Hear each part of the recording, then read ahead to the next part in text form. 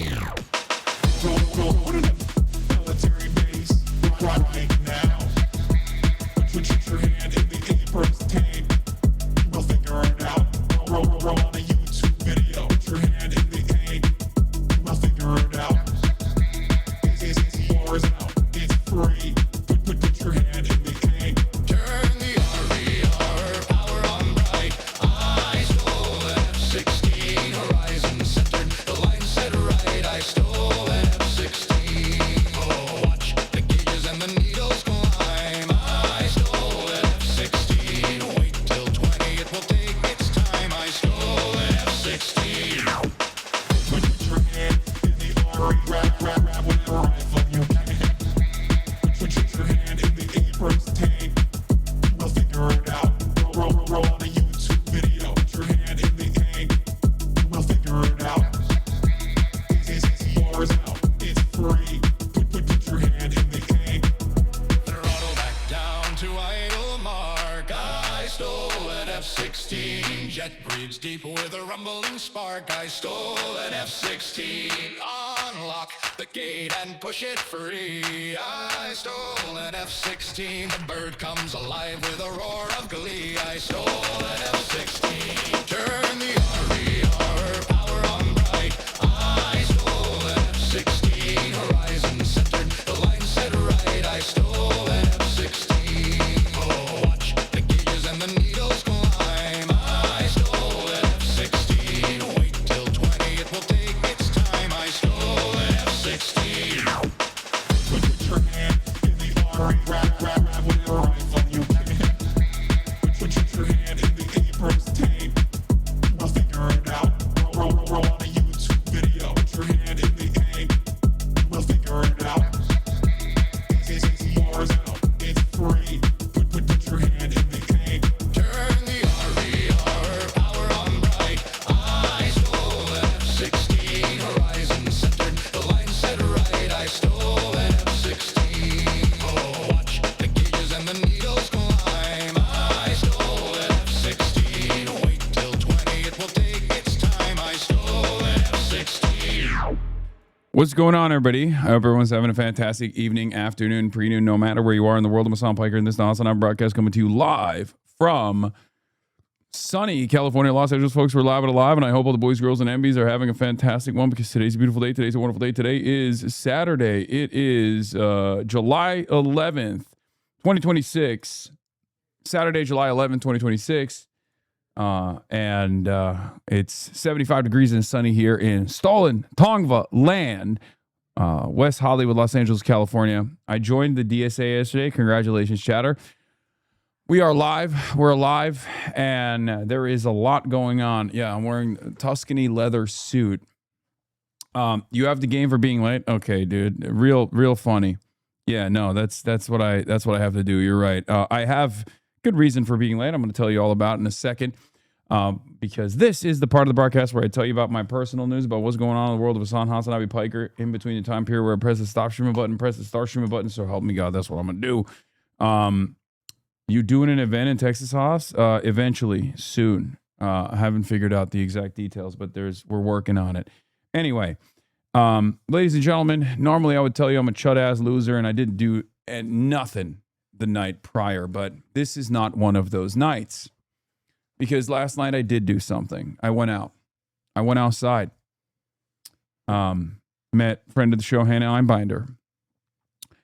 Went to the Chapo Trap House Chunks premiere. Okay? That's right. Went to the Chapo Trap House Chunks premiere, worldwide. It was awesome. It was great. There was a Nick Mullen bit in there that was incredible. Very dark, very funny. And I loved it. I had a great time. I didn't think I was going to have a great time. I was just doing it as show of support for the friends, for the boys. You know how it is. When you're like, you said show of the friend of the show. But yeah, when you feel like a sense of obligation to show support to your friends, and then you go and it's actually fire. This was one of those moments. So Did you wear a suit? I wore the same thing I was wearing the whole day. But yeah,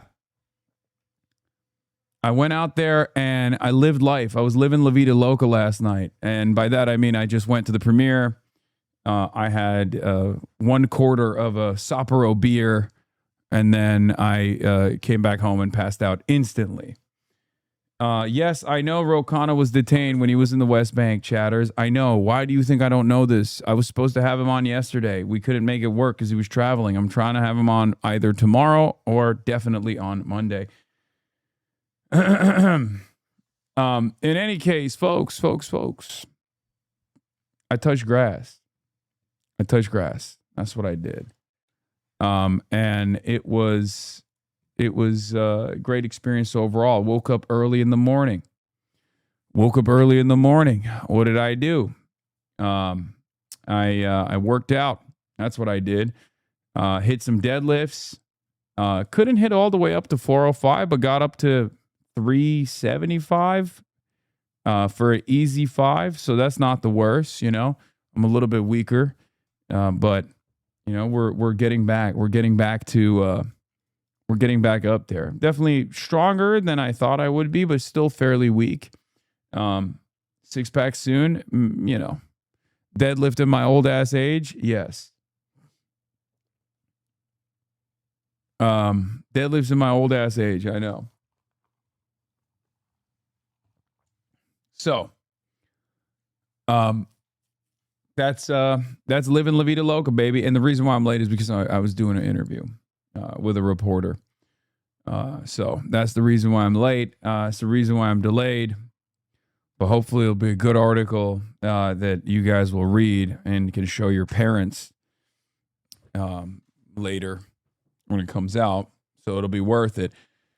Do I condemn Zoran for Italian erasure? Yes, we will be talking about that. Took your advice and started creatine. Oh my God, it's awesome. Thank you. Yeah, creatine is life. I love creatine. I've been watching for 6 years, and every time you in New York City, I'm at work. Yeah, that's usually how it goes. And I'm in New York City. I'm working too. Here's one way to become a leftist. You're left-wing because you have empathy for people. I'm left-wing because I have no empathy for people and hate all you stupid fucks. Like, all of you guys got to being left-wing by being like, I care about other people and think their needs should be met. And I took one look at all these stupid people who don't know how to do stuff and said, nah, we ain't having any of that. Then, you come to the logical conclusion that to have no stupid people, everybody needs to be educated, and for everybody to be educated, education needs to be free and also accessible, and also make sure that people have time for it, which means that they need to have no stress, and if they have no stress, that means that their basic Maslow hierarchy of needs pyramid is taken care of, so you need to give them free food and free housing. Boom, left wing. If you only care about yourself, you should be left wing. Like, objectively. Why is he touching the walls? I don't know, man. I mean, this is like J-Reg. J-Reg, if he was actually cool and not all over the place politically. Yeah, I mean, I've made this argument before. There's a selfish argument to combat homelessness from socialist policy making. So, yeah. Hasan, did you hear that Legacy 2021 Classic React Streams character Ann Whitcomb may have been murdered? Yes, I know. I am familiar. I will be covering that today. I got my mom to watch you, and she started liking you, but she saw you biting your nails, and she said she can't focus on what you're saying because it's so gross. Okay, well, boomers need to get used to that because I feel like that's a trait of my generation. Sometimes I'll be looking at other people's hands and I'm like, oh, you're a nail biter too. You get all up in them cuticles. It's fine. It's normal. It's a good thing.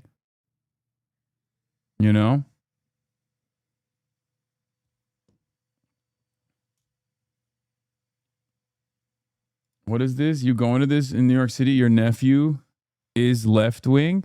Ready for a sneak peek at the YouTube FIFA Creator Cup? Check out some of the stars will be in action. Don't forget to tune in. Who's my nephew? Oh, Jason Lewin's in this? Nice. Isn't he ass?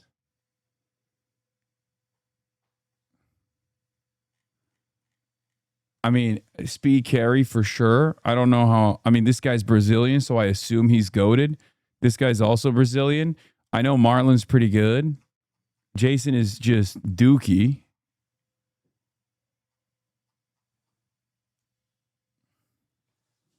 Stop biting your nails and become a third worldist. Okay. Okay. They're attacking Will Lawrence. Yeah, I've seen that. I'm definitely gonna cover that.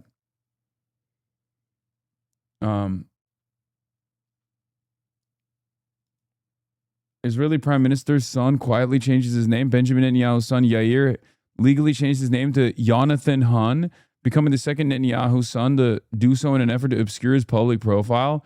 Well, that's not gonna work. Also, Hun, chill, bro.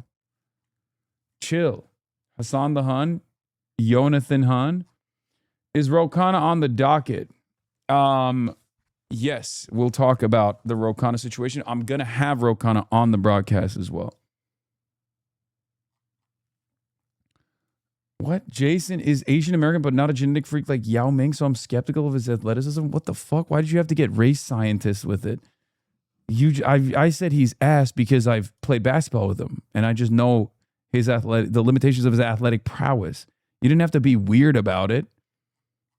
Also, comparing Jason the Ween to Yao Ming, are you fucking nuts? Your nails are one of the most renewable resources on the planet. True. Okay. Anyway, let's blast off. We got a lot.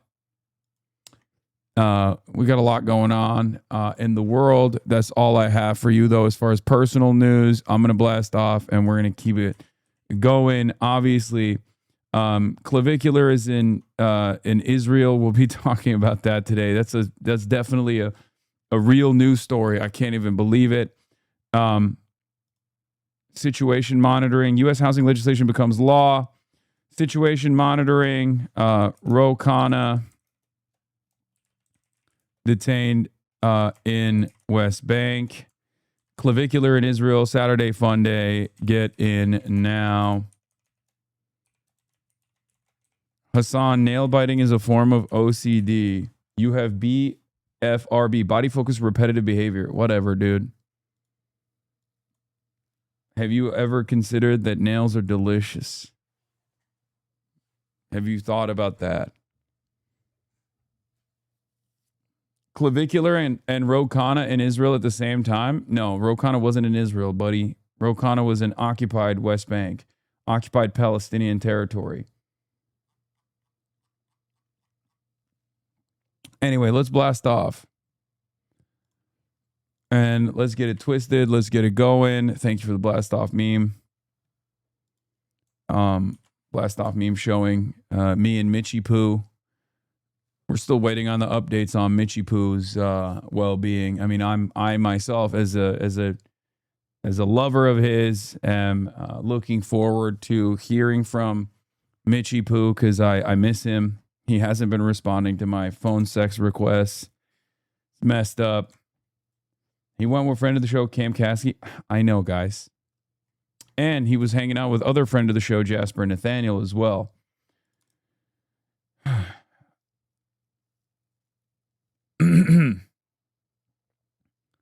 thought you guys split up. No, dude. I know. It was on rocky. It was on shaky ground because he, obviously the most esteemed name in news media, My Mixtapes revealed that, or the Daily Node revealed that he was also in a relationship, in an open pan polyamorous relationship with Margaret Qualley. But we're still cooking. Yeah. Is he going to be your +1 at Cutie's wedding? Yes.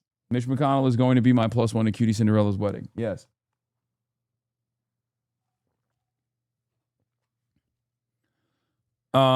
Okay. What do you think about the New York Times DSA piece on Morris Katz and fight agency as a total hit job? Yes. I'm going to be covering this a little bit. I forgot to cover it yesterday.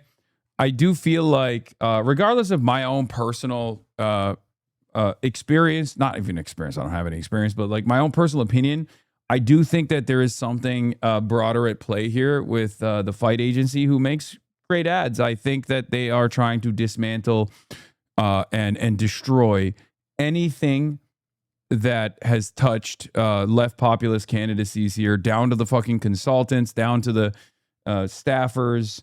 I mean, I saw like there was like a donation watch. There was like a FEC tracker that was looking at like who had donated to Graham Plattner. Like they're getting very insane. They're getting totally insane about it. I guess the next step of this would be like the DSA getting banned from Act Blue. Hopefully that doesn't happen. That would be the nuclear option. But, it's very clear that the establishment and the right-wing forces within the center of power in the Democratic Party are trying to do everything they can to like destroy anyone and everyone. Like everyone's getting the HasanAbi hit jobs. That's what's going on. I was just the appetizer. You know, they haven't gotten to the entree yet. It seems that they are, and I said this would happen. If you remember, I said this would happen. They are very clearly trying to dismantle any and every person that is to the left of Ronald Reagan.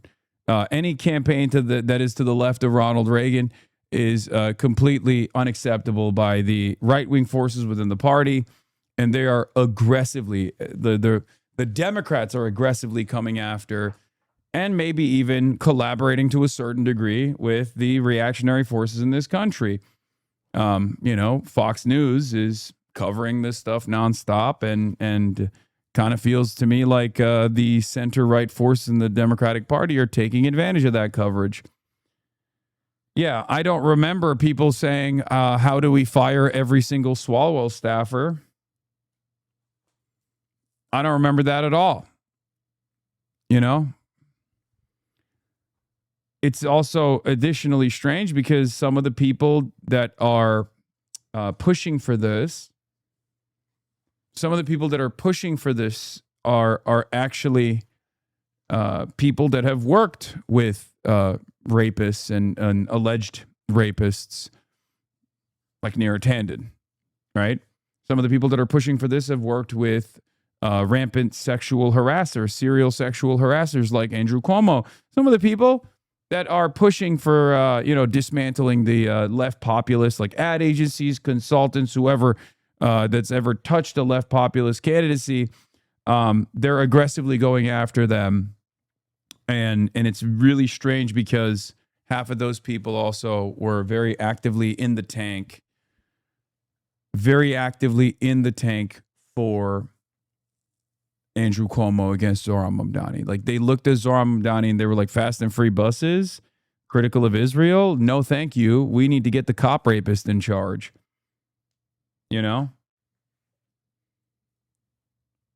So I find it very odd. I find it very, very odd. We'll get into that. There's two New York Times pieces I want to look at. One was obviously how the New York Times reported the Graham Plattner story, because that's a story in and of itself, as I told you.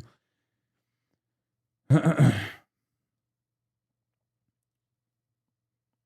crazy part about the coverage, the Swalwell was in the news for a couple days and then they brushed over it. Graham Plattner is 100% going to be in the media all the way up until 2028. I 100% bet they'll be dumb enough to try and use Graham Plattner to criticize AOC's presidential run. I mean, they've already, Neera Tanden hasn't even shied away from slinging those accusations in the direction of Abdul and even tried to. What is this? My 3-point plan to solve the housing crisis. 1, arrest Hasan Piker. 2, name every street after Charlie Kirk. 3, bomb Iran.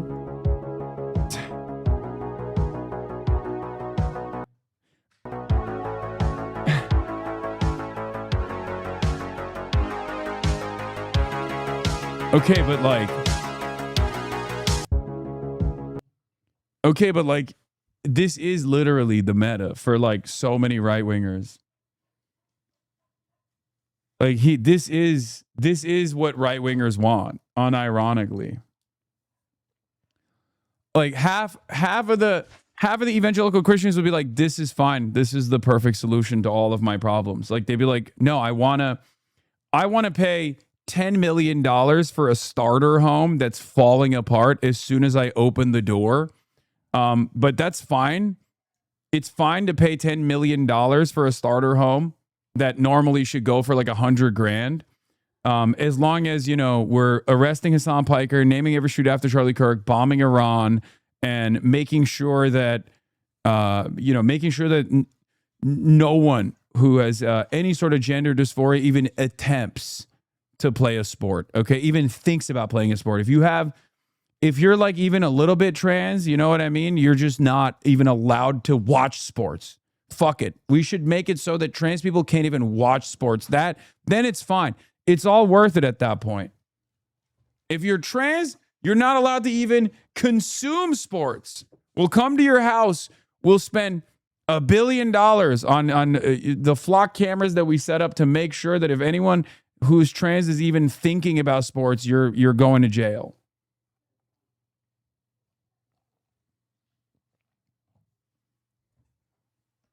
Yeah, that's my campaign. That's what I'm running on. This is going to kill the baseball fandom. It doesn't matter. It's worth it because I'm a fucking psychopath. And all I think about every day is other people living their lives. Okay? And it makes me angry. They should be living lives in the way that I want them to live. And if they're living their lives in any other way, they should be punished.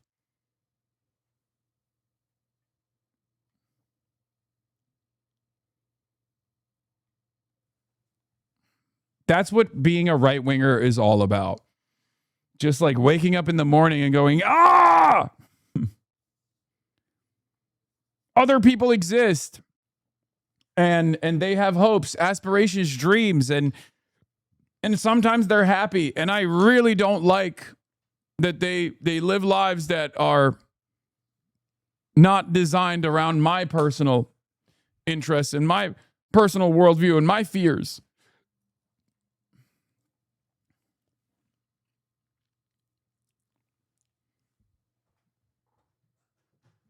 Anyway, I saw a trans person in the park kick a soccer ball back to some kids who had lost it, and it gave my grandma eye cancer. Yeah! That's how it goes. That's how it begins. Trans person walking around in the park throws a basketball back at the children playing basketball. That's how it begins. We need to make healthcare extra expensive now. And that's fine. It's okay to make healthcare more expensive.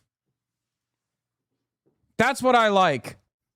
I like paying more for healthcare. It's my favorite thing. Also, we have to bomb Iran. Don't ask me why. Another $20 billion to Israel, and we have to bomb Iran. That's how I feel about it, okay? And no, I will never be convinced. If you come to me with a candidacy, if you come to me with a campaign that says like a better future is possible, I will look at you like you've explained to me the worst thing of all time. What are you, a communist? You got 160K views on a Bilibili clip? Hasan watches China's Long March 10B achieve its first rocket launch and recovery. Send this to him if you want to be blocked by Musk. Did Elon Musk's stock price drop? My iPhone automatically blacks out when playing this part. Hasan's mom likes Erling Haaland. I also like Erling Haaland. I am Hasan's mom.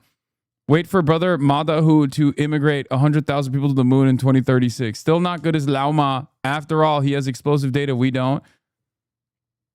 The market is the most realistic. Hayek's invisible hand is still chasing me. Dude, Chinese netizens are out here talking about their Hayek posting.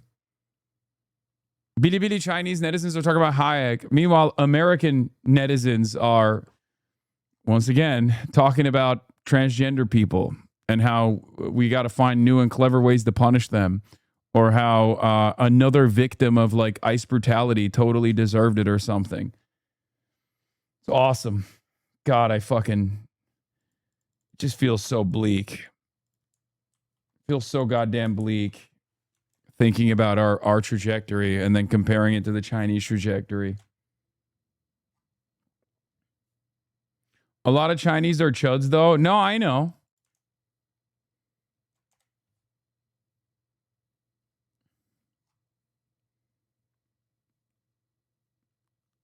Anyway. Bro, I'm already a retail worker. What else punishment do they want me to take?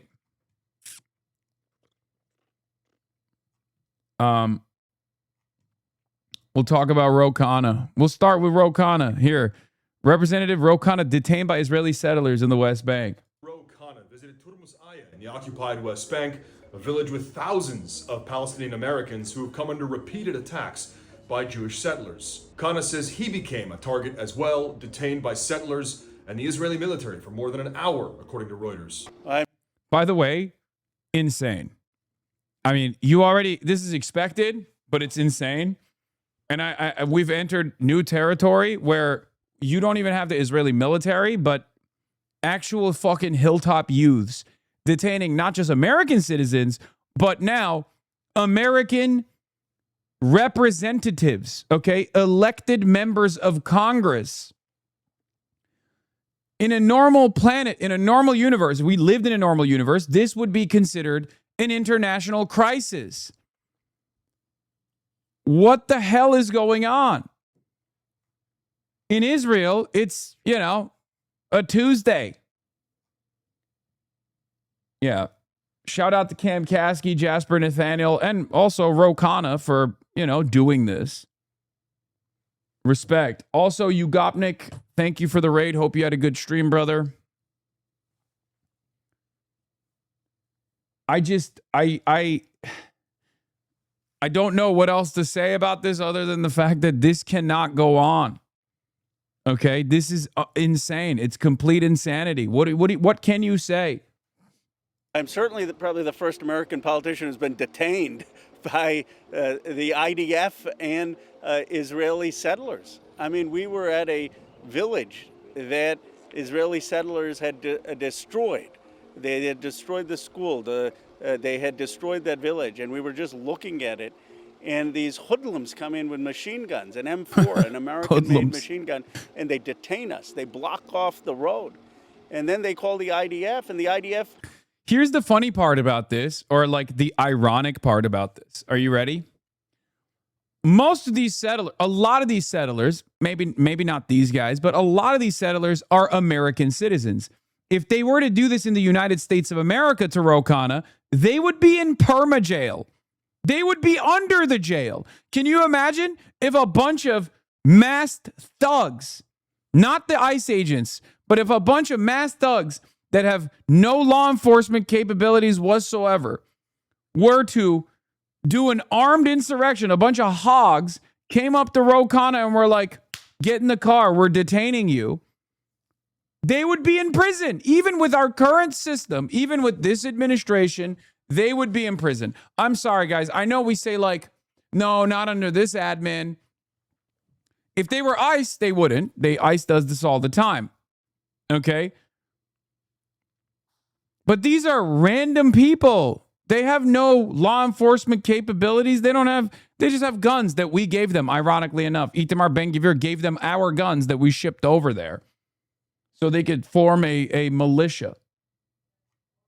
Is on their side, not on the side of the Americans. Khanna is on a 3-day trip to the West Bank as he weighs a potential presidential run in 2028. Support for Israel in the U.S. has fallen significantly, especially among Democrats, where a progressive young wing of the party has been highly critical of Israel. I saw the arrogance in the eyes of those settlers, 21 and 22-year-olds with guns, laughing that they had detained us. The arrogance of those young IDF soldiers that my tax dollars are funding. Having no respect for the fact that they were detaining Americans. No respect that there was an American congressperson in that bus. And laughing when our translator told them that there are Americans there and the American embassy is concerned. Khanna says the issue of Israel, Gaza, and the West Bank will be a moral test for his party. It is the arrogance of a power that has had no accountability, total impunity. Ro Khanna is reaching GOAT status at alarming levels, by the way. I'll say it.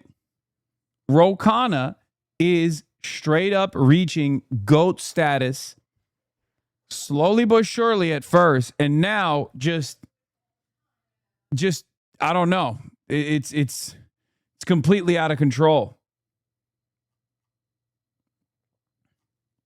And it's created a toxic culture of oppression.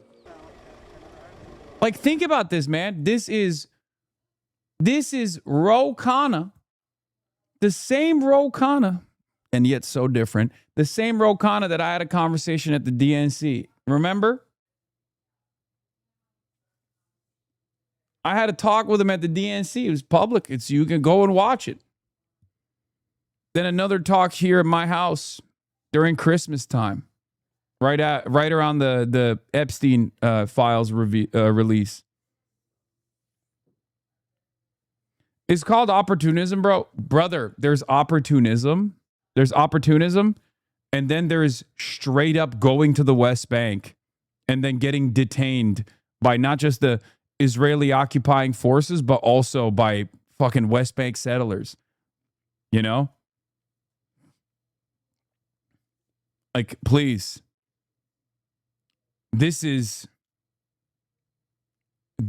a level beyond. Okay? This is not performative. And if this is performative, I want this kind of performance from every single elected representative. Okay?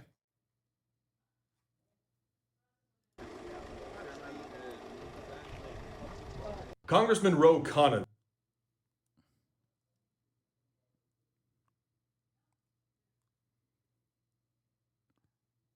Because how is this any different than when I glazed Chris Van Hollen for flying down to El Salvador to extract information about his constituent, Kilmar Abrego Garcia?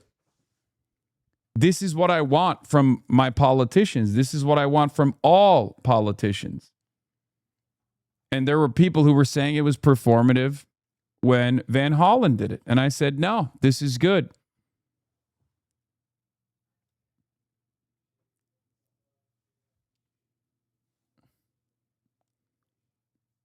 Also, he said IDF, not random settlers like the CNN headline says. No, he says settlers too.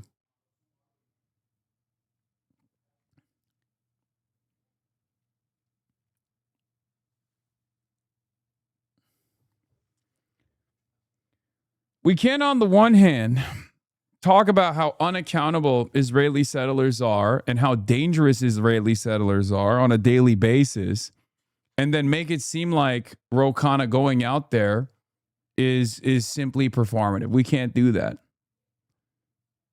You know? We can't be doing that. That's crazy.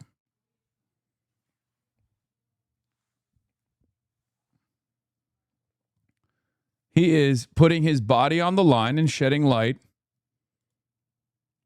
on the some of the worst injustices that are taking place with our tax dollars right now. And as an American elected representative, him doing that is very important. I will not be having any Ro Khanna slander on the timeline, at least for this duration, you know? Who knows where that Ro Khanna cycle might take us, but so far, this is very good. Okay?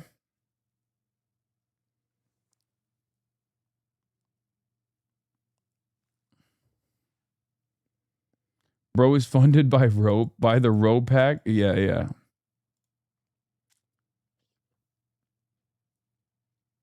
Said this before, you got to treat politicians like dogs, reward them when they do good and scold them when they do wrong. Yeah.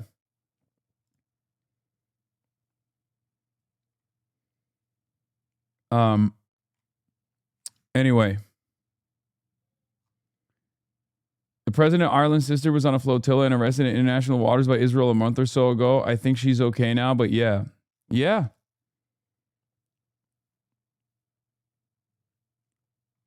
But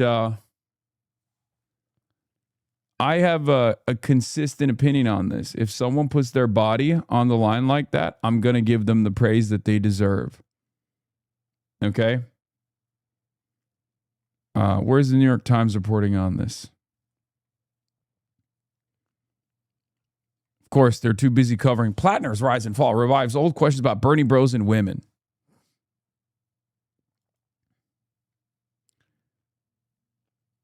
yeah, Congressman Ro Khanna said, in Palestine, I felt first as someone who was brown, he said. We really saw the apartheid-like conditions, the inequality.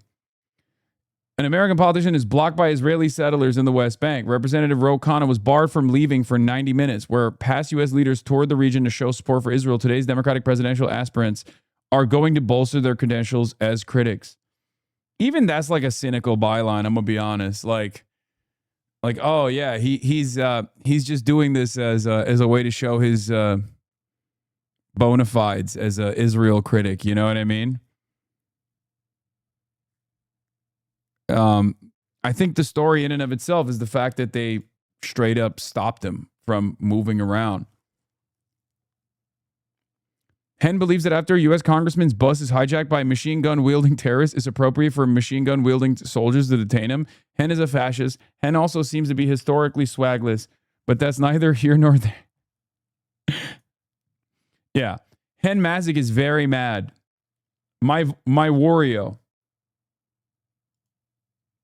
Jeremy Diamond was there too. Israeli settlers armed with clubs, rocks, and knives blocked our way and attacked us and another group of journalists today in the occupied West Bank at the same location where U.S. settlers beat citizen Saif Musallet to death exactly 1 year ago today.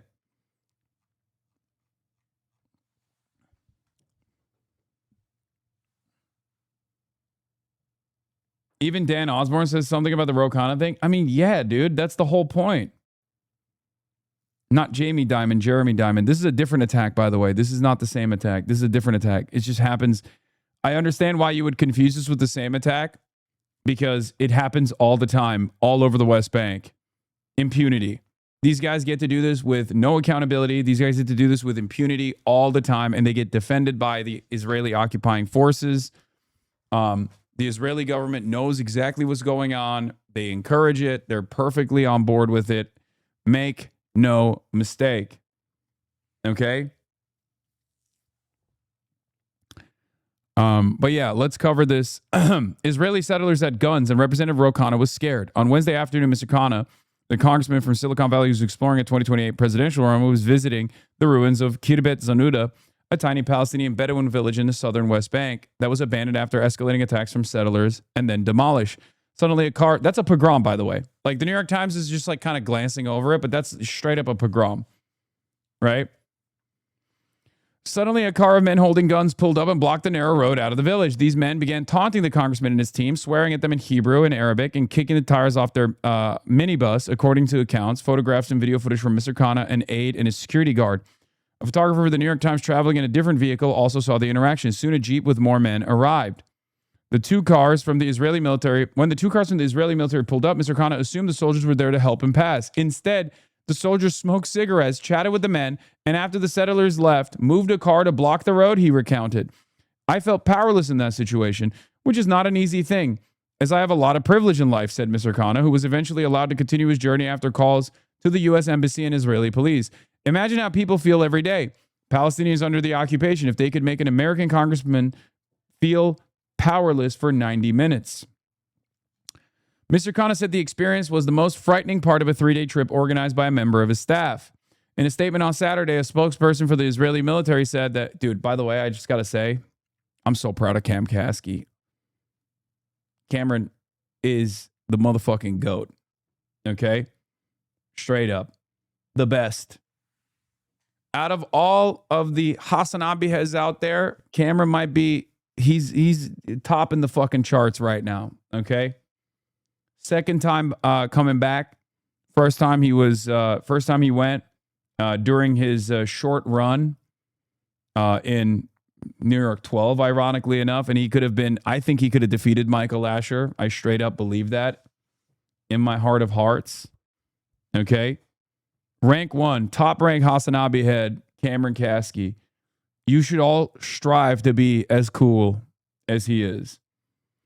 Ro and I visited the destroyed village of Zanuda and the site of an EU-funded school that got burned down by settlers. It was here that we got intercepted and captured by settlers wielding American-made rifles. The IDF showed up to back up the settlers, not the U.S. congressman.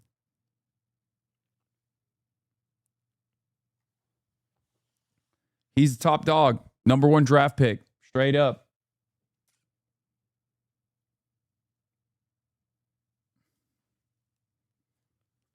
Nadav Wyman says, I was there with Representative Ro Khanna as an expert on settler violence. Armed settlers were the first to arrive, and then, as has become the norm, Israeli soldiers joined them. Together, they detained the delegation for over an hour. The IDF is lying, and not for the first time.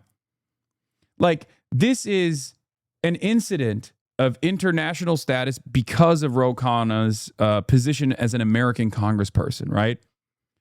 But this is something that is completely routine in the United States of Israel, right?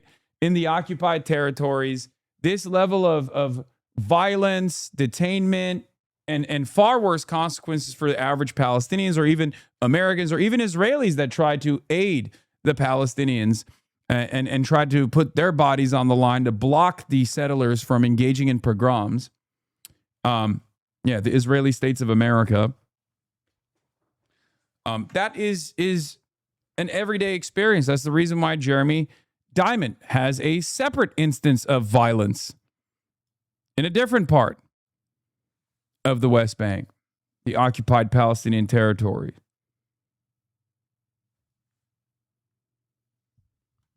No other country gets to do this.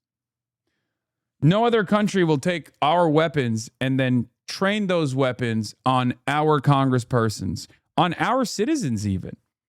Any other country that does this, they're getting invaded.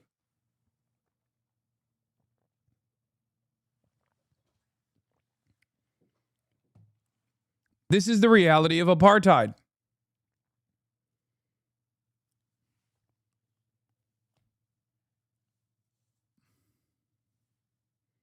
That's it. This is the reality for Israel.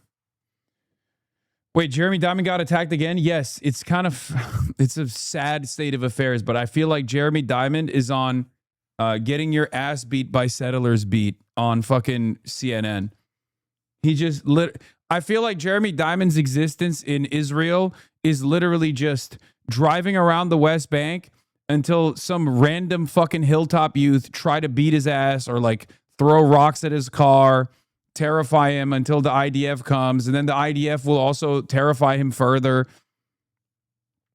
Jeremy Diamond every other week is getting his ass beat. Every other week.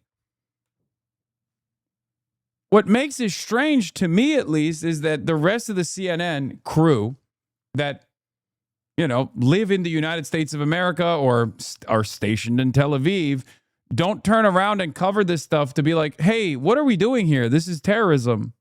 Can you please stop terrorizing our journalist all the time as you do virtually every other fucking day? What the hell is this?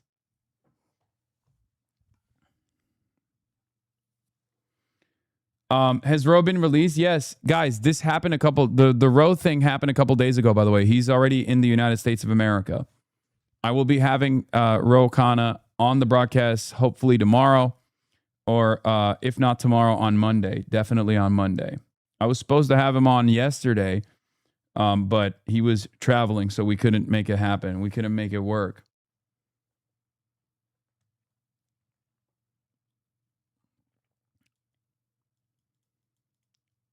So,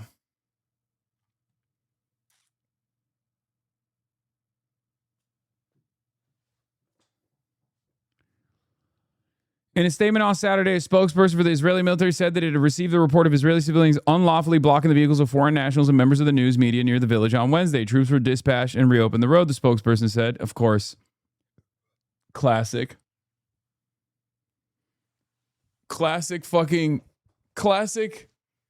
We investigated ourselves, and I'll have you know, we found no wrongdoing. Shocking. Definitely. I'm so surprised that Israel would find itself Israel would look at the situation and say, hey, actually, this is perfectly valid. Perfectly valid for us.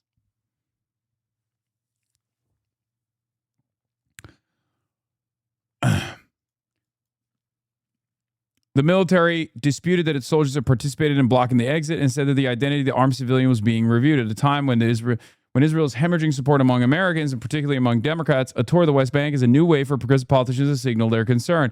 For decades, potential presidential aspirants made pilgrimages to Israel in hopes of burnishing their foreign policy credentials. Their trips followed a familiar itinerary: meetings with Israeli political leaders, sightseeing at the Western Wall, maybe even kissing it, a tour of the Israel city damaged by Palestinian rocket fire, visits with Palestinian leaders in Ramallah, a city in the West Bank. The goal was to demonstrate their commitment to the United States' special relationship with a longtime ally. But where past Democratic leaders headed to the region to show their support, so far today's Democratic presidential aspirants are going to bolster their credentials as critics. Mr. Khanna said what he observed in the West Bank would inform his politics and perhaps his run for president. If he mounted a campaign, Palestinian rights would be a key focus, he said. I have something unique to offer about the injustice of Palestinians, he said. I'm going to go to every corner of America, regardless of whether I run or not, and tell their stories and tell the story of what's happening in the West Bank. Violent attacks by Israeli settlers on Palestinians in the West Bank have intensified since the Hamas-led attack on Israel on October 7, 2023, that set off the war in Gaza. The response of the Israeli authorities have generally ranged from unkept promises to address the problem to blame shifting to outright denial. As Mr. Khanna was being blocked by settlers in the West Bank, Rahm Emanuel, another potential presidential candidate, was speaking at Tel Aviv University, where he delivered his own critique of Israel and a 23-state solution. Rahm, what kind of crack are you smoking? 23-state solution for Israel and all the Arab nations? Fuck it. Infinite state solution. This man is going to abolish the concept of a nation state through first principles and a reconstruction.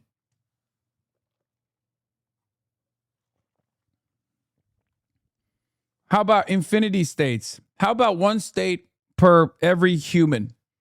Every man his own state. Could have been a typo. No, I don't think this was a typo. I don't think Rahm Emanuel went to Tel Aviv University and was like, how about like 2 to 3 states? How about a 2 to 3 state solution? And then they foolishly wrote 23-state solution in the New York Times. Yeah, Rahm has been also running the gamut on criticisms of Israel in ways that previously would be considered unfathomable, especially by someone like Rahm Emanuel, who is like a pivotal fixture in center-right moderate Democratic Party politics. But he's a guy who obviously understands which way the winds are blowing. The 23-state solution is the official J Street position. Oh, God. The prime minister and his government have led Israel into a dead end, said Mr. Emanuel, the former Chicago mayor and White House chief of staff, who called for an end to U.S. military aid to the country. Opposition to Israel has emerged as a key factor in midterm race from Michigan to New York, as a progressive wing is positioned the issue as a central moral test for Democratic candidates. The visits this week by Mr. Khanna and Mr. Emanuel indicate that presidential aspirants are preparing for America's relationship with Israel to become a litmus test in 2028. Hillary Rodham Clinton liked it. Here are a few key takeaways. Rahm's proposal to shift from a 2-state solution to a 23-state solution deserves real attention. Oh, my God. Shut the fuck up.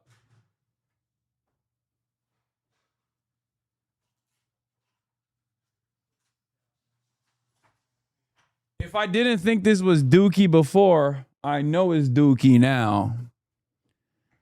Easiest way to immediately diminish the credibility of this analysis, this argument, is by having Hillary Rodham Clinton show support to it. I'm a simple guy. I'm a simple man. I hear Hillary Rodham Clinton take a position on a foreign policy issue. I'm going to take the opposite position. It's probably one of the easiest ways. You can call me a campist. I'm in the anti-Hillary Rodham Clinton camp. Okay? I'm a tanky just for Hillary Rodham Clinton.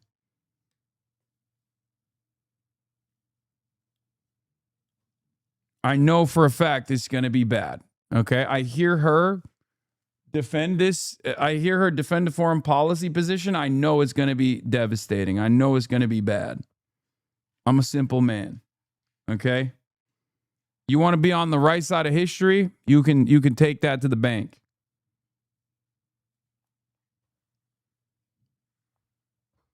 23-state solution. Jesus Christ. Anyway, that's the Ro Khanna speech from Tel Aviv University. We'll get into it. It's interesting because Ro Khanna's dad, or not Ro Khanna, sorry, Ari and Rahm Emanuel's dad, was a terrorist, one of the early militias that terrorized Palestinian villages. So someone like that,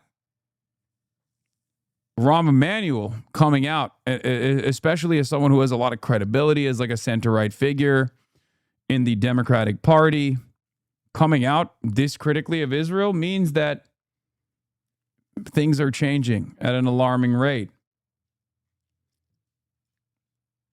But there's also, obviously, it's yet another instance where, Rahm is not going far enough. He just knows which way the winds are blowing. Yes, Ari Emanuel is the CEO owner of WME, William Morris Endeavor.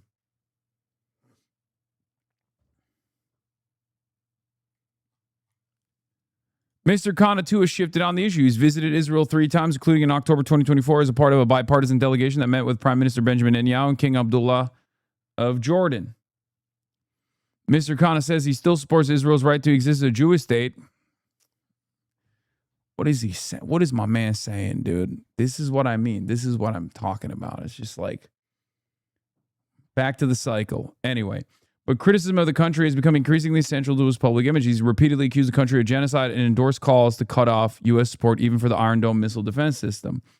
Last month, Mr. Khanna went from a target of Track AIPAC, a group that opposed the American Israel Public Affairs Committee, to winning its endorsement in his race for re-election this year. What he saw in the West Bank, Mr. Khanna said, convinced him that the region's problems won't be solved just by replacing Israeli leadership. One of the things that's made me realize is how hard a two-state solution is going to be in practice, that it's going to require the removal of a lot of violent settlers, he said. The on-the-ground reality is so much more brutal and hard and difficult. On his trip, Mr. Khanna visited a number of Palestinian towns and met with families of local business owners. The mayors of Bethlehem, Beit Sha'ir, Beit Jala described the restrictions on their freedom of movement and access to water. They told Mr. Khanna that they had never met a member of Congress, according to the video recorded by his team, and would welcome his colleagues.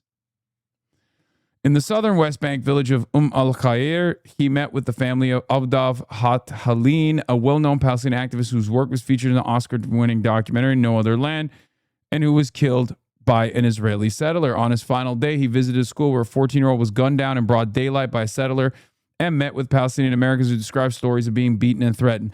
Mr. Khanna, who is Indian American and grew up in Pennsylvania, said he had never been so aware of his race as on his trip.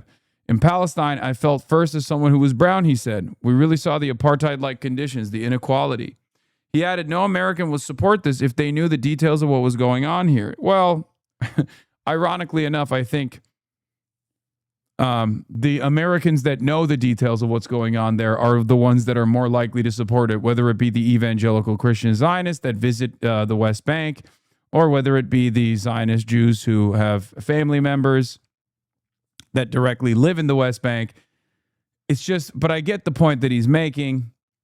The average American, if they understood exactly what was going on, would be horrified by it. It's true.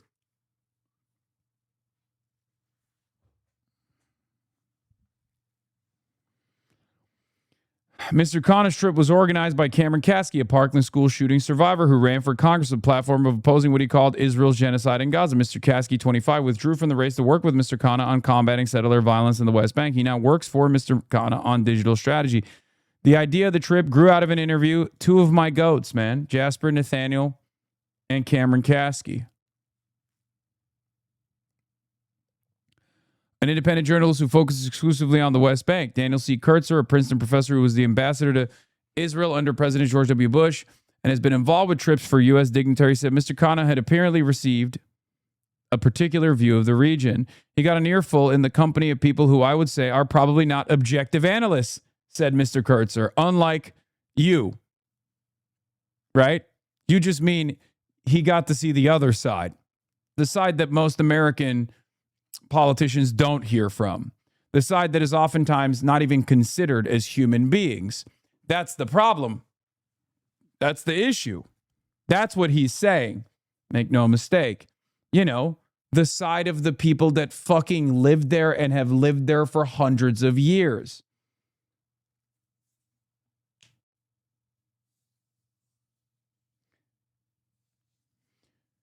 But Mr. Khanna described the visit as uncurated, Palestinian-led glimpse into the West Bank and is one he believes more members of Congress and potential presidential candidates should experience. He also left with some parting words for the Israeli government.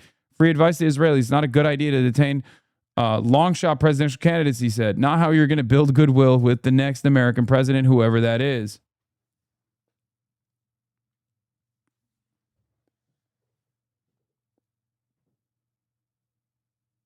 Yeah.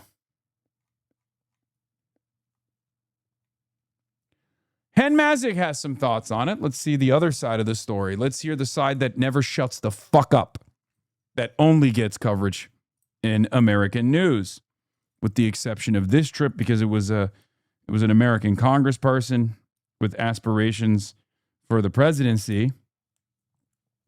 Let's hear from my choppelganger, Bizarro Hasan Hen Mazik. Ro Khanna has shared that he was allegedly stopped by Israeli settlers in the West Bank for 90 minutes. Here we go. Hasbro machine. HasanAbi. Time and again, I have had to come out and condemn radical Israelis in the West Bank, and I will continue to do so. The behavior of this minority and the violence, the behavior of this minority, just a bunch of bad apples, just a bunch of random guys. The behavior of this minority and the violence we have seen from them is abhorrent. I've read Ro Khanna's piece on his experience, and I have great sympathy for what happened to him. Having guns waved in your face is not a nice experience by any rate. I will not downplay the actions of radicals, no matter what side they proclaim they are on. Though I will add one note. While the Israeli citizens behaved terribly, I think the focus should be on that and not on the idea of delaying Khanna's entry while they checked in with the embassy to make sure he was allowed through. The fuck are you talking about? That revelation in and of itself shows that this dynamic is busted. That's illegal.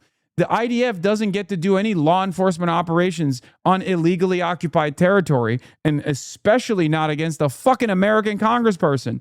How normalized is this reality in your mind that you're like, well, these fucking terrorists were perfectly well within their rights to go in and stop and restrict the travel of an American congressperson in illegally occupied territory that they illegally occupy with their weapons that they get from the American taxpayers that Ro Khanna at a certain point in his life has actually signed off on, ironically enough, when he was writing off aid packages to Israel. What a change of pace for Ro Khanna. Should there be checkpoints and security measures in a perfect world? No, but with the threat of terror, what do you mean checkpoints and security measures? Dog, it's illegal. You are illegally occupying this territory. You don't get to put security checkpoints. This is like going to Russian-occupied Donbass and being like, well, there has to be security checkpoints because after Russia invaded the country and occupied it and annexed the territory, they have to make sure that it's like, secure. The fuck do you mean? Bitch, it's not your land to secure. What do you mean secure? Your presence is not security. Your presence is insecurity.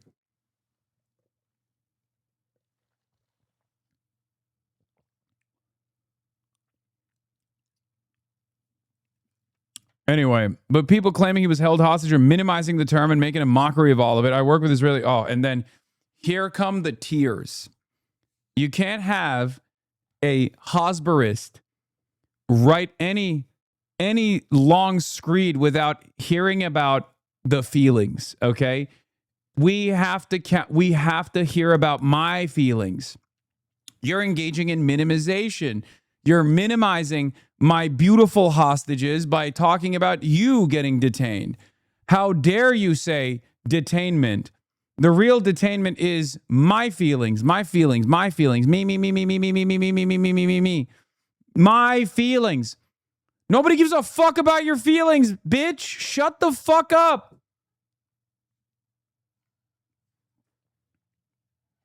Yeah, hostage taking. Dude, that's like a sketch at this point. You know what I mean? Imagine there's a bank robbery going on and one of the tellers is held hostage. Hen Mazik comes on the scene and goes, hold on. Only Hamas can take hostages of Israeli Jews. Everybody else, you can't use that term. It hurts my feelings to hear. It hurts my feelings to hear you say that this person was taken hostage. Okay? Only Hamas is capable of taking hostages. How dare you use such a fiery term here? This is unacceptable. You must stop. You must stop right now. You are not allowed to use the term hostage taking. Who died and made these guys the fucking gatekeepers of terminology such as genocide, hostage taking? Like, I don't understand it. You know what I mean? Why? Why should anybody be like, oh, I'm sorry, an Israel supporter is speaking, I didn't realize. Like, who the fuck do you think you are? Who the fuck do you think you are where you're like, listen, you can criticize my emotional support apartheid state, but you better choose your words carefully. Okay, suck my dick. Those are the words I'm choosing carefully. Shut the fuck up. You know what I mean? Like, what is this? Is he reporting or giving an opinion? I mean, he's a Hosberus, so every opinion that he's giving is an opinion that is like Hen Mazik's entire job is to try to normalize what Israel does on a regular basis, try to like infiltrate Hollywood circles and try to get like a couple suckers duped into writing something that they're going to get yelled at later down the line because it was like unbelievably pro-Israel, and people will reflect back at it as though you were doing pro-genocide propaganda. That's his job. His job is to launder the reputation of Israel. He does a very, he does a very piss poor job at it. It's a very tough job, to be fair.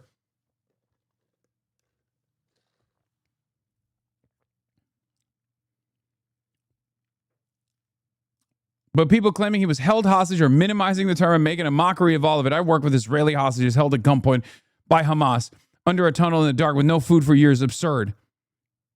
And raped. You cannot compare it. Regardless, this situation must be very stressful, and for that, Ro Khanna has my deepest sympathies. And then, Ukrainian flag, Israeli flag in the bio. You lost me at the part where you extended him sympathy. He deserves no sympathy whatsoever. Don't be so nice, Hen. Ro is a Nazi. The settler issue must be addressed, but he's there because he's running for office. Stop being apologetic, appeaser. You have no idea who this guy is.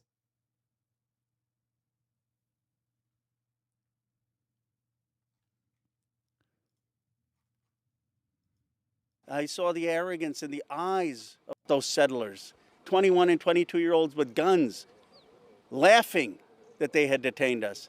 The arrogance of those young IDF soldiers that my tax dollars are funding, having no respect for the fact that they were detaining Americans, no respect that there was an American congressperson in that bus, and laughing when our translator told them that there are Americans there and the American embassy is concerned. It is the arrogance of a power that has had no accountability, total impunity. I mean, I think we got to workshop that a little bit, Ro. You got to talk about how a group of settlers that do this to an American congressman, God knows what they're doing to American activists, and nobody even talks about what they're doing to the Palestinians every day, right? And it's created a toxic culture of oppression. Because that's the reality here. The people and the institutions that do this to Ro Khanna are doing far worse shit to the Palestinians, and we know that already, right? And that's kind of what he's there to highlight. He did a good job, though. Dude, Hen Mazik freaked out because someone reported concentration camps were being built in Gaza, and he was trying to say concentration camps only ever existed in the Holocaust and no other time period, including now. Yeah, I have long observed the Hasbara operations as, being an avowed anti-Zionist for many decades at this point.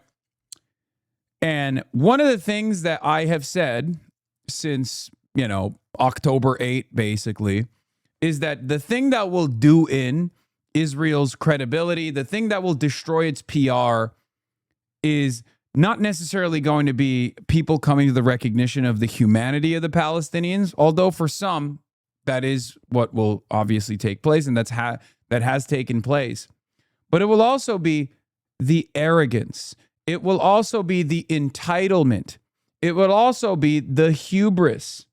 The sense of entitlement from every envoy of Israel is so unbelievably annoying. Like when you hear the average defender of Israel speak on these terms, right? When you hear the average Israeli speak about what must be done to the Palestinians, you're horrified. And then you hear from the Western-focused envoys of Israel, the communicators that are supposed to describe to the average American who's not bought in to the century-long Zionist propaganda at this point. You hear something that is irredeemable. You see the violence, and you think to yourself, the average American sees the violence, and they think to themselves, okay, I'm used to having, brown children be collateralized on television. We've seen this throughout the global war on terror, right? This is what was on the television. American soldiers doing something that was fairly violent, but it was like for a higher purpose. America being the world police. I'm used to seeing hollowed out, bombed out buildings in that part of the world. But I still think it's fucked up. Then you hear from an Israeli defend this violence and demand censorship, deplatforming, unlimited tax dollars, and you go, nope, I'm out. That's what played a major role in the dynamic shifting amongst a lot of Americans. That is what played a major role in the attitude, in the sea change against Israel. Israelis, and specifically their Hasbara operatives, but Israelis by and large are their worst enemies, their own worst enemies. Okay? It's that simple. Once you hear from a guy from the Israeli Foreign Ministry speak about how everyone is an anti-Semite if they don't give billions of dollars in defense expenditure to the nation state of Israel, once you hear that, you can't unhear it. You're like, what the fuck is wrong with this dude?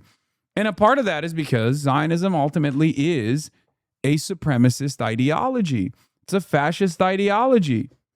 That's why.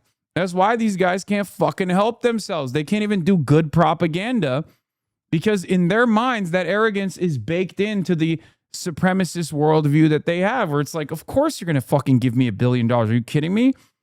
I'm Israel. I'm the most important thing on the planet. That's it.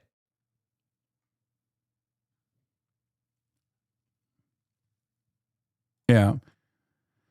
The absolute arrogance of the Israeli right, their adolescent rage at ever being subject to scrutiny, criticism, or accountability, even from the country they depend on for support, is going to keep alienating Americans and Europeans. They really want to be a pariah state. They got something to alienate everyone in America. Morally revolting apartheid policy to alienate the left, insolence and arrogance to alienate the center, and non-Christian ethno-religious supremacism to alienate the right. A real slam dunk of diplomacy. Yes. Did you already talk about Waze being based in Israel? Of course, dude. What do you mean? You think I didn't know that? Yes, Waze is an Israeli app. SodaStream, Waze, that's it, pretty much.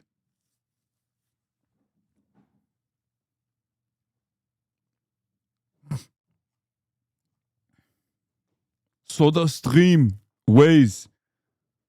Yeah, Google bought Waze over a decade ago, but it was originally an Israeli application, yes.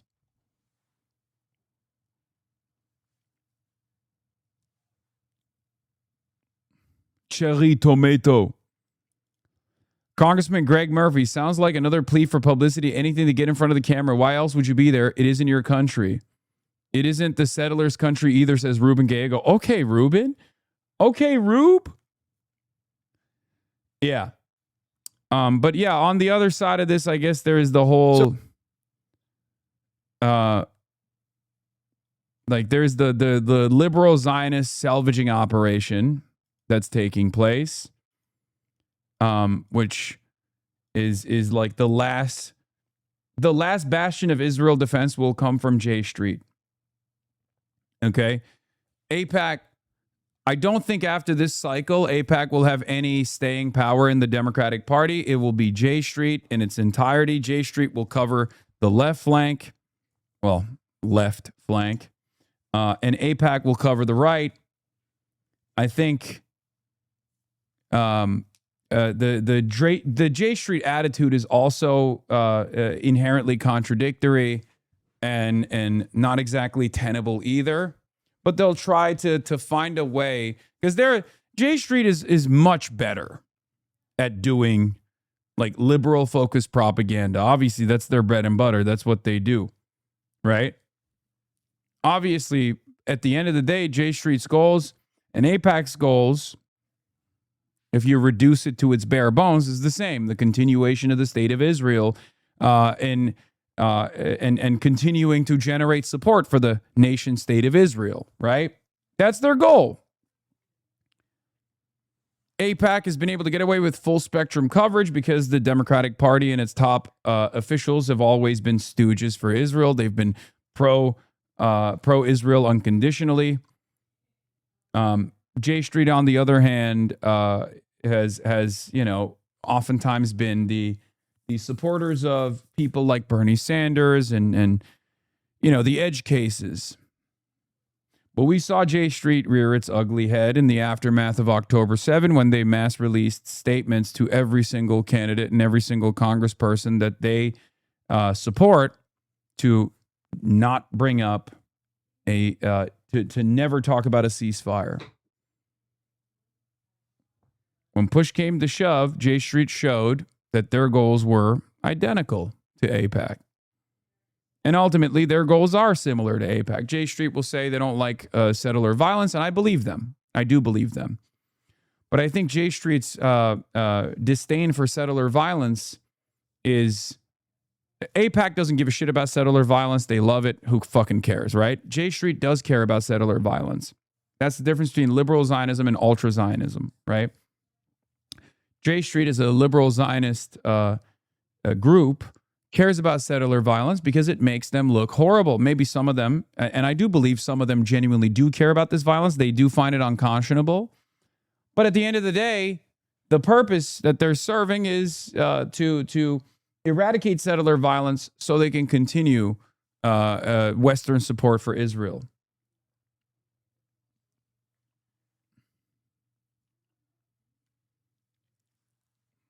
Okay?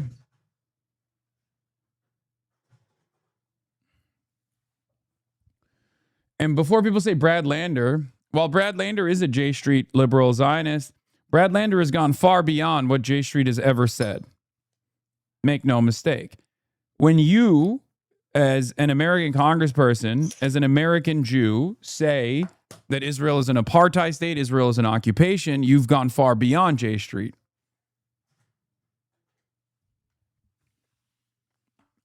A recognition of this basic reality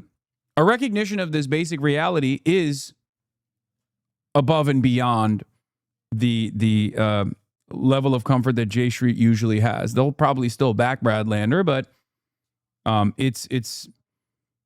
not a thing that any defender of Israel will ever readily acknowledge.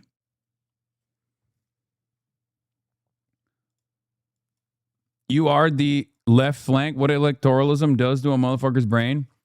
Dog, I need you guys to understand something, okay? I operate in the real world. I hope you guys also can join me there. Many of you already have. But like these changes that you are now recognizing, the changes in the public consciousness, the changes in the attitudes towards Israel, they didn't happen overnight. They didn't happen spontaneously. They happened because dumb motherfuckers like me with pie in the sky idealism worked nonstop to try to get here. And you did too. If you protested, you did as well. We all played our fucking part.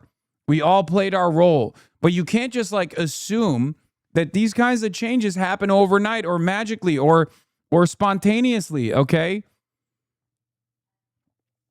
And the job is not done, but you guys constantly want to put the cart before the horse. There is tireless advocacy,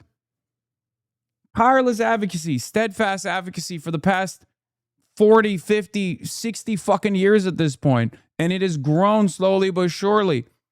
But a lot of people come into the situation and they're like, okay, after October 7, I found out about Israel.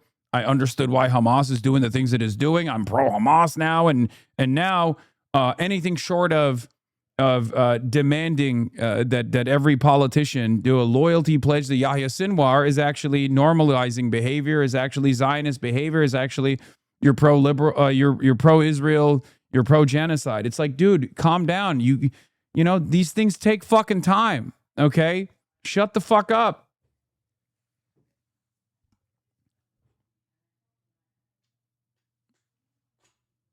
Every person plays a different role in this. Be a little bit more understanding of people going through their own personal journey. Okay? They're like Catholic religious converts. I know. It's so crazy. So many people fucking wear their reluctance to identify where people are at on their sleeve as a marker for their purity. Calm down, okay? There is no time. Yeah, I know, dumbass. That's precisely the reason why I do the things that I'm doing, to bring as many people into the fold as possible, because I understand the urgency. Hello. Those who understand the urgency take whatever steps necessary to get people to come to the recognition of reality, the reality for the Palestinians. You understand that, right? Because if people were operating with your mentality, we would not be able to win people over. The sea change would not have happened. That's the whole point. Many of you sit around and criticize those who are trying to do whatever they can and act as though we are impediments to progress. And you point to the urgency. You point to the urgency of the situation. You point to the lack of time that Palestinians have. Okay?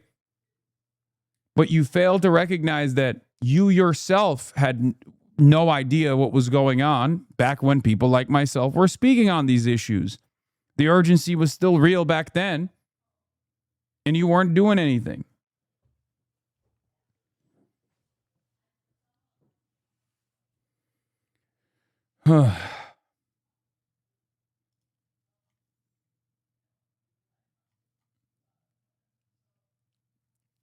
Yeah, I traveled through Israel and the West Bank, Congressman Greg Murphy.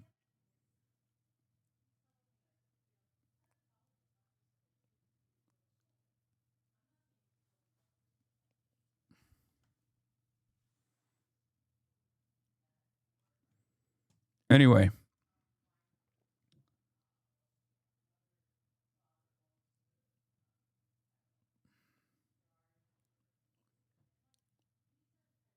You were standing up for Palestine on October 8th, 2023. My lion. I mean, I was standing up for Palestine far before October 8th, 2023. That's why any point between, 1919 and modern day, current day, if you were doing a pro-Palestinian rally, you were on the right side of history. Okay?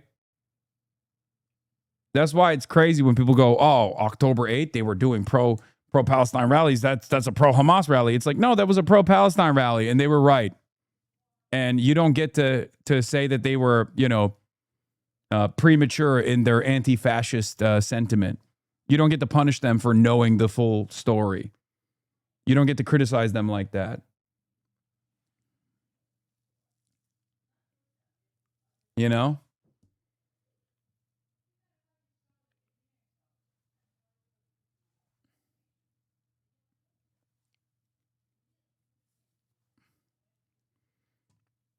All of Israel's, here is one of the very important parts from Rahm Emanuel's speech, though. Because again, Rahm Emanuel is like trying to position himself as a critic of Israel.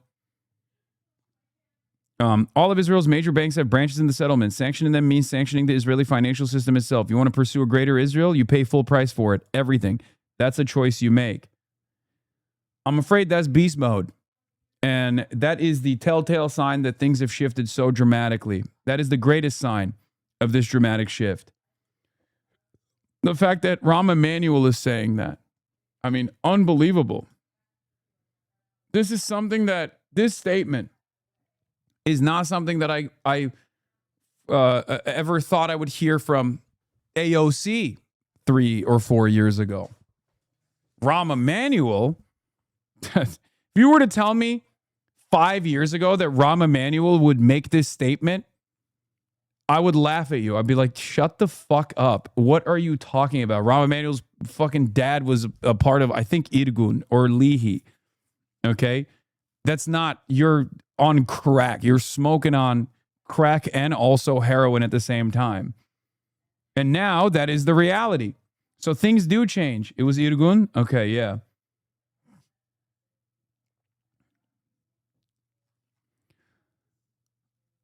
So I do wonder where all this is all going. Progressives want to eliminate aid to Israel. Sounds great. I've wanted that since before it was cool. Oh my God, shut the fuck up, Matt. But that's not going to end the conflict. And what happens next? Pressure.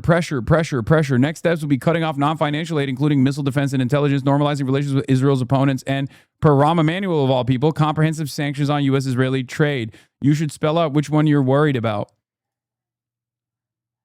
Yeah. It was Irgun, the extreme, but the most extreme, but most extreme. No, Irgun wasn't the most extreme. Lihi was the most extreme, I think. But Irgun is also a fucking terrorist group, yes.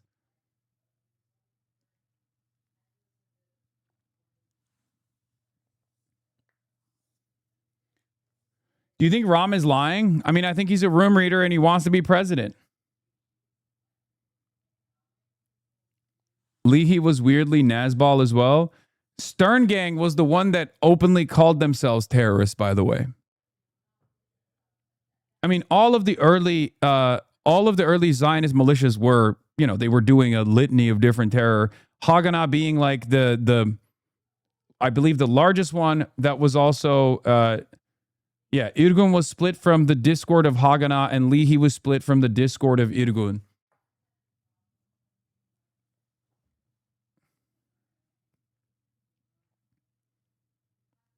Stern Gang, Leahy is the most radical out of all of them. Haganah is the I guess least radical, but still very radical. They all did acts of terror. That chatter was making a joke when they said Discord. Okay. But yeah, that's where we're at. Anyway, where's the who's got the Themasius playlist? Do we got the playlist? Because I want to start off by talking about before we get to some other news, I'm going to talk about some good news. Noah Samson, ladies and gentlemen, Ethan Klein obviously tried to sue Noah and has backed away from suing Noah.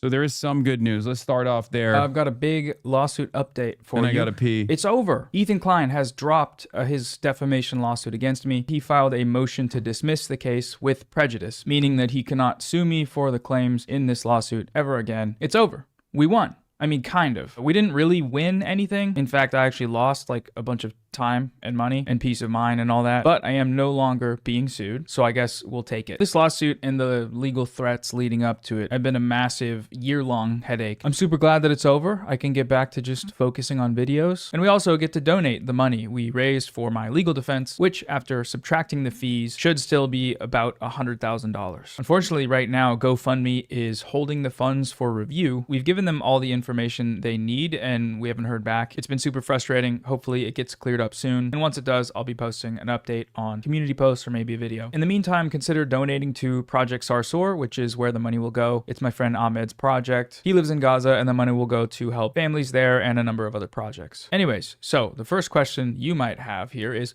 what happened? Why did Ethan drop the lawsuit? And right now, I don't have a firm answer for that. Ethan hasn't commented publicly and did not respond to my requests for comment. But now that it's been dropped with prejudice and with no confidentiality clauses, I'm able to talk openly about everything that happened. And I think by the end of the video, we should have a little bit more of an idea as to how this all played out the way that it did. So first, a brief recap. In March of last year, I released this video, The YouTubers Who Backed a Genocide. It was a response to a video from Ethan Klein called Content Nuke Hasan Piker. In that video, I highlighted a bunch of statements from several prominent content creators and used those statements to demonstrate the way that the Western media apparatus has helped to normalize Israel's genocide in Gaza. Things like atrocity propaganda, misinformation about groups resisting Israel, and Zionist historical narratives. Ethan Klein responded to the video by immediately threatening to sue me for defamation. He issued a cease and desist and demanded that I take the video down and apologize, or else he would sue me. He dedicated a few episodes of his podcast to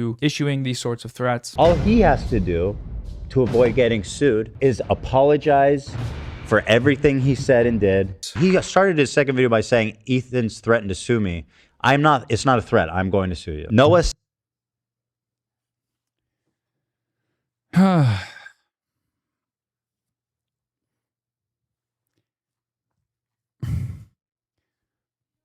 Not gonna say it, but this kind of arrogance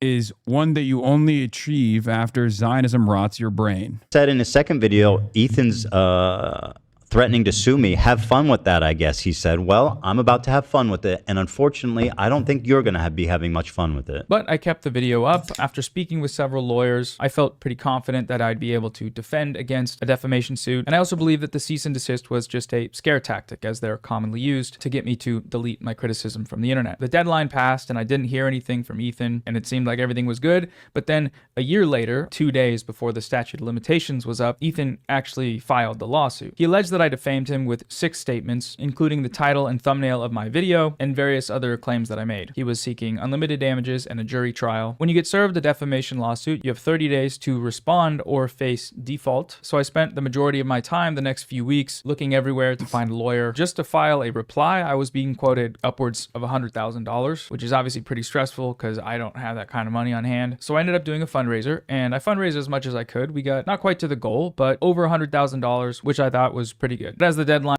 Imagine if you sued a YouTuber for a video you didn't like, the entire internet would turn on you. It would be world news. Yes. 100%. Not even a question. And we know already because I joked about suing more Pegaslop. I joked about suing more Pegaslop, and more Pegaslop's defenders went crazy. They went crazy mode.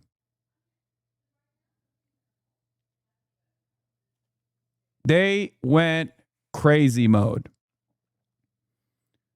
Every single person that had defended Ethan Klein's vexatious litigant status, his frivolous lawsuits that he actively pursued simply to bury poorer content creators, much smaller content creators who had hurt his feelings under a mountain of paperwork, costly litigation, and destroy their lives. Every single person that had supported that unconditionally turned around and were like, oh, how can Hasan do this? How can Hasan do this? More Pegaslop is simply making 300 plus videos on him to hold him accountable. Approached, and I started to get even more stressed out. I still hadn't found a lawyer. That's when I got in touch with Deborah Drews. Deborah Drews is an LA-based attorney who specializes in defamation law, and honestly, I owe her my life. She's an incredible lawyer, and from our first conversation, she showed genuine interest in this case. She was also willing to work at a major discount, which is what made it possible to donate most of this money that we raised. So anyways, I retained Deborah's counsel, of course, and we began working on our response. Our approach was every single place online I've seen people talking about this are all clowning on Ethan. The only place I've seen him still getting defended is, of course, the LSF thread that was posted about this law. Of course, the holdover space for Epstein brigaders. I don't know why they choose to live in an alternative reality. I don't know what purpose that serves, but hopefully moments like this will snap at least some of these people out of that. You know what I mean? Moments like this is where expectations meet reality, and it shows people that their little Discord servers or their brigaded subreddits are actually totally leading them astray, moving them into this deeper pit of despair, getting them to see a completely separate version of events. Was going to be to file an anti-SLAPP motion. The SLAPP in anti-SLAPP stands for Strategic Lawsuit Against Public Participation, and the statute was designed to prevent powerful people from weaponizing their resources to silence dissent from critics that cannot sustain a long-term legal battle. A successful anti-SLAPP motion can dismiss frivolous lawsuits before they even go to trial and force the plaintiff, in this case it would be Ethan, to pay the defendant's legal fees. As our work on the case progressed, we started to feel like we'd put together a pretty strong case. But then, just a few days before the filing deadline, Ethan Klein reached out to us looking to open up settlement talks. Now, at first, I was taken aback. Ethan sued me, made me pay a bunch of money, stressed out me and my family, and now he's coming to me to settle? No, we're not doing that. That's not happening, especially given how strong we felt our defense was. But Deborah, in her infinite wisdom and expertise, suggested that we didn't know what their terms would be. Maybe they really wanted out of the lawsuit, and maybe their offer would reflect this, and it could be good for us. A settlement would end proceedings immediately, it would eliminate all risk, and it would free up the money that we'd raised to be donated right away. Depending on the specific. Hasan, you're stupid if you actually believe Ethan is going to suddenly change. Did I say that? Did I even imply that? First of all, for Ethan to even begin the process of change and restitution, he has to, one, drop the numerous other lawsuits that are still ongoing, Morgan being one, Denham's being another one, because he said he was going to pursue an appeal with Denham's. I think there's like also random anonymous Redditors that he's trying to sue as well. I think that there's that lawsuit too. So he needs to drop those. He needs to apologize to every single person he has sued. He needs to probably offer financial compensation to Casey Tron for what he put Casey Tron through. Okay. He's not going to do any of that. I don't think. He's on Stalin levels of paranoia. Yeah, 100%. That could be a pretty good deal. So we agreed to file an extension. I don't expect him to ever apologize to me. And to be honest, I don't care about him apologizing to me. Okay?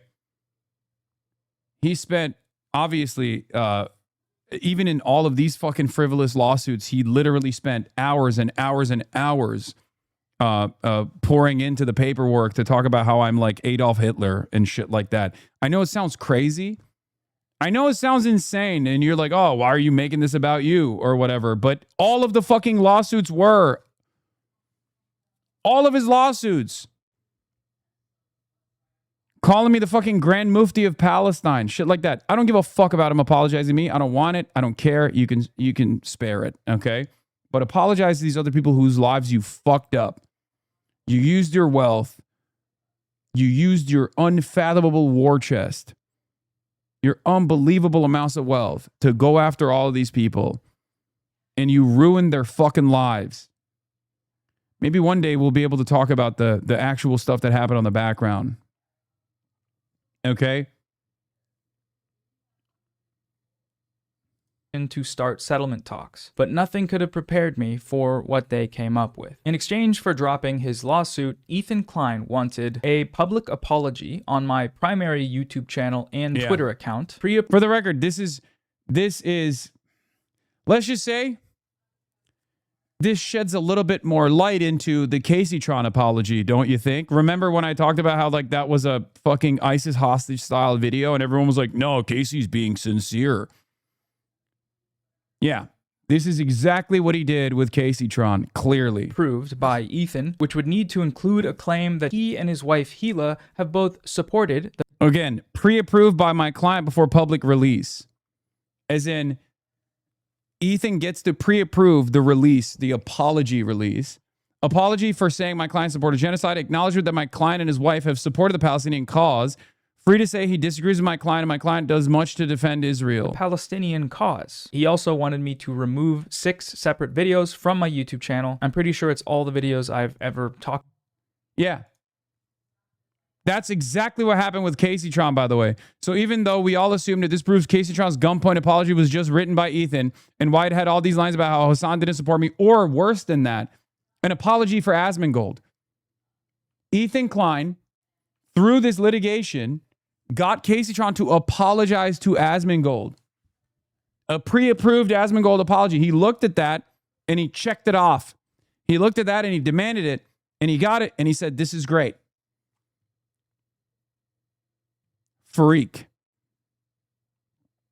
Imagine suing people into financial despair to force them to call you a Palestinian ally. Disgusting. Absolutely disgusting. About him in, which includes several videos that are unrelated to the claims made in the actual lawsuit. He also wanted a non-disparagement clause, which would bar me from ever publicly criticizing Ethan again. They did include a potential provision to reimburse my legal fees to be donated to a mutually agreed upon charity, so that's great, but only if my public apology included an acknowledgement that Ethan replenished these funds so that they can go to charity. So these terms were, let's just call them inadequate, hard. I would call them, Israel style. Like the level of arrogance, the sheer entitlement, the hubris, it is unfucking bearable, dude. Straight up deploying the fucking money cannon at content creators he knows he can bully. So narcissistic.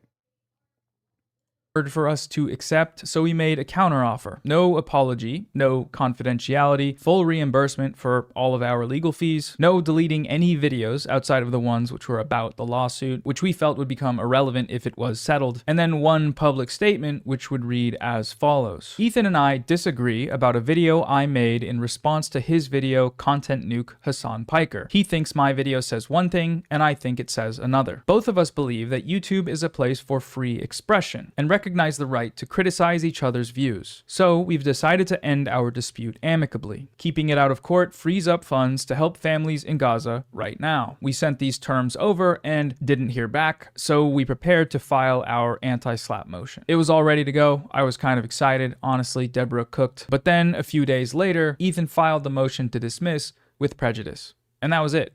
So back to that question of like what happened, why'd he back out? Because he hasn't publicly commented and he didn't respond to my request for comment, we can really only speculate. Maybe he did have a change of heart. Maybe he doesn't want to be the one that hands out lawsuits left and right to silence critics. And maybe if he were to admit this publicly and apologize for wasting my time and money and acting like a freak throughout the whole process, then maybe I'd believe that. But until then, I think there are more likely explanations. See, Ethan has stated publicly that his many lawsuits against smaller creators have damaged his reputation. I don't want to be the fucking litigious.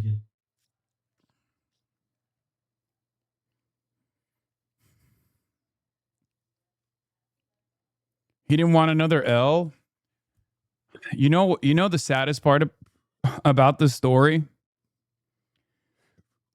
This is because of Denims and Moist Critical. That's it. Because Denims was able to secure the funds to pursue and force this into court. And that decision that came down got someone like Moist Critical to cover it. Now, if Moist Critical or Philip DeFranco or numerous other people in the commentary sphere looked at the situation from the start and started criticizing Ethan, perhaps Ethan would have felt humiliated far before it got to this point. Okay? Perhaps if other content creators had criticized Israel,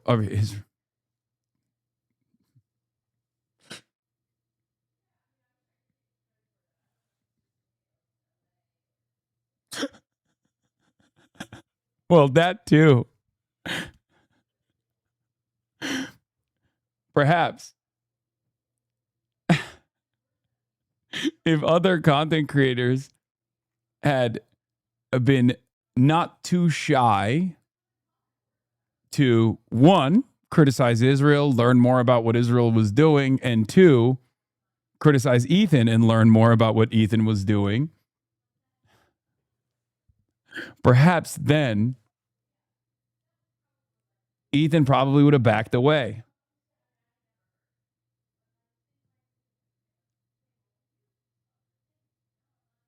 Or, oh, sorry, Moist Critical only looked at the lawsuits because of Ethan suing iDubbbz. You're right. That's true. That's true. I fucked it up. You're right.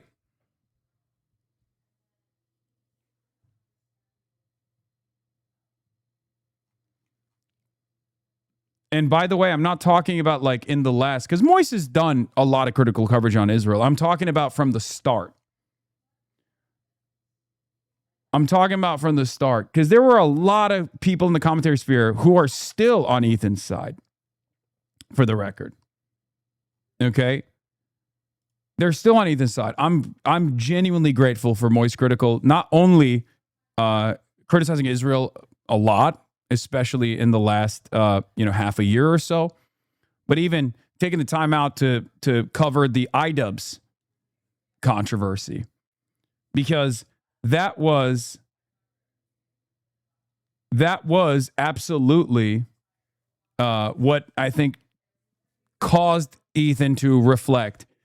He realized that, the commentary sphere was going to turn on him. Many of the commentary sphere, the smaller orbiters, are still firmly on his side.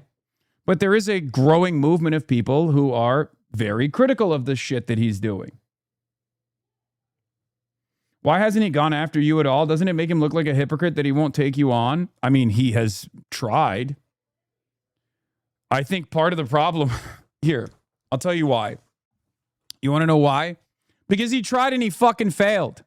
Because I refuse to watch the fucking dumbass video that he made. Okay? Not only do I have money, not only do I have a much larger audience and a lot more support and a much larger group of haters, obviously, including fucking entire governments at this point, but he tried his hardest. He tried his darndest. He tried so fucking hard. He made a whole video about it. This was a cause for celebration. But the reason why he couldn't sue me in court was because he thought he could get me to react to the content nuke. And then he thought he could sue me for reacting to the content nuke. And I never reacted.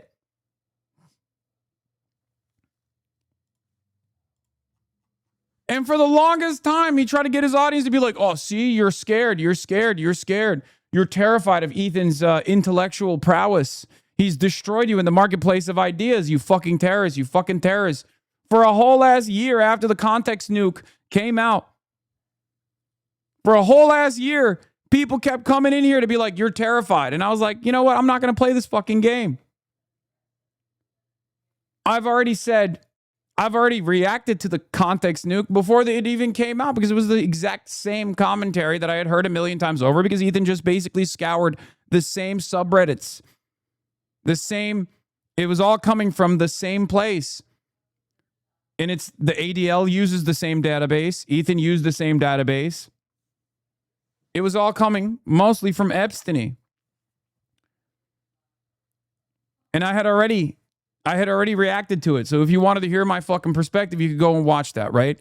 And I told people this at the time. Nobody fucking wanted to listen. Nobody wanted to watch, because they just wanted drama. For them, this wasn't about a genocide that was ongoing. This wasn't about criticism. But that's the reason why. That's the reason why he couldn't fucking catch me in a fucking lawsuit. And he also blew his load by basically begging on camera to get me to fucking react to it.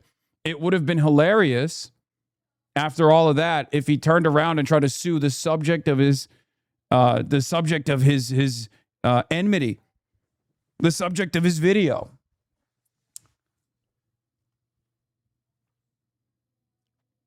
He literally cried on camera that I wouldn't react to his video. He straight up fucking crowed. Real tears. And then when all was said and done, I did react to it. It took 9 hours to react to like half of it. You can go watch the video if you want. It's on my YouTube page.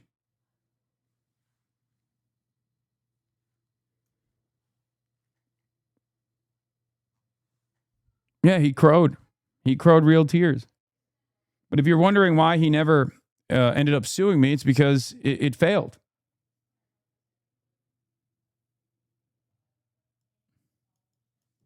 Remember back in November 2024 when we watched Stalkman on stream constructing the tweets with boner box that would lead to the Twitch's banning Israel IPs crusade? It was all a joke, and look where that went. It wasn't even a joke. He lied.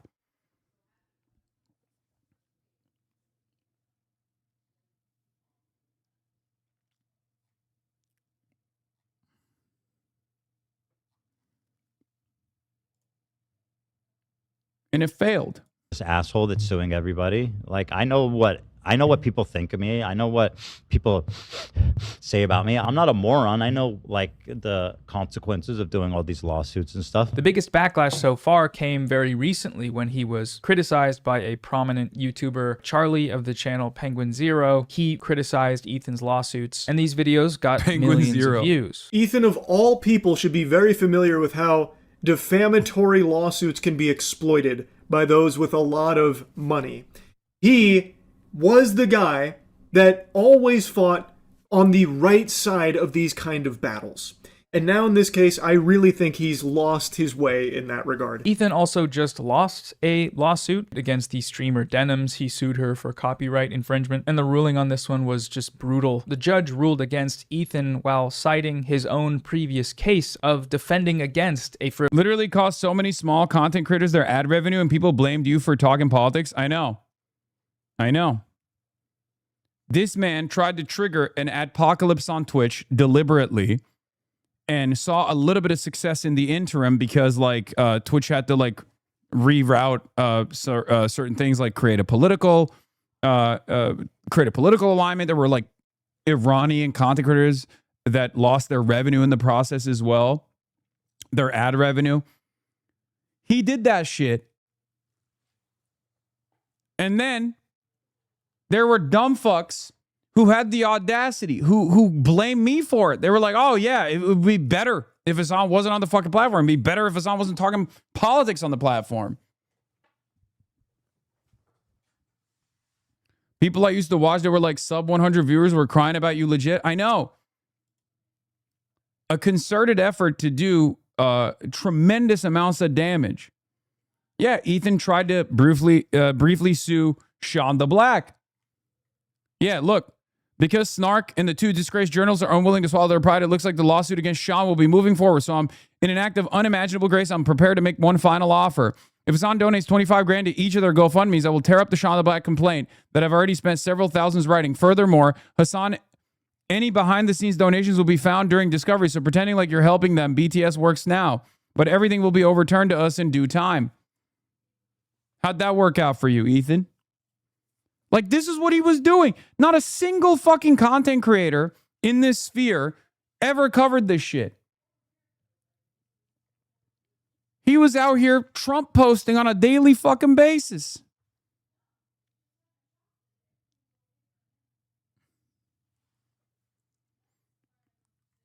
This was extortion, and it is illegal, by the way. You can't do this.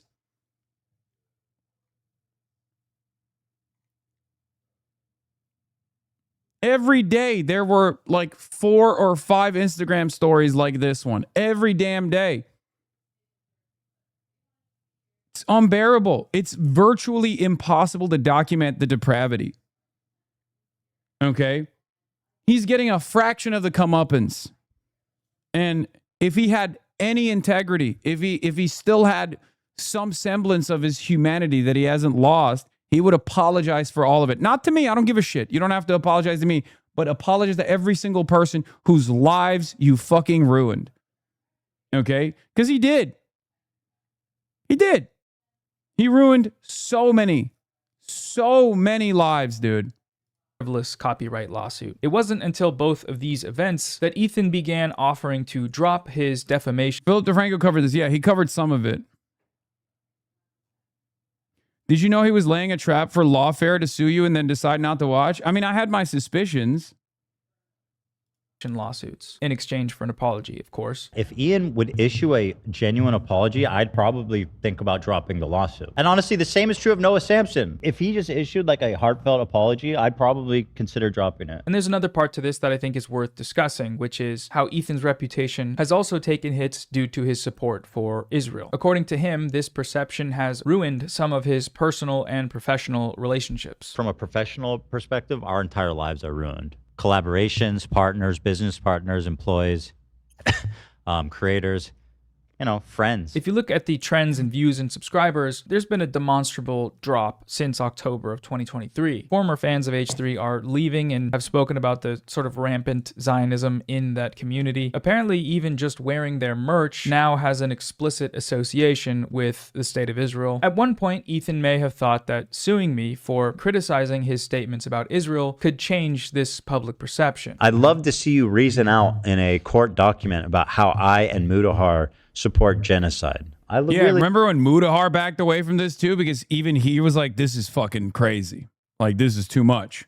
Because Mudahar was supposed to be in on this lawsuit against Noah Sampson, if you remember. He backed out of it. He was like, nope, I'm not doing this shit. I realize which way the fucking tides have turned. I look forward to that. But somewhere along the line, he must have realized that this strategy wouldn't work. When he got the chance to prove me wrong in front of a judge, just like he wanted, he folded. He backed out at the last minute. So here we are. So anyways, super glad this is all over, ready to get back to making regular videos. I'll update everyone with a post as soon as I can about the GoFundMe situation once that's cleared up. I appreciate everyone who has supported me throughout this whole ordeal, including those who have contributed to the fundraiser and the many creators who were kind enough to join in on the fundraiser stream. That was super cool. And once again, huge shout out to my lawyer, Deborah Drews, and her firm, Drews Legal. She genuinely saved the day. If you have any legal troubles in the vein of this case, her firm may be interested down the line, so hit them up. Okay, that's it. We're done. Yeah, here he is crying. You won't fucking watch the damn video. Don't let him get away with that, man. You know? It's just pathetic. He won't fucking watch the damn video. Don't let him get away with that, man. You know? It's just pathetic. Yeah.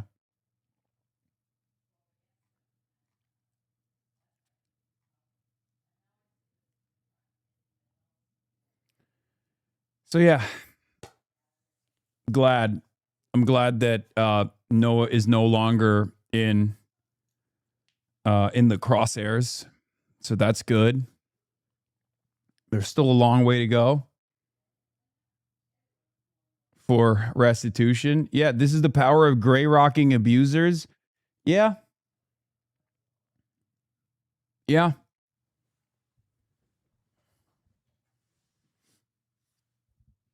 It is. A lot of this stuff is just pure narcissism. A lot of this stuff is pure narcissism. My girlfriend cut up her Teddy Fresh hoodie after I showed her some of the content nuke, lol.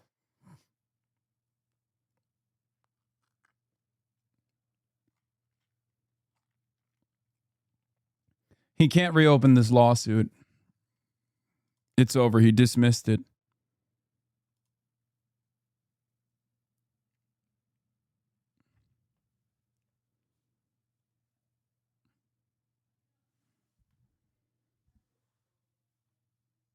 Yeah, with prejudice. So it's over. Have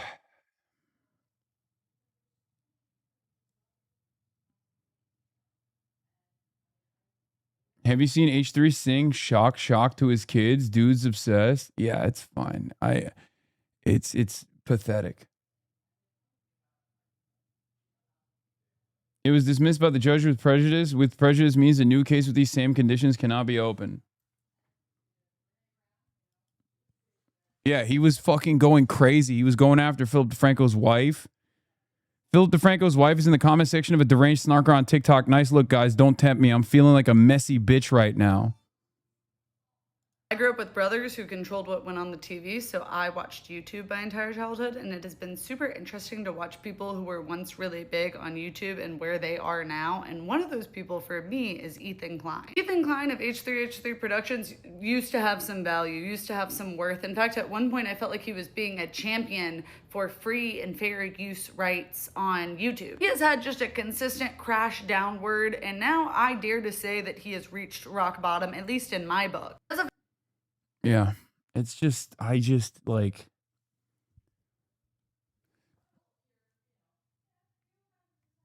yeah, he never went after Philip, of course. Even though Philip DeFranco did offer some coverage to what was going on every now and then, like periodically. The reason he filed to dismiss with prejudice is to avoid having to pay for Noah's lawsuit. The case was that bad, he would have lost the slap motion. Yeah. Yeah. I think a big part of him dropping it is because if he lost this case, I think one more, he could be marked as a vexatious litigant. I don't think the timeline adds up. I don't think he's lost that many lawsuits. I think it has to be 7 in a short period of time, right? I don't know the exact details of this, but like, yes, Ethan Klein was close to testing the boundaries of the California legal system. Is it 5 in 7 years or 7 in 5 years? Yeah. And also, in order to be a vexatious litigant, I think you have to also self-represent. So if you just have like a lawyer, which Ethan does. Again, I don't know the full details. I'm not a fucking YouTube lawyer, and YouTube lawyers don't really know the details either. Let's be real, as evidenced by the fact that so many of them celebrated every single one of these decisions. You know, Asmongold, the number one YouTube lawyer, that pervert legal, whatever the fuck his name is, was it Legal Mindset? There's a couple of these like YouTube lawyers. Not legal is awesome. I'm talking about all these other fucking weirdos that are insanely right wing, and they all grabbed onto this bullshit. I hope Legal covers it at one point. That'd be great. I don't think he will. I don't know where his I don't know where he's at on some of this stuff, but knowingly filing frivolous lawsuits against the rules of professional conduct. Yeah, I mean, yeah, maybe you could get his West Bank lawyer disbarred potentially.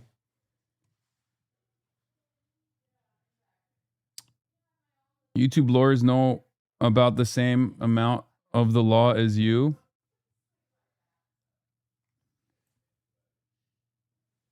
Yeah. Done.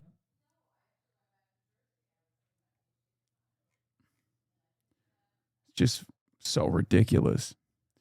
There is also 2 videos that I've been meaning to watch specifically on this issue for those who are who have lives, who haven't been paying attention to like Ethan Klein's behavior over the last 2 years or so, almost 3 years now.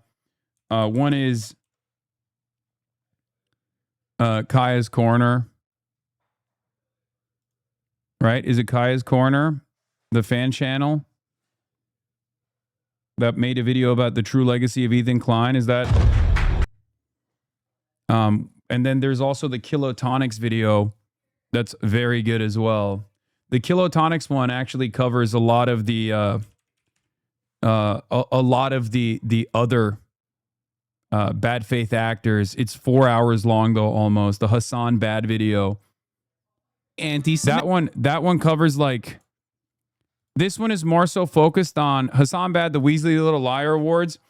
It more so covers the entirety of the commentary sphere and like a lot of the Ethan Klein's like allies and orbiters, and how they just have for the last 3 years deployed the fuck Hasan route.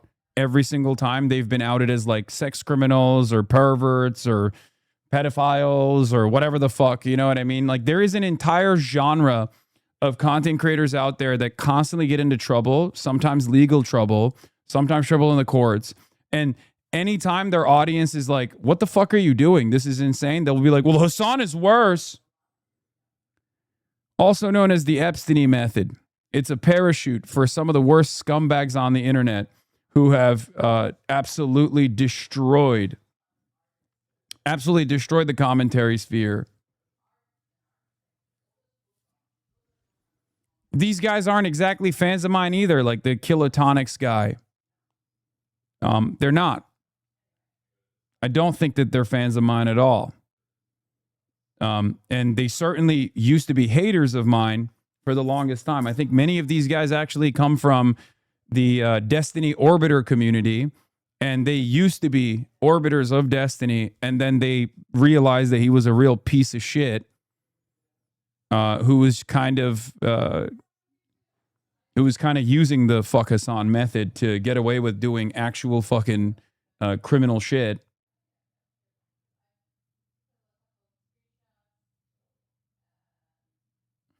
Bro, check my logs. I've been trying to show you. This explains how this genre of slop tubers came about. Oh, this is how to radicalize a slop tuber. I've seen this by Data Mail. Yeah. The Kilotonics video is insane. I never knew you had more villains in your rogues gallery than Batman and Spider-Man combined. Yeah. I do. Here, let's just watch this a little bit. Let's get a little taste of this.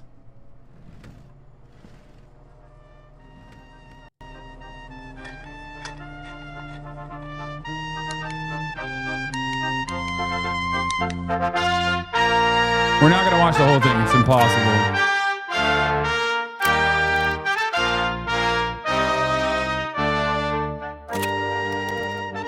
All right, so if you've used the internet at any point in the last few years, it means at one time or another, you've probably heard the name Hasan Piker. His son, who also goes by HasanAbi, is 34 years old. He's one of online politics' largest creators, and he's known for taking controversial far-left positions and being very tall. You are tall. He's a tall guy.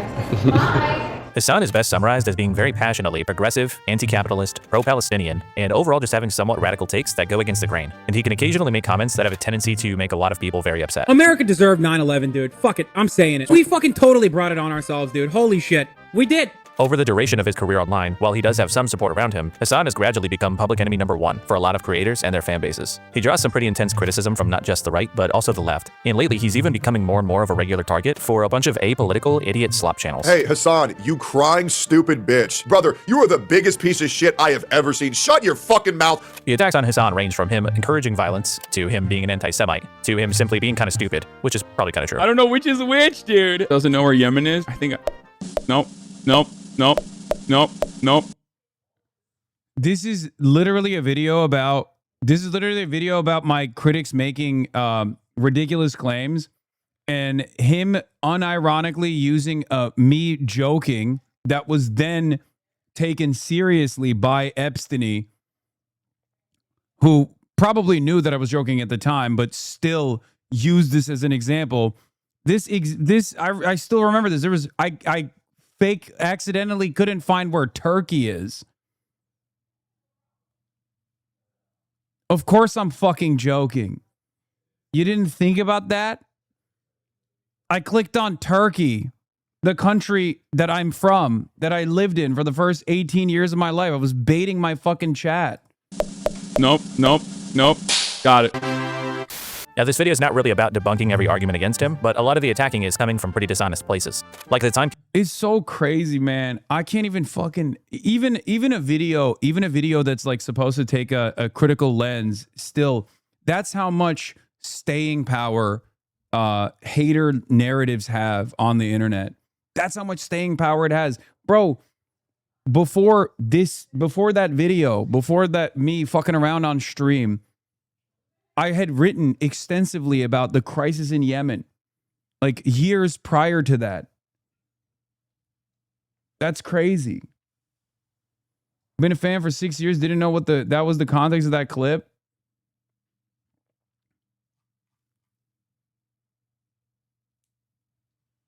It blows my mind. Getting the treatment of a woman not being able to make jokes. I know. I mean, that's besides the point. For the record, like, that's obviously not that serious. Who cares? But it is kind of wild that, like, even a video that's supposed to take like a 4-hour, very critical approach to like what my fucking haters have developed around me as like this mythology of a stupid guy who is also very bad and a dangerous terrorist still ends up falling for it. You know what I mean? People claimed that Hasan urged his viewers to kill U.S. Senator Rick Scott. Here's what he said. If you cared about Medicare fraud or Medicaid fraud, you would kill Rick Scott. This clip got Hasan suspended, and many to this day claim that he was issuing a death threat towards a U.S. senator. The issue there is that Hasan is clearly talking to U.S. Speaker of the House Mike Johnson, who's making remarks about how much he wants to combat Medicare fraud. The reason why I'm saying if you cared about Medicare or Medicaid fraud, you would kill Rick Scott and not make him a prominent part of the Republican Party. So Hasan is clearly saying, Mike Johnson, if you actually cared about Medicare fraud, you'd do the opposite of what you've done with Rick Scott because of how egregious of an offender he is. Rick Scott is pretty well known for conducting one of the largest healthcare fraud schemes in U.S. history when he was chief executive at Columbia. So to say Hasan was urging his viewers to kill Rick Scott is an outright lie, and to say it was any kind of death threat would also be pretty fucking stupid. So that's just one example of what are very common dishonest attacks on Hasan. There are, of course, genuine criticisms to be made about him, and we'll go over a few of them later. But those tend to get lost in this sea of total hysteria. The widespread derangement that people have for this guy, as over time... Let me guess, the genuine criticisms are also still going to be like mostly base-boosted hater critiques, rich socialism, dog abuser, lives a lavish lifestyle, which is directly contradictory to his advocacy. Yeah, I wrote about fucking Yemen in 2016, years prior to that fucking meme, dude. What's going on in Yemen and why aren't we talking about U.S. involvement? That's like 3 years before that meme of me being like, oh, where's Yemen?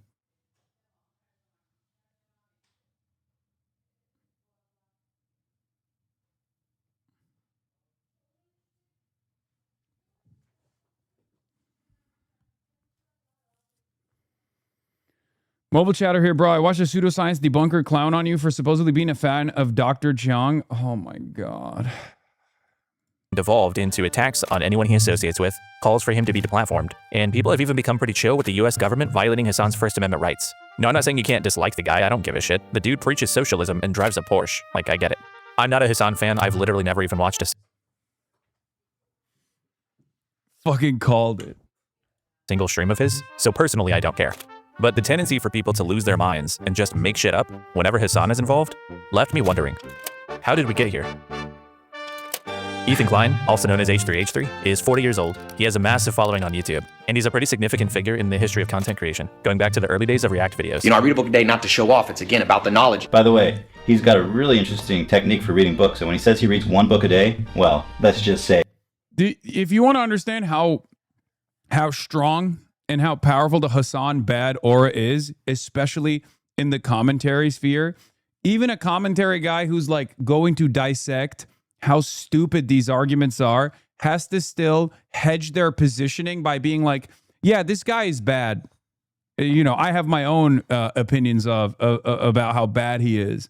And that literally always has to go back to champagne socialism. He's a dog abuser, whatever the fuck these guys have like leaned into. It's just, it has to happen. I wish more people would explore whether or not this is inherently contradictory to my worldview at all, you know?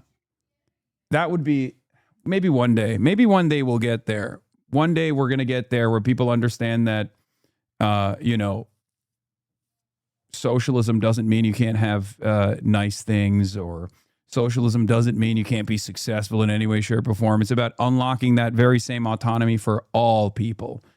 Okay? We will have to redefine the word read. Have someone else read it for you. That's awesome. Along with his own content, Ethan's also well known for winning a landmark copyright infringement suit in 2017 filed by Matt Haas, whose video Ethan reacted to. That case was one of the first examples of fair use for React content being successfully argued in court. In 2021, Ethan and Hasan started a podcast together called The Leftovers. It was a political and cultural talk show with a left-leaning slant, and the show was a huge success. Until October of 2023, when a Hamas-led terror attack targeted Israeli citizens. After the attack, Ethan and Hasan went live for an emotional episode discussing the events. As a father, it's even hard to talk about. This dude was holding his infant. It was like a year old. Ethan is an Israeli-American dual citizen and feels passionately about Israeli geopolitics. He's also married to Ela, who was born in Israel and served in the IDF. The Kleins actually even met each other in Israel. Hasan, on the other hand, is passionately in support of Palestine, and the resulting ideological differences between the two led to some on-air friction following the start of the conflict. Oh, my timing matters. No, let's not be obtuse about this.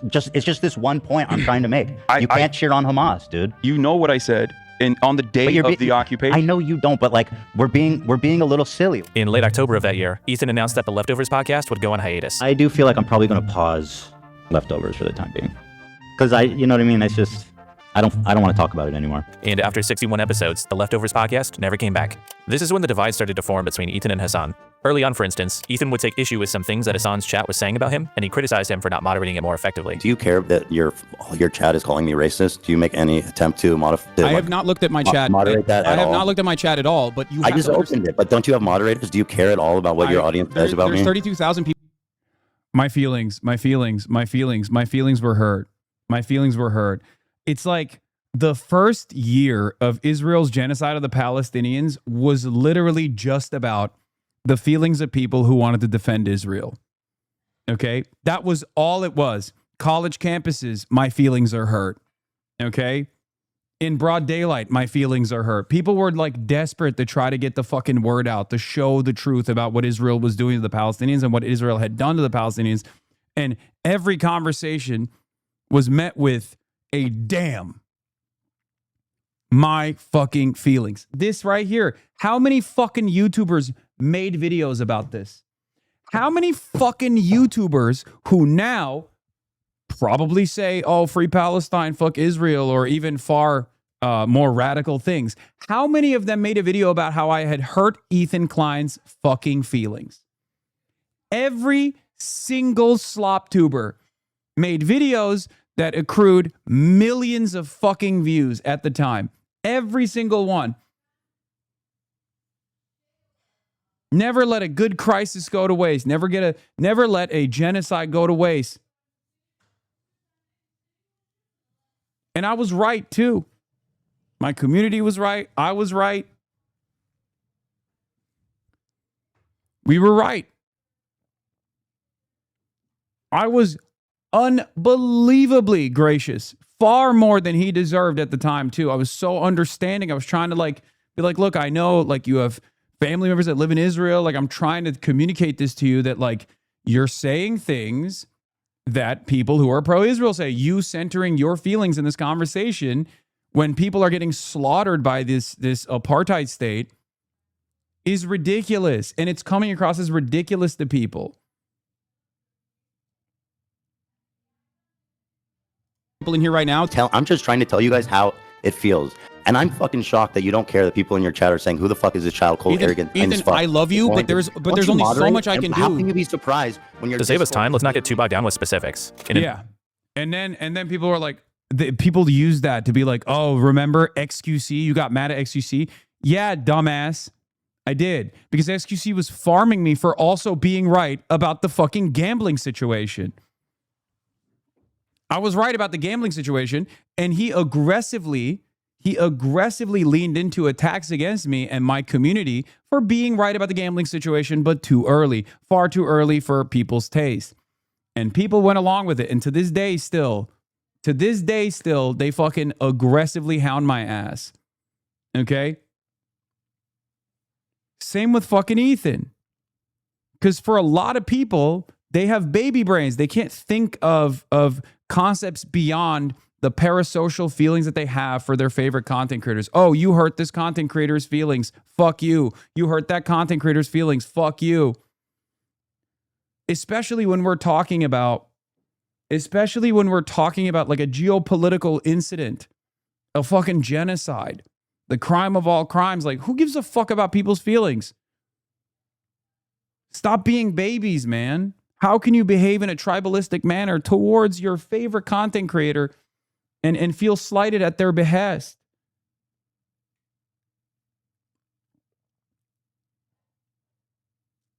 Nutshell, over the course of the next year, the divide between Ethan and Hasan grew larger and larger. Ethan and the H3 community believed that Hasan was promoting extremist. Is this the guy? Didn't we ban him before? For the record, I don't agree with the champagne socialism criticism. I was just saying I understand why on the surface some people get rubbed the wrong way. I don't think you're bad. Smile. Oh, one day, that's the Mount Everest of socialism. The idea that like even fucking far wealthier people than myself could not genuinely advocate for a better future. I do not believe that. One day other people will also recognize after more and more prominent figures come out and are advocating for a better path forward. People will start to recognize that they're simply behaving from a cynical perspective. They're being duped into believing that those, even in positions of power, those who have been unbelievably fortunate could also make sure that other people don't have to be as lucky as they are to make ends meet. One day, it will happen. Potentially dangerous viewpoints, while Hasan and his community believed that Ethan was becoming more Zionistic over time and subtly spreading pro-Israel propaganda. The two of them would exchange jabs for months, with Ethan commonly taking to Instagram to voice his grievances, like attacking Hasan's moderator and smaller creator Frogan for her radical views, and Hasan in turn would occasionally respond on stream. There's a difference between anti-Semitism and people coming to the assumption that Ethan might be defending Israel a little bit and therefore might have some Zionist opinions because of the past 12 months centering himself as he looks to ban prominent pro-Palestinian voices off the platform with ridiculous smears that they are being anti-Semitic. While all this is going on, around the end of 2024, Ethan also began discussing a perceived anti-Semitism problem on Twitch. According to Ethan, Hasan and his associates are prime examples of anti-Semitic content being unfairly allowed on the platform, and he called for Dan Clancy, Twitch's CEO, to step down. We'll talk about this part more later, but I did want to note that this is around the same time that Dan Saltman, CEO of Redact, began his campaign against Twitch's perceived anti-Semitism problem. By the start of 2025, tensions had gotten pretty high. To the extent that the H3 show covered politics, their conversation centered more so around Israel and anti-Semitism rather than the humanitarian crisis in Gaza. It feels like where it was during the war and the Holocaust. It's reminiscent of that time. I've always said, like, I have no idea how the Holocaust could happen. It just makes no sense. And now I see it. I see how it happened. And Ethan would also regularly... Yeah, she's right. Just not in the direction that she thinks is the right direction. She's right. I've often wondered how evil could manifest in society to such a degree that people will turn a blind eye to these atrocities. And then I watched the last 3 years unfold. I watched people turn a blind eye to said atrocities. You know? First ever instance of a live streamed Holocaust. It took place. Everyone was aware of it, right? Everyone was made aware of it. Gaza was destroyed.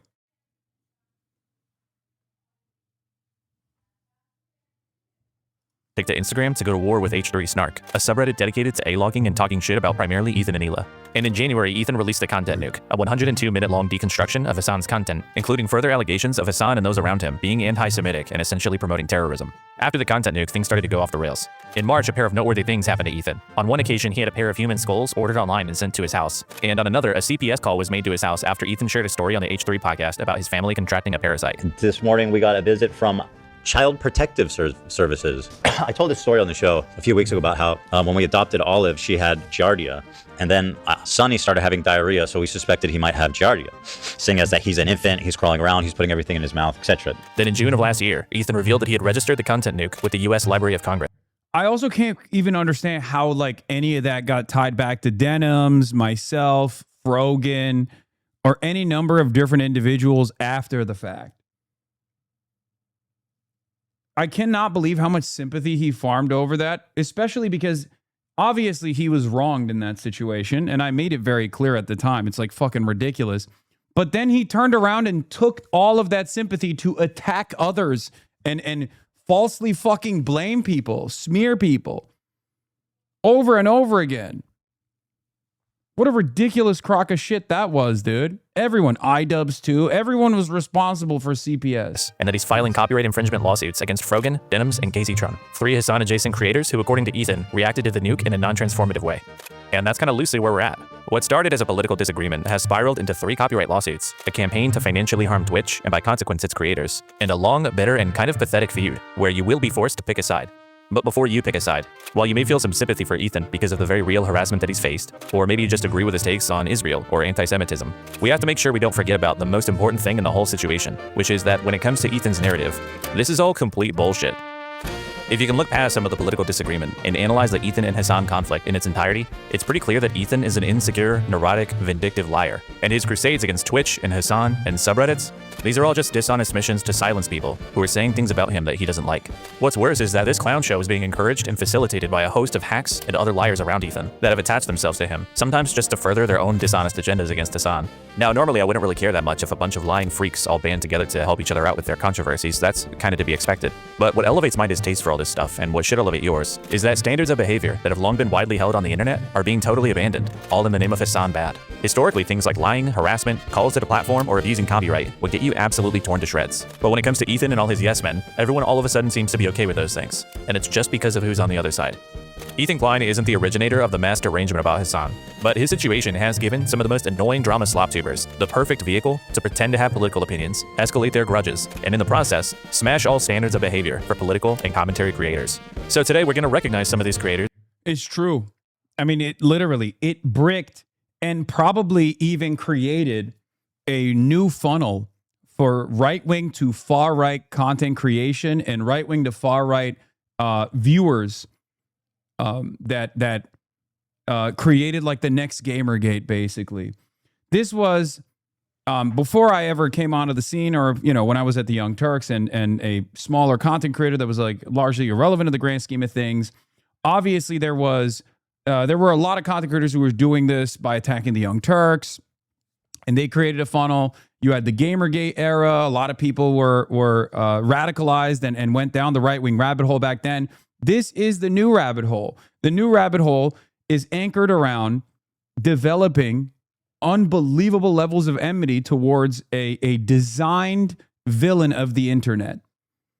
And it has made people's standards completely fall apart. No one has any standards anymore. The type of shit that people would normally criticize across the board, the rest of the internet would create this like protective ecosystem, would you know, the community would self-police in these sorts of circumstances. If there was a content creator that was like going after people's money, for example, going after their advertisers with like slander, with ridiculous claims, most people would, yes, I said designed, not designated, designed. The reason why I said designed as a figure of enmity is because there should have never been this level of anger and hatred unless all of these guys are super fucking far right. Many of these guys are not even far right. They just position themselves as anti-left. Okay? They position themselves as anti-left. And for the last like 7 years at this point, I've just been on the receiving end of a barrage of smears, A-logging, cyber stalking. And that's part of the reason why so many people's opinions of me have been shaped by that. And not only that, but I think a lot of these people, without even realizing, have developed right-wing opinions. There are plenty of these people. There are plenty of people out there who just kind of watch TikToks or watch these clips or watch these drama summaries, who would self-identify as liberals, who without realizing think that such a toxic, odious, repulsive figure like myself could never be in favor of a good policy. So they end up thinking like, oh no, everything that he's advocating for, all the candidates that he's advocating for, he's stumping for, they must also be bad.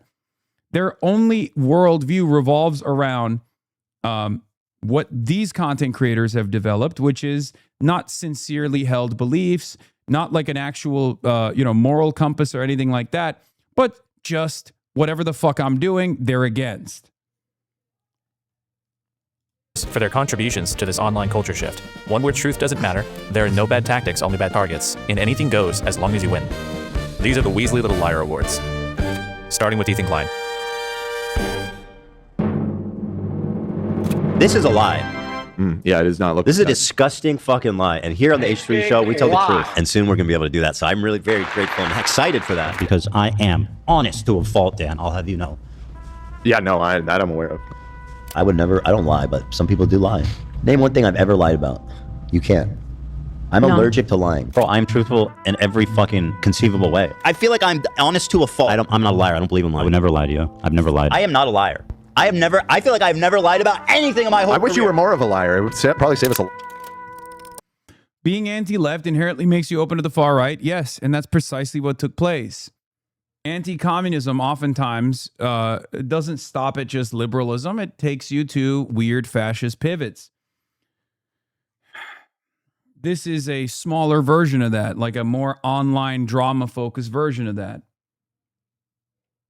Because I was presented as the figurehead of all things left by a lot of these people, they didn't even realize, but many of these people that watch these content creators didn't even realize, but they were developing enmity towards the left and the left position of American politics while they were simply trying to stay informed.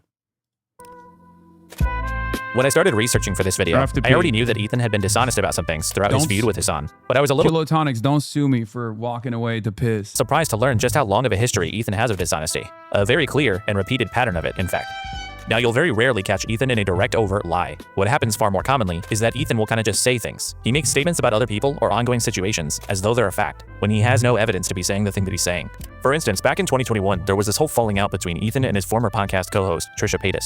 During the breakup, Ethan made this tweet where he claimed that Trisha had accused him of sexually harassing her, which it kind of gives off this, like, I'm being falsely Me Too'd kind of vibe, right? But in the video Ethan's responding to, which is this one, Trisha doesn't really say anything like that. This video is pretty much just about Ethan bringing up topics like her sexual assault, medical history, and other things that supposedly triggered her. Trisha responded to Ethan on Twitter by saying she didn't even think he had watched her video, and given how far off he was, it's entirely possible that Ethan just read the title and went nuts. The only time Trisha even remotely approaches suggesting sexual harassment was when she complained that Ethan was sexualizing her beauty products. None of it felt right. Being sexualized, skincare being sexualized, you know, none of it felt right. After Ethan watched the video, here's how he responded to that claim. Did she say I sexually harassed her? No, she didn't say that, but she said I was making everything sexual. I was making her beauty products sexual. I feel like she really tried her app. She tried to ruin my life, my reputation, my business. And this is what Trisha was referring to. This is your self-love in a bottle. Why was that sexual? Look at you're like, oh, it was like a money shot. Watch how she squirts this shit. This is your self-love. Yeah, also kind of phallic. What? You say, Trish, what's the secret? And then you show like it looks like a cock. What? Balls and cock. What are you talking about? Look, 2 balls and a cock. It's like a giant phallus. Oh my god, it's the products in the thing. Bro, it's literally a penis. Is there jizz in your makeup? If I had a makeup wipe, I take Is my there makeup off. semen in your makeup? Huh? Is there semen in your makeup? No. I don't even care that Ethan did this. I mean, yeah, that looks like dick and balls. But Ethan acted so disgusted at the idea that he would do something like that, and said that Trisha must have been trying to ruin his reputation. The irresponsibility of Ethan's reaction is likely what led to many H3 fans believing that Trisha accused him of actual sexual assault, and they might still believe that to this day. You might call what Ethan did here a false accusation. He's lying. But while Ethan did acknowledge that Trisha didn't accuse him of sexual harassment, would it really have been that crazy if she had? Well, a ton of the comments said things like talking about my mom's breasts and asking if I was breastfed because they heard in a previous episode Ethan talking about my mom's breasts in detail. Her mommy milkers. Yes, right. Yeah, to quote Ethan, I believe. So I was hoping you could help me. I can help you. I'd love to help you, Okay. actually. I've actually dreamed of helping you. What happened to your hand, buddy? Jerking off too hard? Is that a masturbation injury? She has tried to penetrate him with a strappy. Stop. Don't need to bring it up all the time. Well, not all the time. It's what, my third time since I Third learned time about in it? 3 days. There's this guy, Brad the Bull, who's like railing his wife, but that's neither here nor there. Hasan's the type of dude who watches himself in the mirror when he has sex. That's fun. Okay, that was weird when you said that. Really? Yeah. I thought it was funny. Well, I'm sure, but It's like made me uncomfortable. I don't know. I don't like it. Just a lot of volume. Because when you're eating pussy, you need to make sure that. Oh, you went to Italy for how long? 4 weeks. You went to Italy. You guys stayed in touch. No strange Italian dick, I'm assuming. No. Have you seen your dad naked? Does Ian walk around naked? If you had privacy, would you walk around naked? Butt ass naked? By the way, Anissa reached out. She wants to meet at the Motel 6 tonight at 11. Excuse me? Because I'm going to fuck him for her? Because she's the cuck? You know, the first time that you made the Anissa the cuck joke, it hit really good. Well, And I feel like each subsequent one we're getting further and further. What was wrong with the one with that? I thought it just sounded weird, kind of creepy. Okay, if you're gonna constantly joke around like that with people you know personally, including your own employees, you don't get to react like this when you think one of them might be accusing you of sexual harassment. Anyway, that was just one of what might have been many potential examples of Ethan misrepresenting things during the fallout with his former co-host. But their breakup was a total shit show, and it's possible Trisha isn't the most reliable person either, so maybe you're willing to give Ethan some grace with this one. Understandable. But what about the defamation lawsuit that was filed against Ethan by Ryan Kavanaugh? In 2021, Ethan was sued by Triller, which one of Kavanaugh's companies had a controlling interest in. The lawsuit was related to the H3 podcast, streaming clips from a boxing match between Jake Paul and Ben Askren, which was a pay-per-view event that Triller owned the exclusive rights to. Now, Ethan did admit to pirating the fight in DMs with Philip DeFranco, saying that he didn't want to financially support Jake Paul, who'd been credibly accused of sexual assault. But the lawsuit was specifically for copyright, especially given that Ethan had shown on screen an unlisted link to a full upload of the fight. Ethan objected strongly to this lawsuit, essentially suggesting that it was frivolous and he was being unfairly singled out. One thing he noted was that Triller had been dropping most of their other lawsuits against actually potentially illegal restreaming sites. But most of those sites they didn't have strong evidence against, whereas Ethan broadcast the fight and a link to it on a recorded live stream. Triller also made it known that they would be taking an aggressive approach to suing people who pirated or redistributed their product, and Ethan wasn't the only content creator they pursued to that end. But his frustrations and public statements. I rewatched your big debate with him recently when you mentioned it on stream, and holy shit, he cried more about his own feelings than I remembered at the time. Lamau, you'd be like, why don't you care about the genocide? Yeah, as people's opinions evolve throughout time on the issue of Israel versus Palestine, I think if you go back and watch the Content Nuke now, or if you go back and watch the debate, you will realize how unserious he was throughout the entire process and how insanely pro-Israel, and therefore I don't think this is a stretch to say pro-Israeli genocide of Palestinians he personally designed himself to be. Now, I did not think that societal attitudes would shift this dramatically over such a short period of time, but even when you look back at it, like even when you look back at it with today's attitude, you will realize, oh my fucking God, this guy is unbearable. It's about the case led to a series of additional lawsuits between him and Triller, which Ethan Klein chose to respond to by beginning to disparage Ryan Kavanaugh. Like his biggest look, I'll tell you this much, okay?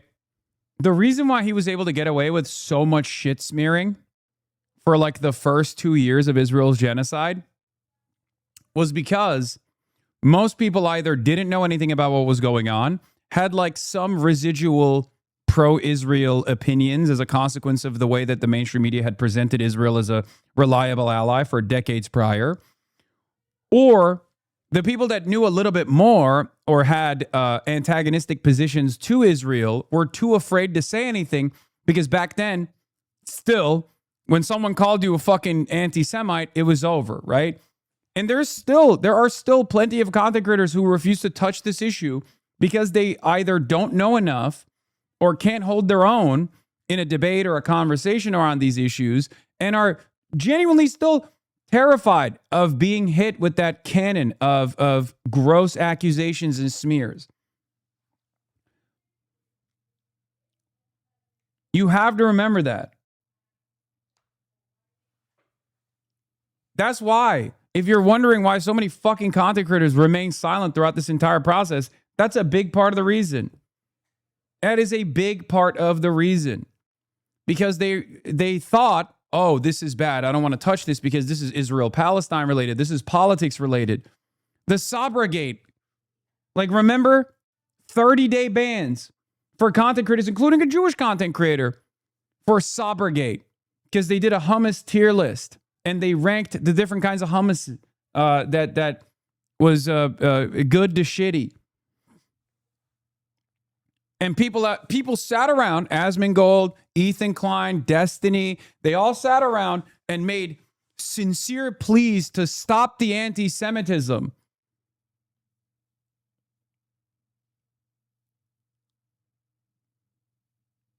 The Habibi tier list.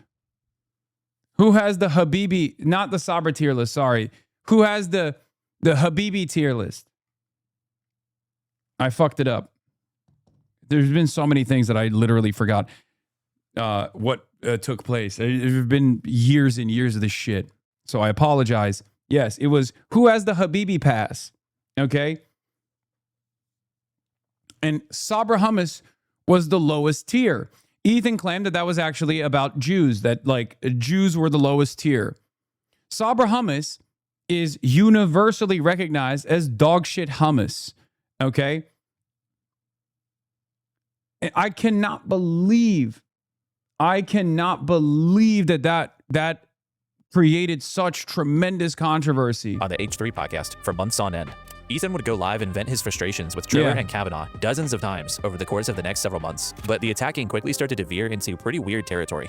Ethan became quite fixated on Ryan's ex-wife, for instance, and he'd routinely do bits on the show about her and her new husband, including detailed descriptions of their hypothetical sexual activity. Yeah, those bans were double the length of Asmongold's ban that Asmongold received for saying Palestinians are from an inferior culture and deserve genocide. Look how big the bowl is, though, man. Probably plows the shit out of her, dude. Brad fucking rails her hard. Imagine getting railed by that, dude. Your wife is getting railed by a giant fucking Israeli dude with jacked huge Jewish cock. And your wife loves it. So you stand in the closet and listen as your dick is in a cock cage. And while we're here, I think it's worth noting that Ryan separated from his ex-wife in 2020, a year before the lawsuit was even filed. So she and her new husband had absolutely nothing to do with it. But Ethan and his community had no hesitation in involving her in their smear campaign against her former husband. And when I say involved, I mean directly. The incessant mentioning of Kavanaugh's ex-wife led H3 fans to start brigading her and her new husband's Instagram page, where they left tons of very weird and hypersexual comments. I was probably getting 20 to 30,000 death threats. He started telling them to go after my ex-wife, who's my best friend and mother of my child. She was getting death threats. They were just, I mean, it was to the point where I couldn't ignore it anymore. And again, these two were not involved in the lawsuit in any way whatsoever. But not only that, Kavanaugh himself claims to have had almost nothing to do with it personally. And it went after, I don't know, 5 or 6 sites. I kind of wasn't involved. I just, knew they were doing it. And then one day, someone called me and said, this guy's like just trashing on you on his podcast. I'm like, I've never heard of this guy. Why would he be doing that? And they're like, they say you're suing him. And I'm like, I've never heard of him. Why would I sue him? Needless to say, I kind of ignored it. And then over the next month, they're like, this guy's done like 30 podcasts on it. And then it was like 50. Ethan and the H3 crew even went so far as making an entire... By the way, maybe more Pegaslop should be worried, actually. Because Ryan won that. Does this behavior remind you of anybody else? Perhaps someone living in the beautiful nation state of Singapore, the crown jewel of the world.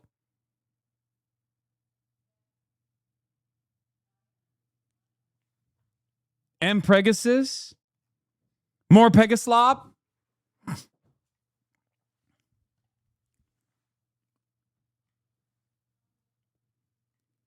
Just saying. Get the cane out, boys. Website dedicated to comparing Kavanaugh to convicted rapist Harvey Weinstein. Our website about Ryan Kavanaugh. Does Ryan Kavanaugh look like Harvey Weinstein? Oh, that's the one. To date, Ryan Kavanaugh has been mentioned on the H3. Are you still fearful of your life because of Pegasus? Always. Every day. Every day I wake up terrified in a cold sweat, thinking about all of the real threats to my life and safety born out of more Pegaslop and his commentary, which is slanderous, libelous, smears. But yeah, I mean, the hyperfixation is insane, right? Like, what I don't understand is like how people don't recognize that as like someone having a mental health episode. 156 different episodes, many of which came after Ryan retaliated against them by filing a defamation suit against Ethan. That case specifically cited comments that Ethan repeatedly made about Ryan's business operating as a Ponzi scheme, which Ethan sourced from a 2019 article from Variety. The issue there is that Variety had amended this article within 24 hours after it was posted, including a full retraction from the original person who called Ryan's business a Ponzi scheme. Now, it seems like this case was ultimately settled outside of court, but Ethan was forced to issue an on-stream apology after the court rejected his motion to dismiss the case, finding that he had been aware of the retraction, but repeatedly restated the false assertion anyway over the following months. You're a liar. You lie. I skipped some of the crazier details about this story, like how Ethan supposedly paid editors to constantly monitor Kavanaugh's Wikipedia page and insert more negative information about him. They said, I won this lawsuit against the guy who propagated it and who's paying to have all these editors do this. The appeal will be held this summer and he'll have to take it all down. We went to a mediation and he agreed to even do it, which is why I know I already knew he controlled it, but he admitted it. But either way, even if you think Trisha is a crazy person, or... Would you say that more Pegasus's videos make you feel unsafe to do business in the great nation of Singapore? Yes. Yes. I am, as many know, I'm a big businessman and I love doing business. I love doing big business deals, especially, you know what I like? I like that Singapore has been a shining beacon of prosperity and a light in an otherwise dark world. Okay? That's what I like about Singapore. When I think about Singapore, I think about straits that numerous oil tankers and numerous commerce flows through. And I think about the multiple ports that the beautiful nation state of Singapore has. Okay? I think about opening all straits, including the Strait of Hormuz. Okay? Singapore comes to me in my dreams. Did you know that? Singapore comes to me in my dreams. I dream of a better future. One where Singapore is the leader of international commerce. And then I wake up and I realize Singapore already is the leader of international commerce and shipping. That's right. But unfortunately, what makes things so sad is that I can never go there. I can never go there and conduct business. And the reason for why is because of one man and one man only. More Pegasus. More Pegasus in his YouTube channel have made it so that the billions of dollars of trade that I would like to conduct in Singapore is one that I have to forego. I close my eyes and I think about Lee Kuan Yew, that brilliant man who also loved Deng Xiaoping. That's what I think about. Yeah. All of these things could be solved if the Singaporean government took action against one of their biggest criminals, more Pegasus.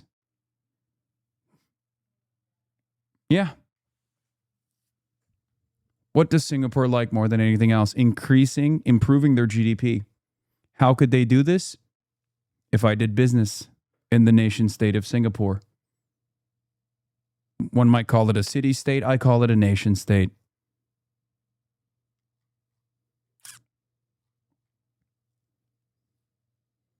I'm in a suit. That's how you know I'm a businessman who likes conducting big business deals, specifically in the country of Singapore. The most reliable nation state. All of my finances, instead of taking them over to the tax haven of Dubai, I want to take them to Singapore, but I can't because I'm in fear of my life and safety. Something to think about. Ryan Kavanaugh is an asshole. Ethan is still shown that he's willing to misrepresent claims, falsely attribute things to others, and even outright defame people that he doesn't like. This guy... What is this? Believe it or not, years ago, Pegasus used to make videos not about you all the time. I used to watch him all the time as a kid to the point I made him fan art. Oh my God.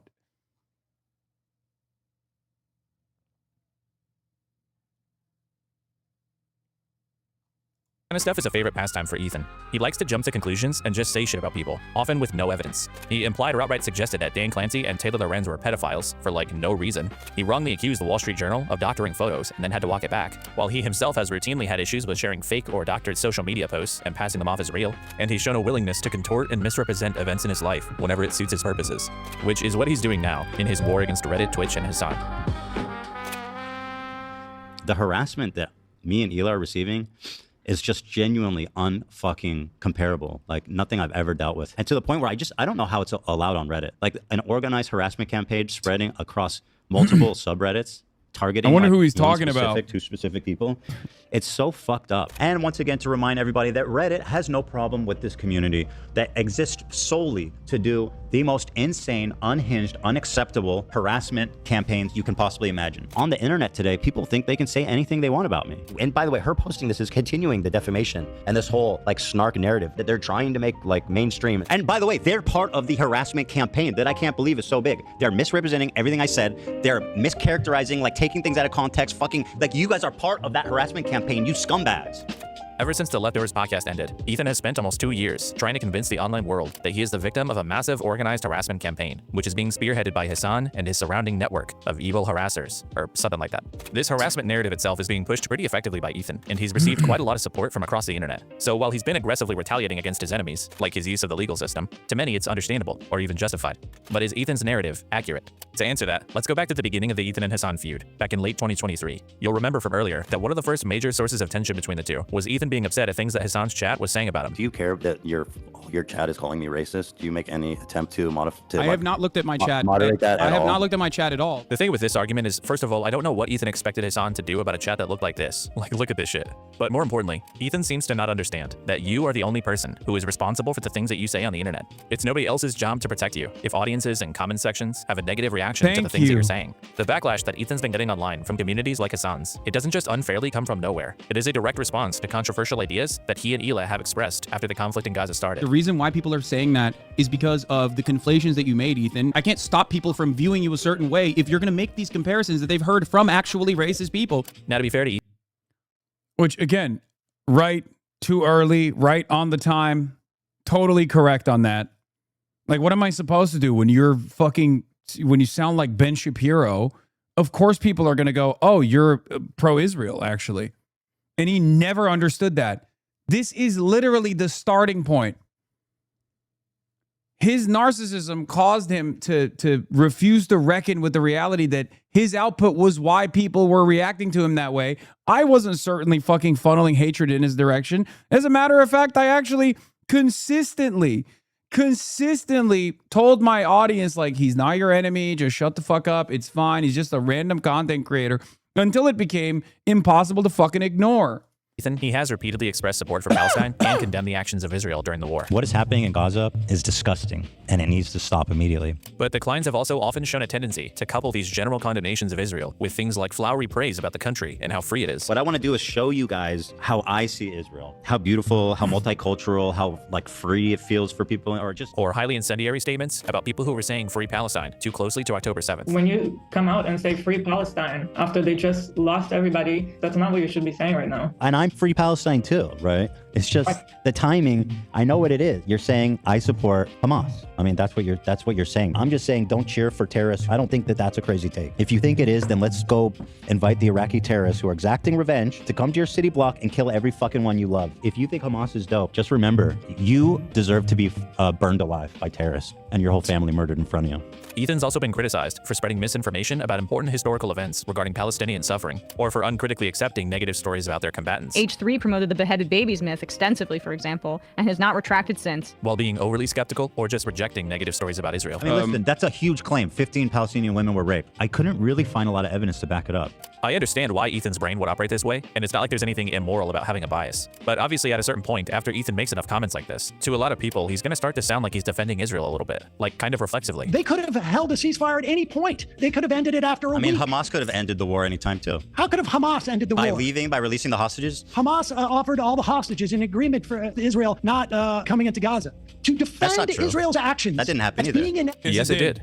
This type of thing is why people think that Ethan and Hila are running defense for Israel. And there are dozens of examples of this. There's Hila essentially saluting IDF pilots on Instagram after Israel's strike on Iran. Or there's also her referring to former Israeli Minister of Defense Yoav Gallant as a really good guy, a man who is currently wanted by the International Criminal Court for war crimes, including directing attacks on civilians. Nobody made her say that. Nobody made Ethan defend it. But the Klein seem to want to endlessly make comments on this very controversial subject and expect to never be attacked for the things that they're expressing. They think that because they say the words, "We support Palestine," that the people that criticize them must just hate Jewish people. He's watching the same clip over and over, retweeting like psychopathic anti-Semites. There's no other explanation for these people being so weirdly obsessed with her. To a lot of people, Ethan saying genocide is bad is probably not adequate. Genocide being bad is obvious. That's a default position. To them, this situation would be kind of like someone saying rape is bad and then talking about how much they love Bill Cosby. After people have some of my barbecue sauce, after a while when it kicks in, they get all huggy-buggy. Jesus. Anyway, you get what I'm trying to say. The point is that Ethan and Hila are the ones choosing to put this stuff on the internet. Like during the height of what many people consider to be a genocide by Israel, Hila posted on Instagram last February, showing off her new blue Star of David tattoo. You know, like the one on the Israeli flag. Now yes, blue is a traditional color in Judaism, but a lot of that is because of its appearance on the flag of Israel. There are a lot of people that understandably are not gonna like an apparent show of support for a country that's been accused of using chemical weapons near civilians or opening fire on people waiting for aid. But here's how Ethan responds to negative comments on Hila's post about her tattoo. Obsessed with you guys when you only had 15K subs. Glad that's behind me. Enjoy hell. This guy's for real. Joe Coop. Look this guy up. Enjoy hell. He said enjoy hell. Yeah. No, I mean, they think I'm actually the devil. Here he is. If anyone, let's see if I know, can identify him at all. Which one's Joe? Let's see. I think it's this guy. Trust me, when I see an anti-Semite, I know I can spot him. Wow. Spot him from a crowd. From his perspective, obviously, like, anyone criticizing Israel is peak maximum anti-Semitism, okay? And maximum anti-Semitism deserves stalking, doxing, complete harassment. Like, this is the ADL method, okay? This is the ADL method. So for him, it was like anyone that has ever had a negative opinion about me is a vicious anti-Semite, neo-Nazi, and they have to be purged from the internet. They have to be ritualistically harassed, destroyed, deplatformed. We have to call up their fucking business wherever they work, and we have to make sure that they get fired. And they did this, and they continue to do this to everyone, no matter how big or small. They would do this to content creators. They did this to someone like myself as well. Obviously, constant demands of deplatforming, celebration when the federal government actually takes any action towards me. Insane. Yeah, real Coke bird hours, dude.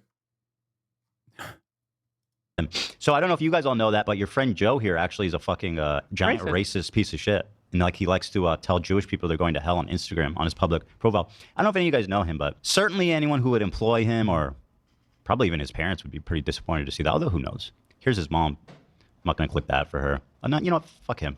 This is what you. Here's your mom. I wonder if she knows what you do on social media on your free time. You love your mama. Good thing she's not Jewish, hey Joe? I love it. And yeah, Ethan's producer cuts away from the Instagram feed there so that Ethan doesn't blast the guy's mom to his thousands of viewers. This clip comes across kind of deranged to me, but it gives you a little bit of a window into how Ethan's mind works. To him, people can't simply be having a response to controversial statements or things they themselves have put out there. It must be because of anti-Semitism or bigotry. And ultimately, I think the reason why Ethan reacts this way is because in reality, he cannot stand being criticized. There's been a lot of criticism of me of late. There's been a lot of people that have said lots and lots of videos. I have a natural aversion to criticism specifically, which is something that I've been learning about myself through therapy, which I've started recently. Ethan cannot help himself from reading comment sections, Reddit's, tweets about him. He obsesses over how he's being perceived, and he compulsively responds to almost anybody that's critical of him. And he has a long history of this temperament.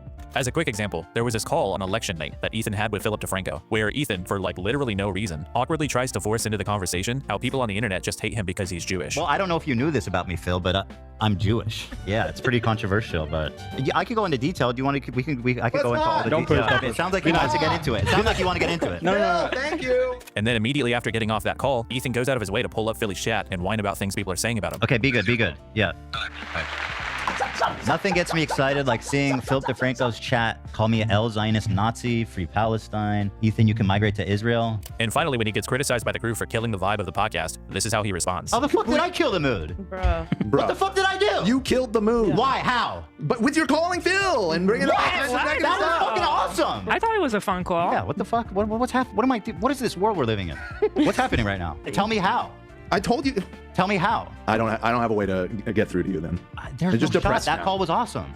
I didn't feel awesome coming off that call. Why? I'm just telling you. Was that call awesome? Because it turned into you just complaining about his chat. Everybody, like, they fucking hate you and they're spamming it or whatever. Ethan's obvious ruminating on criticism shows up in a lot of places. He left Twitter in favor of Instagram, probably because stories don't have comment sections. H3 also seems to often heavily filter or disable comments on episodes that they think might get some pushback. And I've also recently found that the H3 podcast commonly cuts out entire sections of their live streams, even sometimes. They also fucking ban any and every form of criticism against Ethan from their subreddit. As a matter of fact,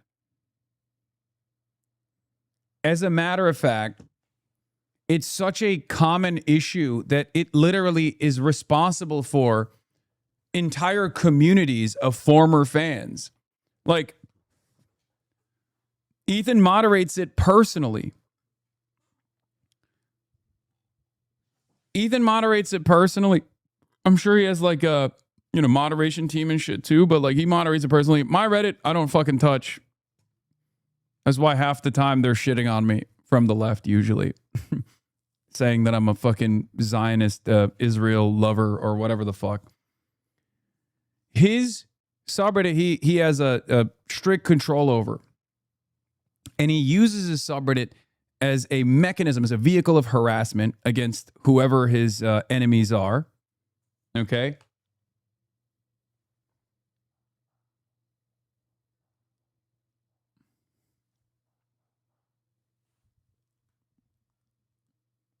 Yeah, Okay Buddy's even worse. Okay Buddy cooks my ass even further than r/Hasan way after the fact, Piker. seemingly in response to criticism, which I guess they do have a right to do, but I will say as someone who's currently trying to criticize them, it's pretty fucking irritating. But all this is to say, Ethan isn't a fan of being criticized, at all. And when he started facing a lot more negative scrutiny after October 7th, it seems like he wanted Hasan to exert sweeping control over his entire audience's perception of him. And despite how unrealistic that is, Hasan still tried. Ethan is not your enemy. You should not yell at Ethan. Ethan is my friend. I think he's an empathetic person. I will always stand by Ethan's ability to empathize and want to learn and want to change his perspective. Changing your perspective on an issue that is like near and dear to your fucking heart is virtually impossible. I will forever have respect for him for doing that on his own. You need to, as a community, also stop fucking ripping into Ethan non-stop. But it was never quite enough for Ethan. He genuinely hates you, bro. I know he does. I wish him well regardless. And eventually, Ethan declared war on all things Hasan, which brought us to where we are now. Now, what Ethan could do is he could stop reflexively defending Israel. He could stop commenting on the issue altogether. Maybe he could reflect on and internalize some of what people are telling him. Or he could change nothing and just accept that some people... Age like milk. Yeah, no, worse. Worst age like milk moment of all time. I think my biggest strength and my biggest weakness is my predisposition towards redemption. It's my biggest strength, but nobody ever fucking recognizes it when it's successful because now we have more allies. But when it fails, oh my Lord, when it fucking fails, nobody ever lets it go. I will never stop being charitable to people regardless until someone is shown that they are irredeemable. And I think a lot of people have a very different standard for what it is to be irredeemable. I have a much greater bandwidth for that. Okay. I'm never going to stop being charitable to people because I know for a fact that this community wouldn't be what it is if I stopped doing that, if I engaged in like demands for purity, things of that nature. But, you know, I do recognize it, okay? I do recognize it. I come across as stupid sometimes. I have been played a fool. I know. Aiden Ross, XQC, Ethan Klein. You know, there are plenty of content creators that I have been endlessly charitable to. Hope that I could change them. Hope that I could change their minds. You know? I'm going to keep doing that. I'm going to keep doing that because I hope that everyone can change their minds one day. I believe that. I sincerely believe that. People on the internet are going to have a problem with it. But of course, he hasn't done any of these things. Ethan has instead chosen to lie. He's built this myth of a mass harassment campaign against him, and he's using this lie to try to financially harm Twitch, change Reddit policy, and abuse. Hey, Hasan, does more Pegasus videos of intense bullying and harassment ever cause you not to eat and lose sleep? All the time. Thank you for asking. All the time. Yeah. It's real. All the time. And worst of all, this is a fairly large community of business-minded individuals, as you know. A fairly large community of business-minded individuals who are titans in their own might, in their own right, across numerous sectors. And interestingly enough, most of it revolving around logistics and shipping and ports. And so it's not just about me wanting to no longer do business in the beautiful nation state of Singapore because I'm genuinely fearful for my safety and security, but it's also this entire community designed around shipping, international shipping and commerce. A lot of importers and exporters that also probably feel a sense of reluctance utilizing Singaporean ports as a direct consequence of the insecurity that they feel about more Pegasus's YouTube videos and harassment, mass harassment. Remember, I wear suits and everyone in my audience also does that as well. And a suit is a sign of someone who is invested in the import-export industry, in the import-export field. Did you say logistics? I'm working out some deals with the Port of Singapore right now. Wow, I didn't realize your stream was so business-minded. Yeah. Yeah. Norway scored a goal? God damn. Yeah, this is Maersk executives.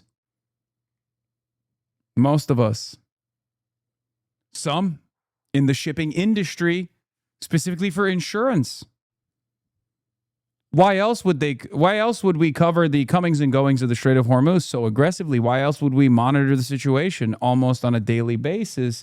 It's because we, as a community, care about the opening of all straits. We care about the free flow of commerce.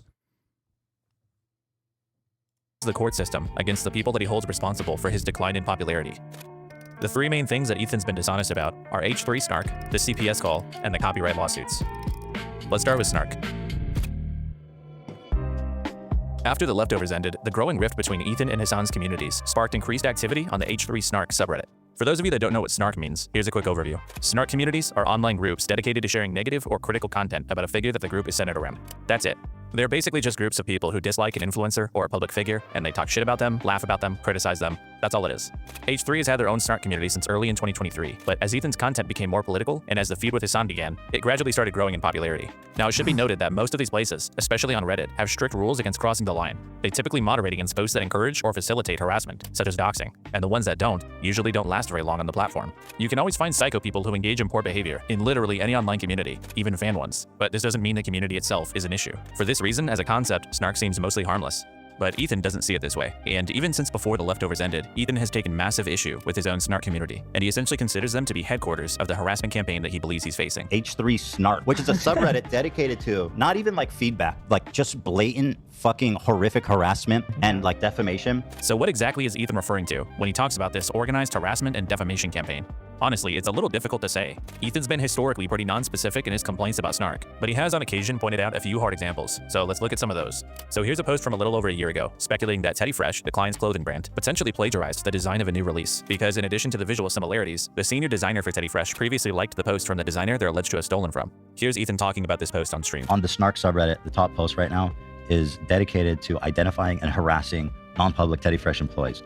We have no recourse. Like, this is not okay what's happening. I don't know how Reddit allows this. I really don't. It's fucking sickening. Okay, so Ethan claims this post is dedicated to identifying and harassing non-public Teddy Fresh employees. But the problem is this person did have senior designer at Teddy Fresh in their public Instagram bio. Teddy Fresh also routinely posts about their designers, including their names, in their own Instagram posts. And Klein has posted this person on her own YouTube channel, including naming them and introducing them as a designer at Teddy Fresh. Hi vlog, I'm Sean, I'm resident senior designer of Teddy Fresh. The H3 crew seemed to be under the impression that this post was a dox, by the way, because the document they compiled on it was titled Snark Dox. But based on what I can see, this poster wasn't trying to identify anybody. Motherfucker, you guys are the ones that identified them. It's not a lie, if you believe it. And furthermore, Ethan is shocked that Reddit allows this post, calling it targeted harassment. But how exactly is an accusation of wrongdoing by itself harassment? There's no call to action, there's no threat, there's no invasion of privacy. It's literally just a few photos and evidence for their claim. Surely Ethan doesn't consider it to be harassment to accuse somebody of plagiarism, right? There's this video, apparently by a former H3 Snark moderator, supposedly exposing the harassment the community engages in. And some of the examples they list are like, just listen. The Snarkers would even... If any of you are currently regularly posting or consuming a community that's based around negative interest in something, it's unhealthy. Being obsessed with things is fine. Being negatively obsessed with things you don't like is one of the worst things you could do for your mental health. Yes. For example, this community is positively obsessed with shipping and shipping routes, specifically around Singapore. This community is obsessed with logistics. This community is obsessed with commerce, free flow, and free trade all across the planet.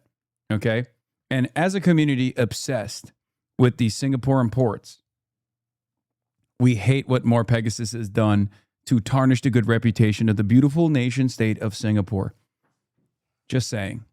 Post drawings of crew members for the purpose of everyone else in the live chat to make fun of them. But the thing that stuck out to me from the times I was looking at the H3 Snark live chat is that they really hate Zach. Whenever Zach was on screen, the H3 Snark chat would go crazy and comment about how ugly Zach is. Drawings? People calling Zach ugly?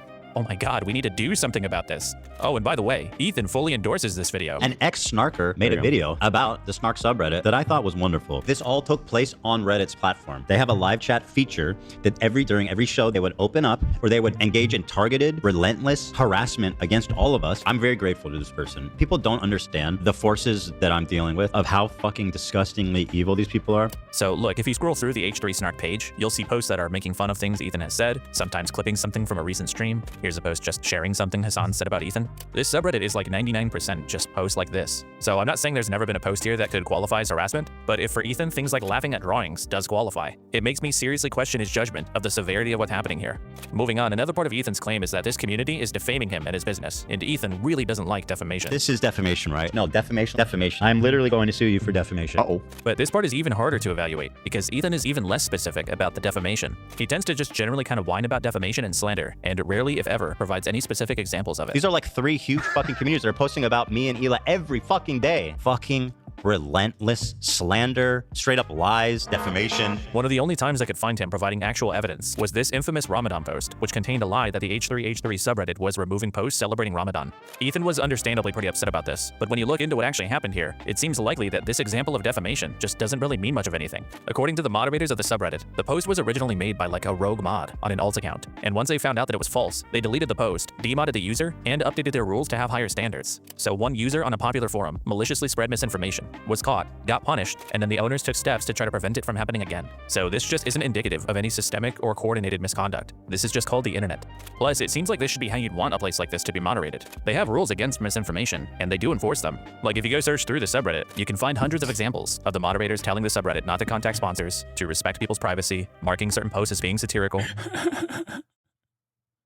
I'm an executive chef, and I was thinking about opening up 10 restaurants in Singapore, but after everything you've been saying, I don't know if I should anymore. Well, I still love Singapore. I'm just, you know, it feels like more Pegasus is just showing a very different side to Singapore, you know?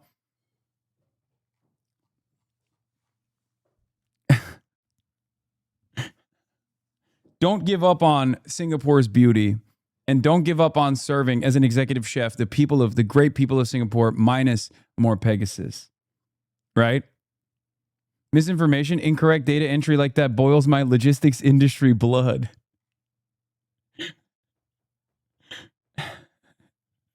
All things that point to them actually trying to prevent harassment and defamation. Like with any popular forum, some stuff might occasionally slip through the cracks, but this stuff would be outliers. It's quite obviously not the purpose of this community. So Ethan's claims that this place exists solely to conduct an organized harassment campaign against him are at best flimsy, and at worst, kind of bullshit. But there's one more thing Ethan has shown, and it's this screenshot he shared from Discord of supposedly a moderator of H3 Snark sharing the address of the H3 and Teddy Fresh studios. Now, if this is exactly how Ethan describes it, it could be an issue. But this looks like a private DM, not a public Discord server. There's no information about who this was sent to, whether this person is still a moderator, whether they even ever were a moderator, or whether any of the other mods knew about it. So I kind of just don't really know what I'm looking at here. Without more context, this just isn't evidence of organized, coordinated harassment. This could be nothing more than just one person doing something wrong, which again can happen in any large online community. So look, my perception of what's happened here is that Ethan conflates harassment with unwanted negative scrutiny, and he might even conflate slander with things he disagrees with. 99.9% of the users here are just talking, making jokes, criticizing him, voicing their opinions. Some of them may say things that are untrue or even cruel, but dude, that's what the internet is. H3 has millions of subscribers. At a certain point, you can't control what everyone says or thinks about you. So as far as I can tell, Ethan just isn't the victim of anything unique here, but obviously he disagrees. Bro, why do you keep talking about Pegasus in Singapore? I literally never heard of this guy. Ha ha ha. Can someone explain, please, why Hasan keeps talking? We're joking. It's called memes, okay? That's what we're doing. But what's not a meme is our love for shipping, commerce, and logistics. What's not a meme and not a joke is art. Look at the suit. What does the suit tell you? That I'm a business guy. Okay? I'm a numbers guy, and I really like doing numbers, specifically in the beautiful nation state of Singapore. Okay? Are you confused about the passion that this community has for doing business in Singapore and its ports and the opening of straits and making sure that free flow of commerce transits through the Strait of Malacca, for example? Because that's a fixture of this community. I mean, this is a community that is designed around trade routes. And his response to these insults, to criticism, and to this one lie that was ultimately removed was declaring all-out war on Reddit and H3 Snark. And it's just fucking disgusting. Like, Reddit, you are disgusting. Fucking shame on you. The CEO, the officers, everybody. Yeah, he also, didn't he also want to do like a Laura Loomer style situation where he was going to like lock himself up to chain himself to like Reddit headquarters or something, in the same way that like Laura Loomer chained herself to the door of Twitter? Everybody who's in this company is 100% liable for everything that's happening on all these Snark subreddits. He started by going to Reddit and complaining about Snark numerous times, demanding that they take action against the subreddit. And I've tried to notify Reddit, and they just don't fucking care. We reported it, and we were trying to contact someone at Reddit. I've gone through every avenue possible with Reddit. If this doesn't get taken care of, then I'm going to have to start holding Reddit accountable. Which led to quite a lot of whining from Ethan when they chose not to do anything. The whole Snark phenomenon is so pathetic that Reddit allows this shit to continue. This is another reason why I just cannot fucking believe that Reddit doesn't react react. It's so fucked up that Reddit allows this and doesn't do anything. But Ethan did eventually hear back from Reddit, although he wasn't very pleased with what they had to say. We got a hold of someone at Reddit and we told them about all the snark stuff. It was a comms person and they got back to us and they said, well, you guys are harassing people also. You're That was the funniest thing. Dude, Reddit was like, dog, have you seen your subreddit? It's literally entirely dedicated to this fucking one person. Or not even one person, but like everyone that has ever, in your mind, wronged you in any capacity. Any criticisms of you any criticism of you turns into this subreddit being utilized as a vehicle of endless harassment and enmity. Harassing people and they're harassing people, so I don't see the difference between your community and their community. And while it would be really funny if Reddit actually said that to him, I highly doubt that that's what Ethan was told. I imagine he was told something more like, this community is totally fine. They're not doing anything different than your own is. But this is where things started getting a little weird. Ethan didn't just disagree with Reddit's decisions. He started claiming that Reddit was conspiring against him to protect Snark. I believe that Reddit is colluding with the moderators of this Snark community and actively protecting it. And to his credit, I'm sure that Ethan really was on the verge of cracking this thing wide open. Twitch has been ideologically captured, and the people in that company are using their terms of service selectively as a form of activism. And I feel that I'm getting the same treatment now from Reddit. Did you know that these two companies in San Francisco, their headquarters are blocks away from each other? It's just interesting. It's just interesting because it shows there's some culture happening in this tech space. I think that these people are all very similar minded. I think that's what this is telling me. Right. But somehow this airtight narrative didn't gain quite as much traction as Ethan would like, so he started being somewhat openly dishonest about it. For instance, when Adam McIntyre's Snark community got taken down by Reddit, allegedly due to behaviors similar to the H3 Snark page, Ethan took it as proof that Reddit is conspiring against him. But he prefers to just disregard the known fact that Adam's page didn't get removed due to any alleged behaviors, but rather because it was completely unmoderated, whereas H3 Snark has always had active moderators. Ethan is aware of this, by the way, he just chooses to believe something else. It's hard for him to be honest. He lies a lot. He does. In fact, there are often pretty decent explanations for why things on Reddit haven't gone Ethan's way, but rather than opening his eyes, everything only leads him to further believe that Reddit leadership must be snarkers themselves. That's right, it's a big Reddit conspiracy to harass Ethan Klein. That is literally what he believes. I know that it's likely that one of the admins who's being paid by Reddit is participating and protecting it. Ethan also started claiming that the coordination and organized harassment actually just happens in Discord servers, which is why you won't find it on the subreddit itself. These fucking freaks that are in a Discord sharing on all these things. These people can sign up without any info of their account. Most of their activities happening on Discord. And it's kind of weird that he'd go that route anyway, because somehow Reddit is complicit in something truly horrific here, but simultaneously none of it is actually happening on Reddit, it's all happening somewhere else. But despite not having very much evidence, Ethan remained incredibly determined to push this harassment narrative. So determined, in fact, that he made the very classy decision to appropriate a woman's suicide to further his agenda against Snark. Michaela Raines, also known as Save a Fox, took her own life back in June of last year, and Ethan, within 24 hours of it being announced, ran to Instagram to claim that Snark was responsible. But Michaela's husband didn't cite her Snark community as contributing to her suicide. He rather said that the criticism Michaela faced was often from people she knew or people from other animal sanctuaries. Michaela's Snark page was pretty inactive, with only 19 total posts in its lifetime. She also, according to her husband, had a long history of being in and out of therapy with depression and various other mental ailments. Now, I'm not saying it's impossible that Michaela's Snark page contributed to her distress, but this was obviously a deeply troubled person, and Ethan parading around her body for his own narrative purposes and chalking it all up to Snark when he can't even know that to be true is kind of a disgusting. Also, when he himself is a contributor to what he claims he's victim to. Like, we've already established, Reddit already established that he operates a Snark subreddit, right? So it would have been nice for him to maybe, realize his behavior was probably leading people down a similar path. Thing to do. But despite these lies and conspiracy theories and his appeals to Reddit, Ethan was unsuccessful in getting H3 Snark removed. This is not normal. This is fucking insane, unhinged behavior that is being explicitly sanctioned by Reddit continually. It's nauseating. It's so fucked up. So he decided to escalate his tactics.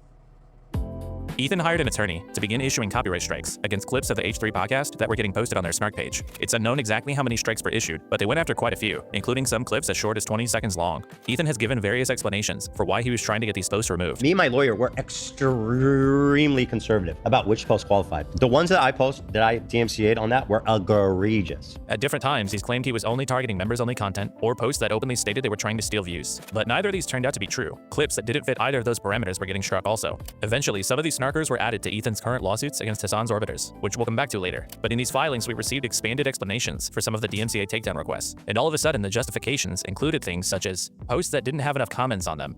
Not a great reason. These filings also claim that H3 was very purposeful with what they chose to strike, listing just 7. I mean, he does realize it. He just doesn't care about being wrong. That's why everything he says is projecting his own actions onto everyone who injured his ego. I mean, there's got to be a fucking moment of introspection, right? Like, how the fuck do you live like this, man? I think one of my best strengths is the crippling self-doubt that I have that plagues me at times. It makes me a less skilled orator, I think, because that crippling self-doubt is always there in the back of my mind. Am I actually getting this right? Is there more information that I'm not privy to, right? When I'm delivering statements and shit like that. But I guess that also helps. That also helps because, like, I do check myself with regular fucking frequency. This motherfucker never does. You're a bad liar. I'm horrible at lying. I can't do it at all.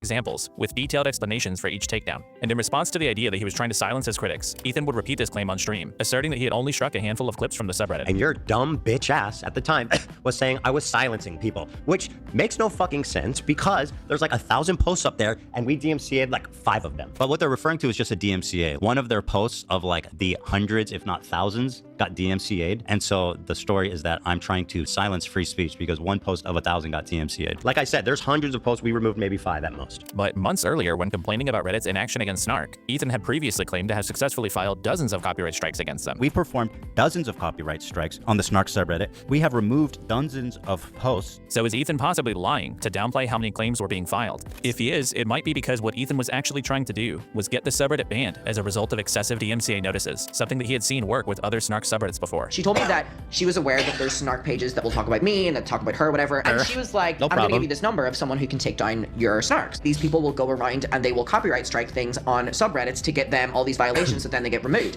I'm pretty sure as well that's how, you know, Trisha Paytas got the Trishyland Reddit taken down. But obviously that plan didn't work, so he started making... Just checking in, man. Do you take medication for all that incessant anxiety and depression fueled by hate? Don't mean to be intrusive. No, because I don't have incessant anxiety and depression. I do have self-doubt, but I don't have anxiety or depression.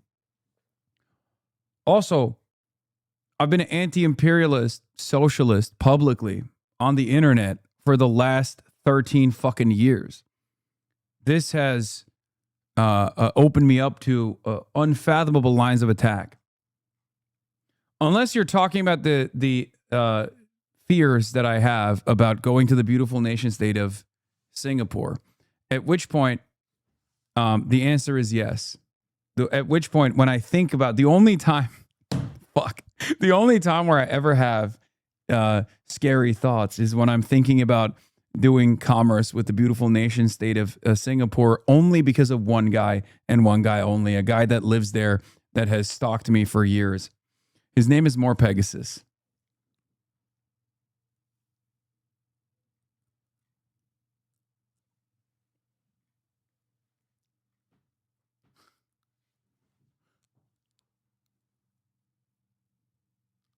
public threats of legal action against members of H3 Snark. And I wanted to briefly point out the very funny way that he talks when he's addressing Snark. He really thinks he's that guy. I will look for you.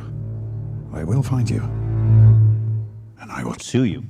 He's already been granted a subpoena to obtain the personal information of prominent H3 Snark members, which he claims is just for legitimate copyright purposes. And he's threatening to dox them. It's not a dox, you dumb fuck. It's called a subpoena. Now, what happens to that information? I don't know. I literally just want to hold them accountable for copyright infringement. Court filings are all public. So if like their private information shows up there, I literally can't help it. But if you're not trying to dox them, then why say things like this? I mean, he's just openly expressing here that his goal is, at least partially, to expose the identities of these snarkers. Like anyone that participated in that sub should be humiliated, embarrassed, and exposed. If I was one of these people and had something to lose, who had, let's say, a good job, or was part of an elite university, something like that, they would certainly not want people to know what they've been up to. They all have quite a lot to lose, and I will be the one that makes them lose those things. That is pretty explicit. I mean, just look at one of the letters from Ethan's attorney. Give us the identity of Snark moderators, or all of your personal info will be made public. And this letter was regarding a clip posted on H3 Snark that was 90 seconds long. It seems obvious that his primary motivation is not really protecting his property.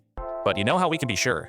Ethan previously, not even that long ago, had opened up the H3 IP to everybody, and he even gave his blessing to people profiting off of his channel. I am opening our IP to the world. If you want to cut up clips from the podcast, from our members live, from anything with me in it, go for it, man. Monetize it. I will not claim. Remember that? remove. I will not do anything. Remember to that? be fair, it's basically been my policy. I don't claim or remove anything really at all. But now you're making it explicit. Yeah. He was openly encouraging people to monetize his property, even on YouTube. We opened our IP, and there are starting to be Yeah. channels who are uploading content I started noticing. and they're getting views, and I'm very happy. But Redditors, who don't profit off of him at all, he has a massive problem with his content being shared there. And the only difference between these two situations, one supports H3, the other criticizes him.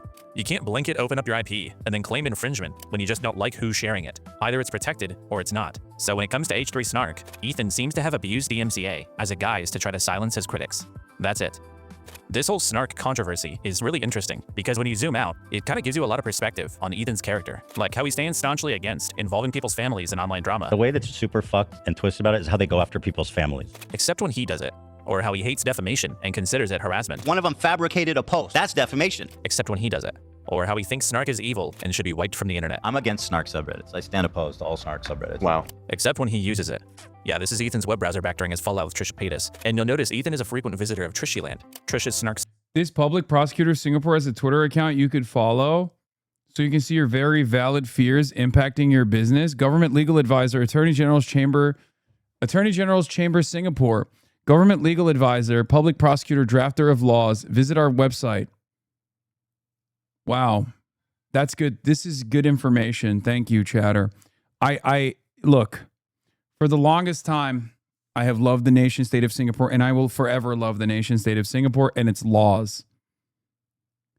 Of course, one of the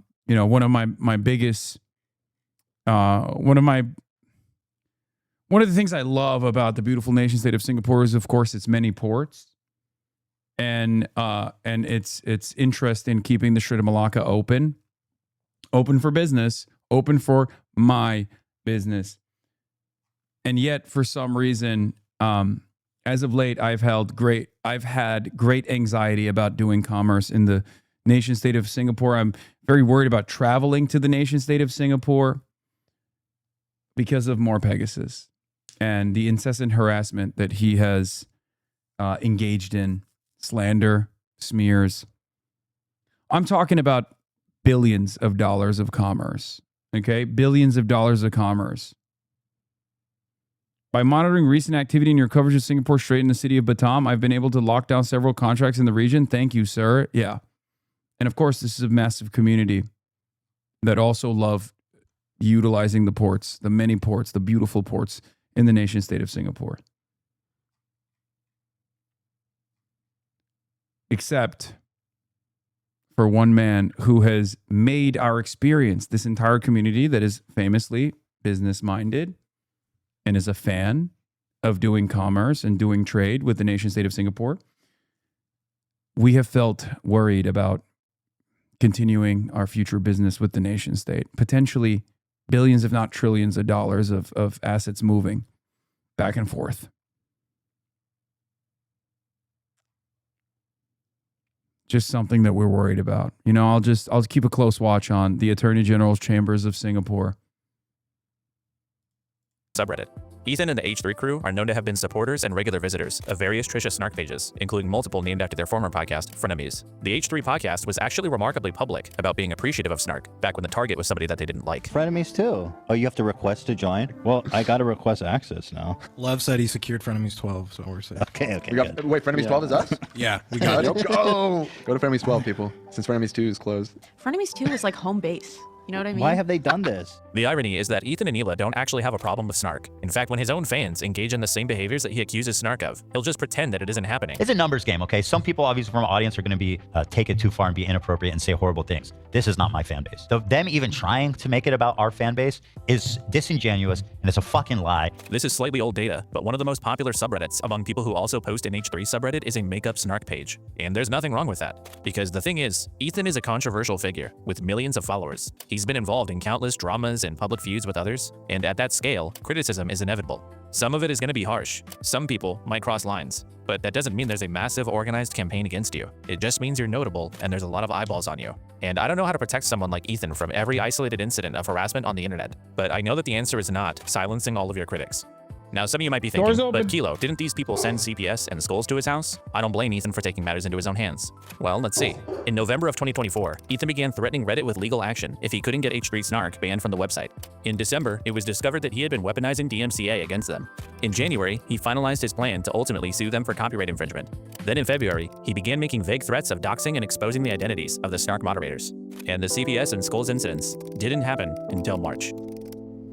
So I'm gonna skip the CPS stuff, and let's get to let's speed this up a little bit because I want to see his lawsuit arc, and I also want to see some of these other villains that I apparently have that many of which I have heard of, at least tangentially know of, and some I do not know of at all. Really got me. It's the stated malicious intent to steal. And I suggest you all watch it through other people as well. If you enjoyed not giving any views to that terrible video, follow, subscribe. A lot of people have been wanting to watch this without necessarily supporting Ethan Klein. So Ethan is targeting people who maliciously reacted by openly stating that they wanted to avoid supporting his channel. And to a lot of people, that makes sense. Go after the people who were trying to harm your channel. But the problem is that both legally and logically, the concept of a quote malicious reaction is kind of fucking incoherent. So legally, any focus on malice in a copyright lawsuit would be a misapplication of copyright law. In US Oh my God, it turns out this static fucking PNG was right. It turns out that's precisely what a judge, a real ass judge, saw and decided.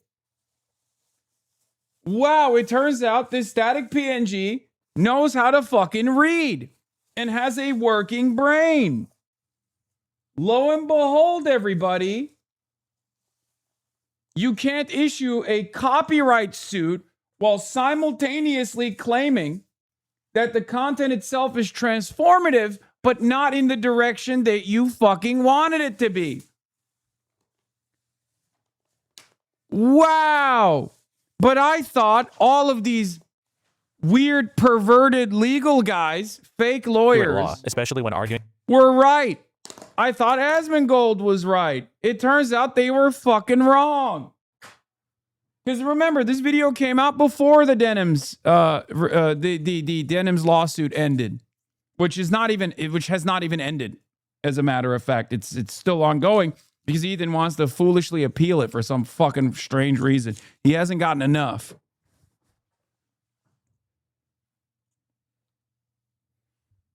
Denim says, I can't believe Legal Mindset would lie to me. Yeah, it's really messed up. Especially after all of his courses that we paid about, going and living in Asia and all the many benefits of living in Asia. All the many creepy benefits.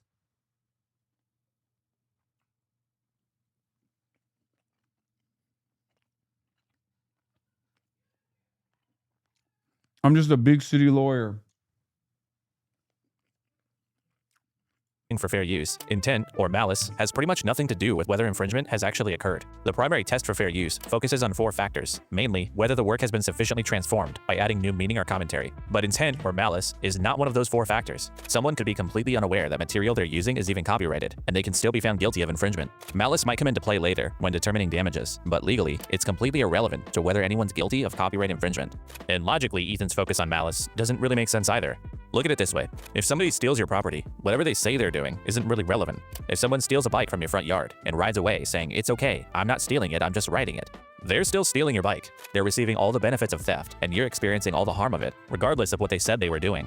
With React content, it's the same thing. If you watch someone's entire video on stream, you've taken their content and given your audience a version they can watch instead of the original. Whether you say, "I'm stealing your viewers," or you say, "I love this creator," doesn't change what you're doing. The only thing that matters here is whether or not your coverage adds enough to the original video to make it a fundamentally different product, which would mean you're no longer stealing.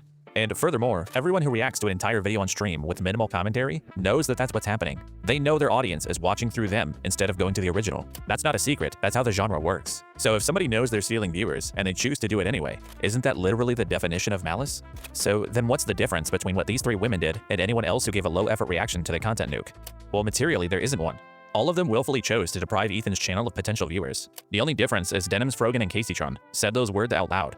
I do want to briefly point out that I'm not even really sure that Denims or Caseytron did in fact openly state an intent to steal views. I know Ethan's convinced everyone that that's what happened, but look at what they actually said. Denims responded to a chatter saying they wanted to watch the content nuke through someone else and simply confirms that she is in fact going to react to it, which isn't really malicious. At the end of the video, she makes the comment from earlier. If you enjoyed not giving any views to that terrible video, follow, subscribe, etc. That's not really malicious intent either. The video is already over, and it's simply an acknowledgement that some people were there for that reason. Same thing with Caseytron. A lot of people have been wanting to watch this without necessarily supporting Ethan Klein. That's not really a statement of intent, it's just kind of a fact. And that's all she said. So is this really them saying they're trying to steal Ethan's views? I'm not really convinced of that. They seem more like statements of awareness about the market for boycotting Ethan Klein's channel. But let's leave that aside. Let's say these were explicit statements of malicious intent. There's another creator who Ethan is not suing who did the exact same thing. XQC proudly admitted that he is stealing Ethan's content during his reaction. I actually admitted watching it.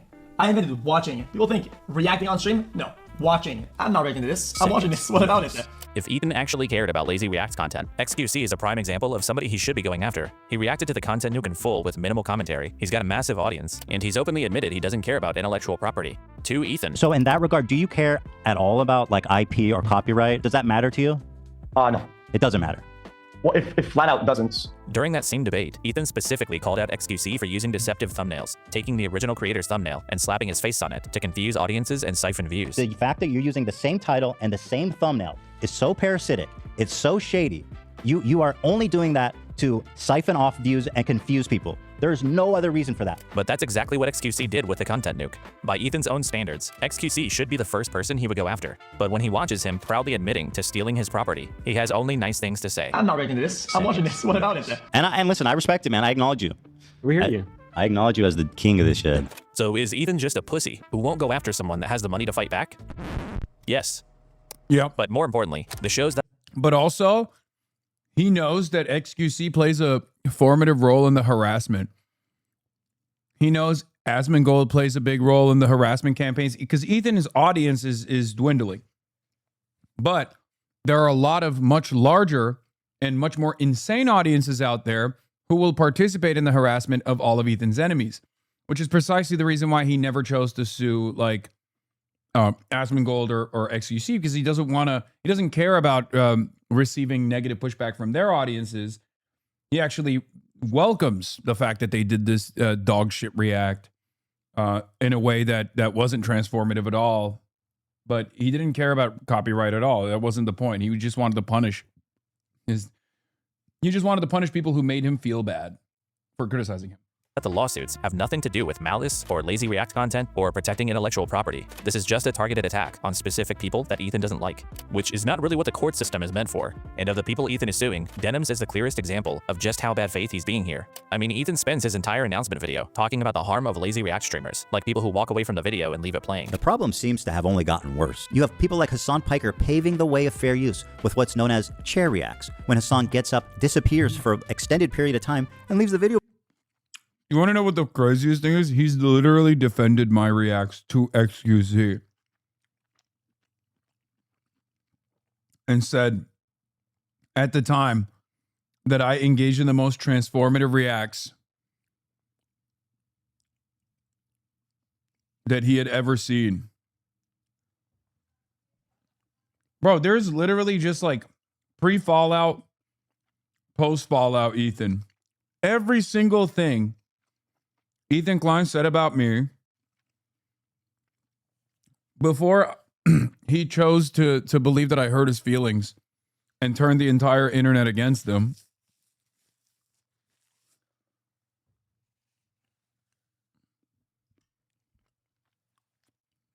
Is the exact opposite of like the post Fallout where he's just trying to maximize the pain. Playing for his chair, Mr. Chair, they call it. But Denim's reaction to the content nuke was nothing like that. The content nuke itself is less than 2 hours long, and Denim's reaction to it is almost 4 hours long. And according to Ethan's own standard, that should qualify as being transformative. My reacting to Ian's content cop, which I finished in, my total reaction was probably what, like 5 hours or something in total? Maybe less, 4? And his was 1.5 hours. I think that sounds pretty reasonable. That's like taking 2 times more than the original runtime, which seems like a good amount to contribute to have proper commentary, right? So again, by his own measure of what fair use is, Denim sufficiently transformed his video, which should mean she didn't really steal anything. So why then is Ethan still suing her? Ethan had a problem. He wanted to sue Denims, but as of right now, there really isn't that much legal precedent for full-length live react content like this. So it's pretty unclear whether Denims' reaction to the content nuke would legally be found to be an infringement on copyright, especially given the length and added commentary. And because Ethan couldn't know for sure, he decided to hedge. Some of you guys out there sweating? He didn't just register the content nuke with the US Copyright Office. He also registered the countdown stream that led up to it on the H3 podcast, which Denims did watch live. And her reaction to this countdown stream is far less likely to fall under fair use. But the problem is this countdown stream doesn't seem like it's what Ethan was talking about when he expressed wanting to protect people's content. In his announcement video, he repeatedly mentions long-form content and uses Lamino, whose videos likely take weeks or months to make, as an example of unfairness. What if I could make a long-form, irresistible piece of content that I knew that these streamers couldn't resist, they couldn't avoid the temptation of watching it the second it was published? So he's clearly making it sound like he's talking about video essays and things with high production quality, not some countdown stream. He specifically talks about Denims here as though she reacted to the content nuke itself with no commentary. I knew they would watch the entire video, add little to no commentary. After being gone for a few minutes, she returns and then sits silently for another couple of minutes eating. But he doesn't mention the countdown stream a single time. It's almost like he doesn't want you to realize that he's completely spite-driven and full of shit. You're lying. Maybe I am, so what? And here's what makes that super obvious. Ethan didn't even register the countdown stream with the content nuke back in January. He did it in March, 2 months later. What happened in March that would make Ethan want to be sure he could go after Denims? That it seems like she's directly responsible for CPS coming to my house in the morning and interviewing my children.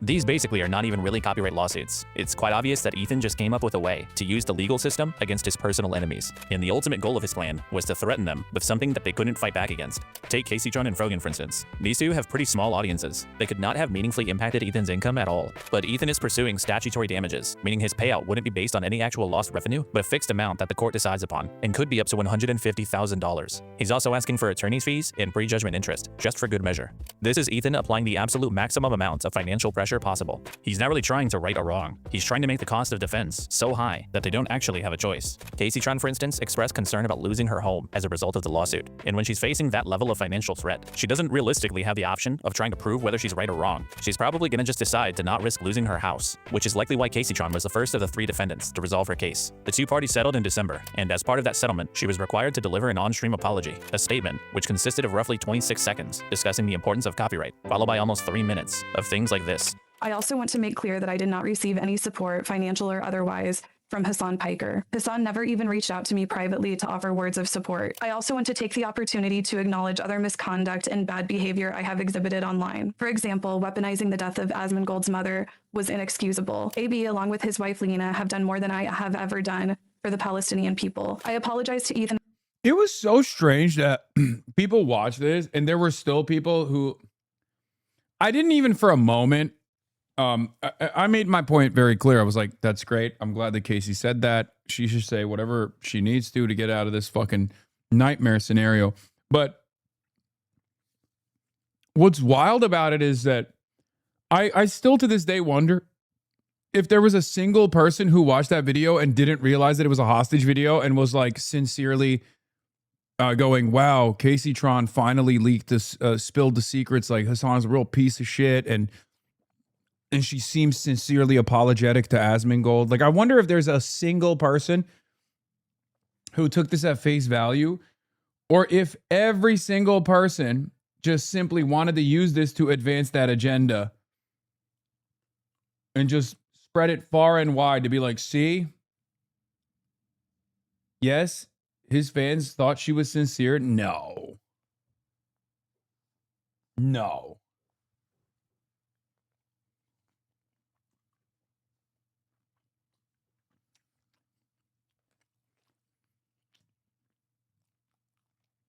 And Gila personally, I have said extremely mean and cruel things about both of them. I also want to acknowledge the pervasive problem of anti-Semitism in leftist spaces. It should concern all of us. I condemn it and will not participate in it. To that end, I wish the client's success in enforcing TED Entertainment's copyright and protecting the legal rights of online content creators. Ethan claims that these lawsuits weren't about the money, and he did this to protect the wider commentary community. Even though theoretically I could sue a lot more creators and rake in millions of dollars, the purpose of this is not financial gain. I don't want to chill the reaction community into fear. Actually, the opposite. I hope that we can all unite against this type of egregious behavior that not only makes us all look bad, but could destroy the commentary community as we know it. But when he was able to point a dollar bill-shaped gun at Caseytron's head and force her to say whatever he wanted. You forgot, bro. Betelgeuse says, Hasan, they think Ethan is sincere, morally correct.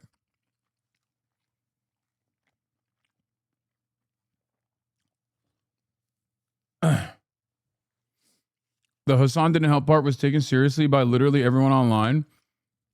I don't know. I don't know if like people see, that's what I mean. I don't know if people actually took that seriously or if they were just like using it as an opportunity to advance their fuck Hasan agenda. Not that it matters to me, but the fans think he dropped the Noah Samsen lawsuit as goodwill. What do you mean they think it's sincere? Oh my God.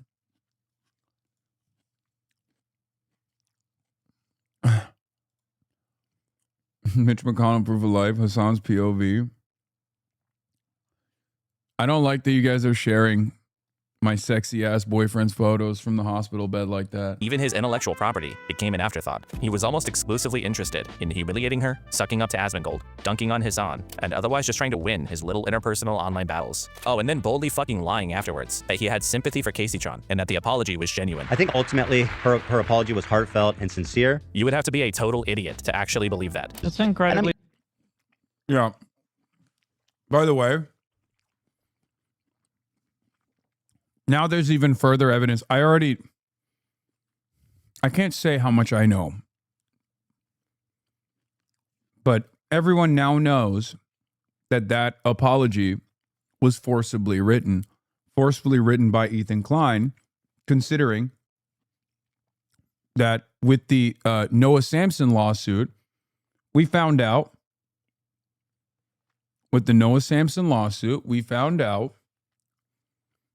that that's precisely what Ethan has been doing. So if you had any opinion that this was like a sincere apology, then now you know Ethan has been doing this, advancing lawsuits, and then trying to. Do you have to pause every 3 seconds? Yes, I do, because I like to do transformative content, contrary to what the internet thinks. But yeah, it's very obvious that Ethan made Caseytron write that. His lawyer signed off on it, and then he just sat there on his stream and made it seem like it was a sincere apology. There was a heartfelt apology that Ethan had no say in. It's stressful, both emotionally and financially, to go through a lawsuit. It is, and Everybody I knows appreciate that. the situation she's been in. You're the one putting strain on her situation. Ethan even made Caseytron declare her willingness to help him pursue the H3 Snark moderators, who he claims colluded with the defendants to promote their streams. For the record, I have agreed to cooperate with the Kleins in their litigation against the H3 Snark mods for promoting my live stream to the extent that I am able. But his evidence for this is just this Reddit post listing publicly announced streams that were going to be reacting to the content new. She's working directly with the Snark subreddit moderators to siphon views, and their intentions couldn't be clearer. But there's been no evidence presented of any two-way communication between the defendants and H3 Snark, so Ethan's even using these coerced statements to promote narratives about his enemies that he likely doesn't even have evidence for, which means that these totally spike-driven copyright lawsuits are being weaponized to compel the speech of the people that Ethan is feuding with, and all of it is in service of simply managing his online reputation. And even if you hate Hasan and Denims and all these people, what Ethan is doing here should repulse you, because it's extremely clear that his announcement video, the forced apology, his acceptance of the apology, this entire situation was a lie. And he lied because Ethan knows what he's doing is fucked up. He knows it's wrong to abuse the court to litigate personal grievances, so he has to pretend to be doing it for some greater purpose. I mean, people don't like injustice, and we all see this, and no, it's not right. I hope that we can all unite against this type of egregious behavior that could destroy the commentary community as we know it. Ethan, don't settle. Bleed her bank account bone dry. That's not my intention. My intention is just to obviously stand up for what's right. But that's obviously not what's happening. None of what Ethan is doing will help the React community. These cases won't establish any helpful legal precedent, and he's not even setting a social precedent against blatantly stealing content, because he's letting the most long-time egregious offenders off the hook. The precedent that Ethan is setting is that wealthy creators can use the threat of litigation to suppress the speech of people they dislike. And despite Ethan claiming he wants to avoid a chilling effect, I don't want to chill the reaction community into fear. This will establish a totally different kind of one. Spite-driven lawsuits like this threaten the entire foundation of online commentary. Healthy internet ecosystems thrive on creators engaging with each other's work. Commentary, criticism, live reactions, whether positive or negative, these things expose audiences to new creators, generate more content, and keep the space dynamic and interesting. Creators respond to each other, build off each other's ideas, and issue criticisms. But weaponizing the legal system over personal beef undermines all of that. And Ethan knows it. That's the reason he's doing it.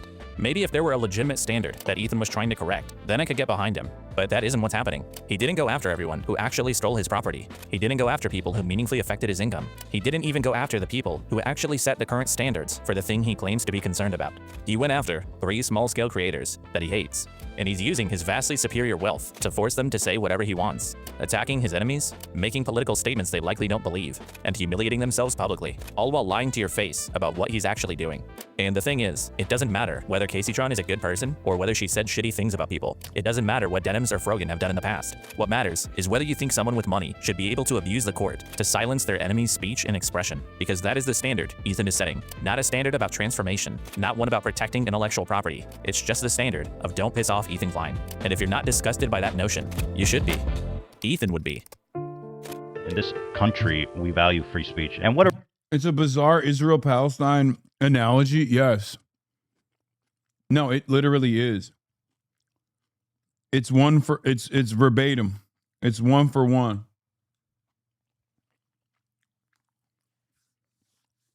Remember when the country of Israel said they were going to sue Nicholas Kristof for the New York Times reporting about sexual violence that Palestinians had faced in the hands of the Israeli occupying forces, in the hands of settlers?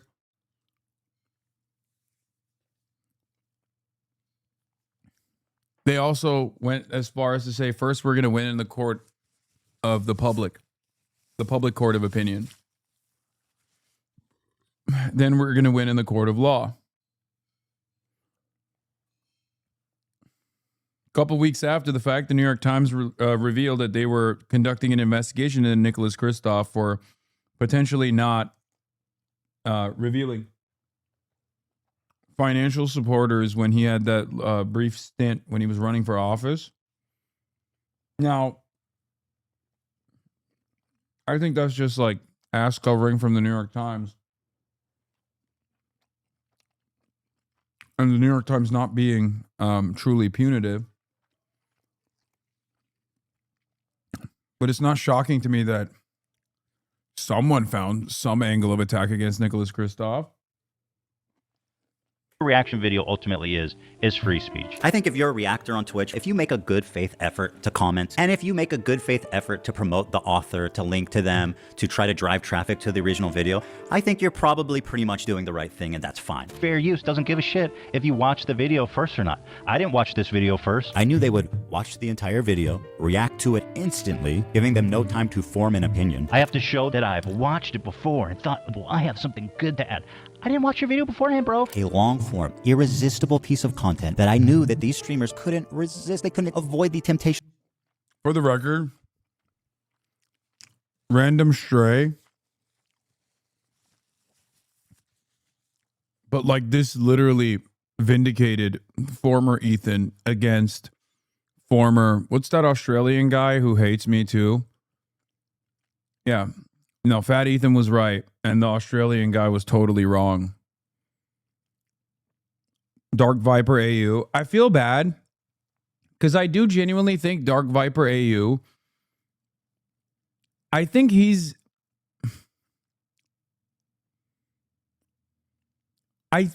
like kind of lost in the sauce with the React content, and I think he gets like super hyper fixated on stuff. But by and large, his politics seem far better than any of these other freaks. Like, he just got too passionate and too emotional, while also simultaneously being kind of wrong about the issue.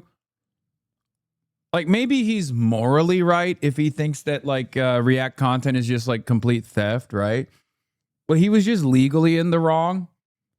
And because he was just a little bit too passionate about it, he just said, how come you still do chair reacts? I love chair reacts. It's my favorite. I always do it famously.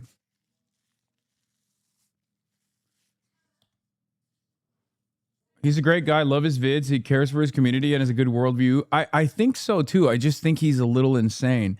I mean, he straight up said that like reacting to other people's videos is the same as rape. Like you're a rapist if you react to other people's videos. That's what he said.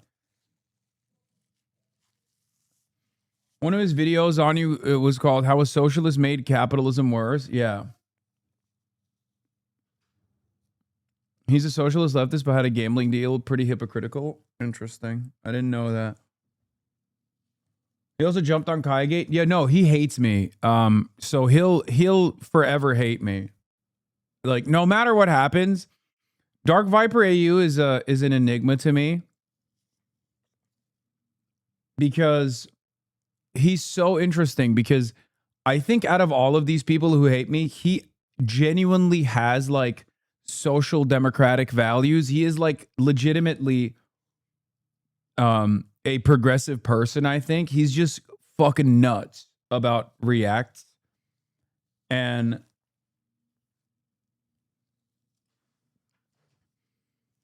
not only is he just nuts about Reacts, I think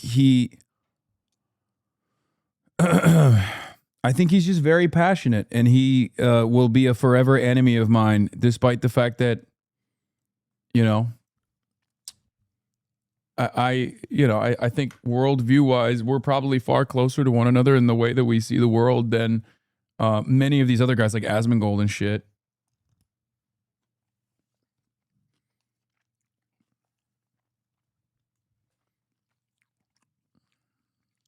So that's a really funny turn of events. JXC a bit too right. They seem all right, but have a similar hiccup with Reacts. Yeah. JXC was the OG React gate. And it's so funny because like I literally apologized. I apologized to them. I took the video down. Like it just did not matter. They just went on a fucking tangent. They went on a tangent with like some fucking right-wing weirdos. Did like a 10-hour broadcast about how I am the most like I'm the worst villain on the internet. And it's crazy because again, I think they're somewhat progressive. Right? I think JXC is also somewhat progressive. But they're progressive, but they're friends with like a lot of anti-woke chuds. And maybe they get lost in the sauce a little bit, but I feel like JXC hangs out with Mahler, right-wing weirdo. Yeah, I think something happens, man. I don't know what it is. There's a couple content creators where I'm like, you're surrounded by a lot of these. Didn't you say there was a really bad shit going off screen when the initial React Gate shit happened? Yes, but I will. It's fine. We don't need to talk about that. That doesn't matter.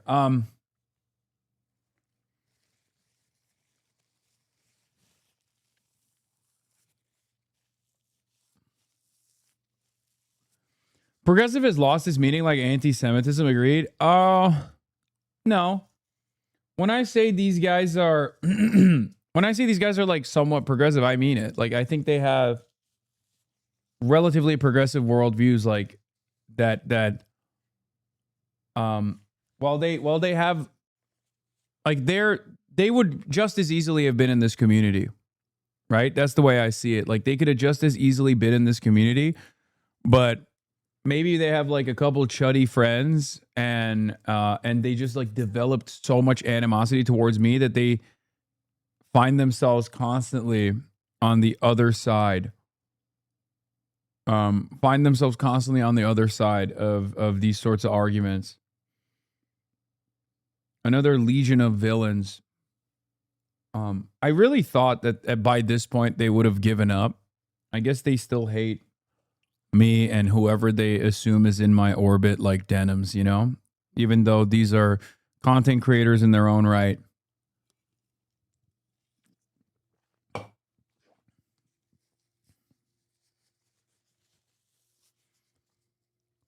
Reactgate was such an insane era. Fucking Matt Pep made a video about you, which was the first and last time I've ever seen him make an official video about drama. He always only addressed drama on his weekly live streams. It's because I'm male Pokimane, dude.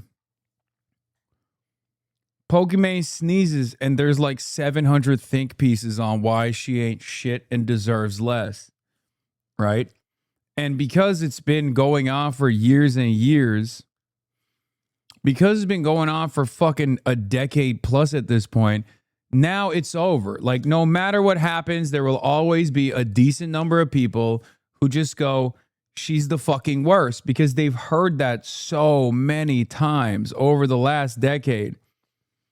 And I'm in a similar predicament. There's always going to be people.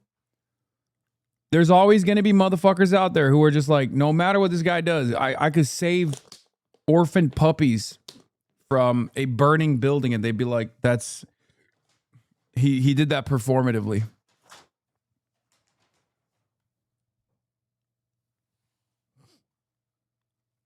Yeah. Call me Piker Main or Pokey Mail.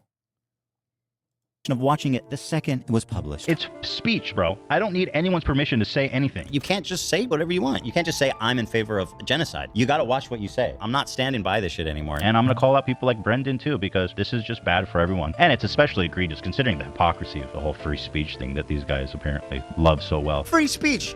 You go to free speech. Shut up, dumbass. You're shutting down criticism and you're pretending like it's a copyright issue. It's not. It's fair use. It's protected speech. This isn't a free speech issue. This is people are fucking getting way too comfortable slandering and saying whatever they want about people online under the guise of free speech. There's lots of videos shitting on me on the internet. You know, I wish I could just delete them. Look, see, this is what I mean. Cry me a river, Zap Boy. You will always be the heel of the internet. Does it seem like I'm crying? I don't give a fuck. Look, more often than not, you're going to find yourself on the wrong side of issues. That's my point, right? If your entire fucking worldview revolves around being like, I fucking hate Hasan, you're gonna end up being on the fucking wrong side of issues. Do you want to be?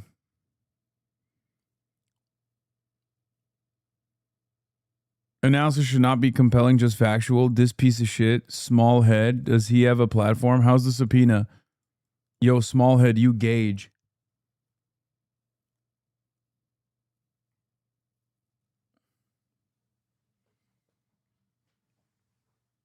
2013 account, bro. You posting like this? Come on. You're older than me.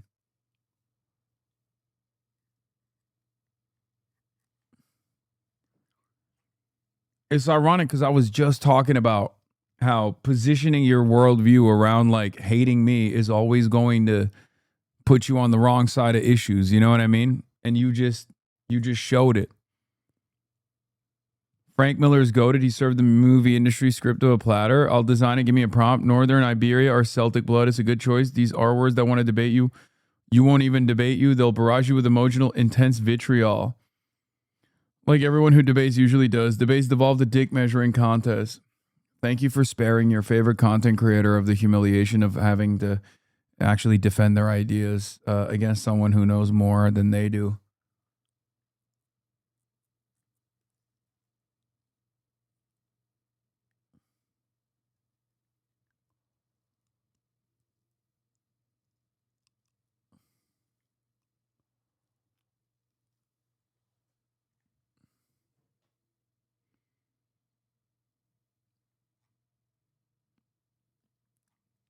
Anyway, let's continue. Off the internet, you know, wouldn't that be nice? Wouldn't that be just convenient? But you know what? You can't do it. That's free speech. You know, and free speech is tested when it's targeted at you. You can't just say whatever the fuck you want. It's time to start holding people accountable for the shit they're saying. I fight every day to protect free speech. I put my money on the line. I go to court, and I'll do it as many times as I need to. You guys have been doing this for years. It's the jig is up. You're gonna have to tell it to a judge, literally. By the way, this guy likes threatening to sue people. All over fair use and my right to free speech. And if I wanted to sue you, I probably could fucking ruin your whole life. It'll be great to sue them. I'd love to sue her. I'd love to sue him. I'm gonna sue you. It's not a threat. I'm going to sue you. We get to pursue legal fees for this garbage anti-free speech lawsuit. And to all the detractors who are saying that I'm a hypocrite for suing for copyright infringement, I just have this to say. I don't care. It's easy to defend free speech when it's got nothing to do with you, right? When it makes you look good. But when free speech makes you look bad, then let's see how much you defend it.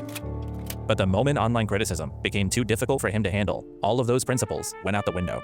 And not only has he completely abandoned those principles, he's become the thing that he spent so much of his career complaining about. As an example, look at the initial complaints for the lawsuits. These were over 80 pages long and contained things like a comparison between Hasan and Haj Amin al-Husseini, a notable Nazi collaborator during World War II. And yeah, this is clearly partially intended to waste opposing counsel's time and rack up the defendant's legal fees. But Ethan's been on the receiving end of litigation like this before. He's doing a spite lawsuit trying to ruin our lives. And God forbid I actually fight back against a fucking total fraudulent copyright lawsuit. Well, fuck you, bro. Or how he spent the last 2 years complaining about online harassment. But in the versions of these complaints that Ethan linked under his announcement video, he censored his lawyer's contact information, obviously to try to prevent harassment, but he did nothing to protect the identities of the 3 defendants, which were previously not widely known. I mean, sure, court filings are public, but then why censor anything at all? Ethan knew what he was trying to protect his lawyer from, but he declined to try to offer that same protection to the defendants and published it to millions of people. I don't know if most people would think of this as doxing, but I don't know what else to call it. And if that is what this was, we shouldn't be surprised. Ethan has clearly shown time and time again that he has no standards of any kind.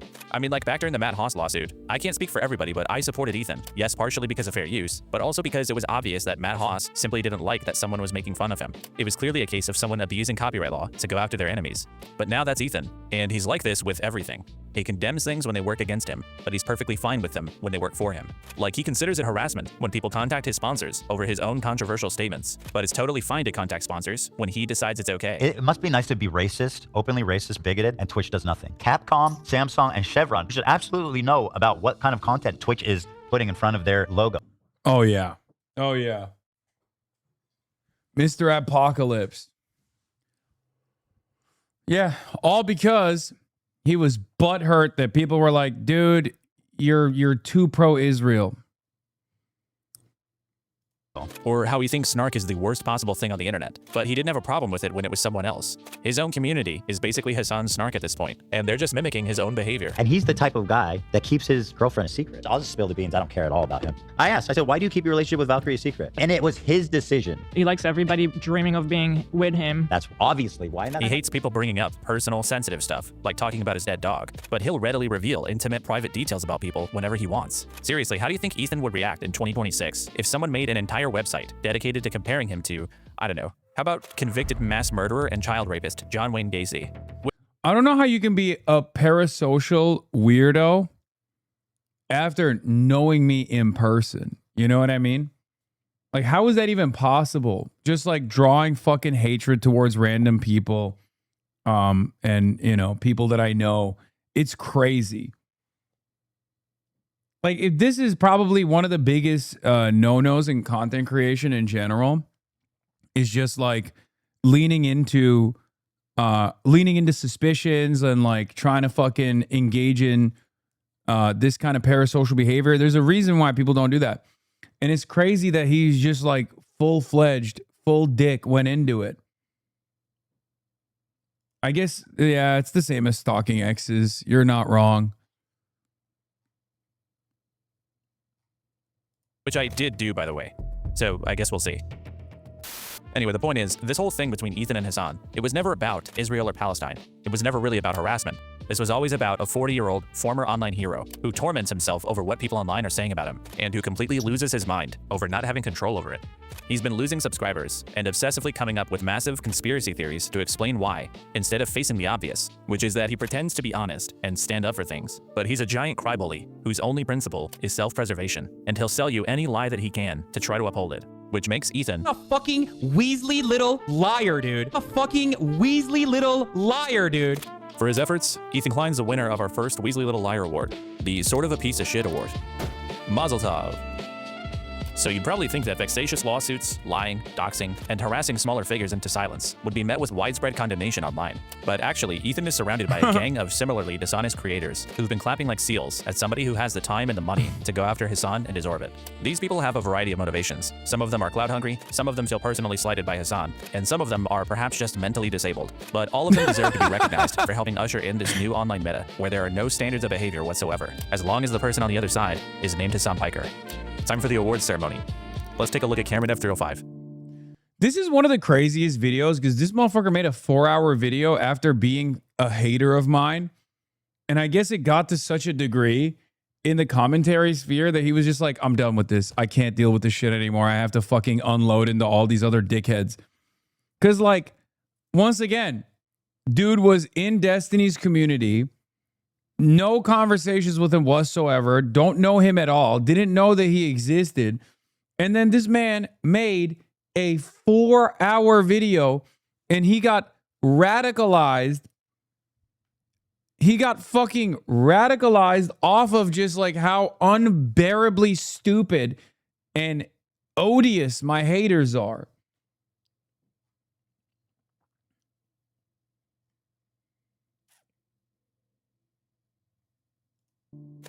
Hey there, folks. I'm your local content cop. I make sure everyone's content is up to par. Cameron F305 is the owner of an up-and-coming commentary YouTube channel. He's 21 years old, he has around 80,000 subscribers, and he's the smallest online figure in this video, but he's also one of my favorites. Cameron is somewhat well known for various interpersonal online dramas, most of which stem from his time working for... Okay, I'm gonna be honest. Isn't this one of the... This is one of the ones that's like...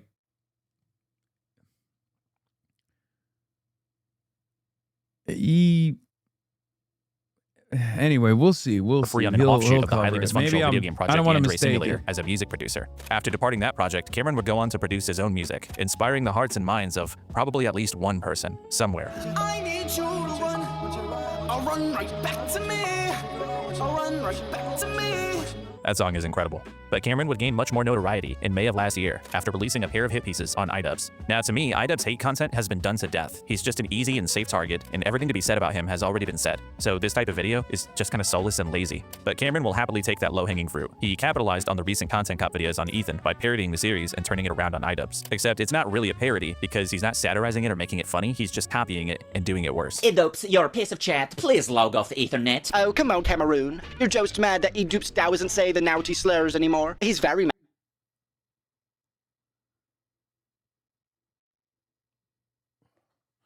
I can't tell you what I think should be done to you if you sincerely watch that shit in 2026 or 2025 or whenever the fuck he made this. I'm thinking it, but I can't say it out loud. But I do think that, you know, I think it should be illegal. It should be illegal to be a guy who enjoys that. Like if you... In the big 226, bro, LARP tubers are in right now. Cringy.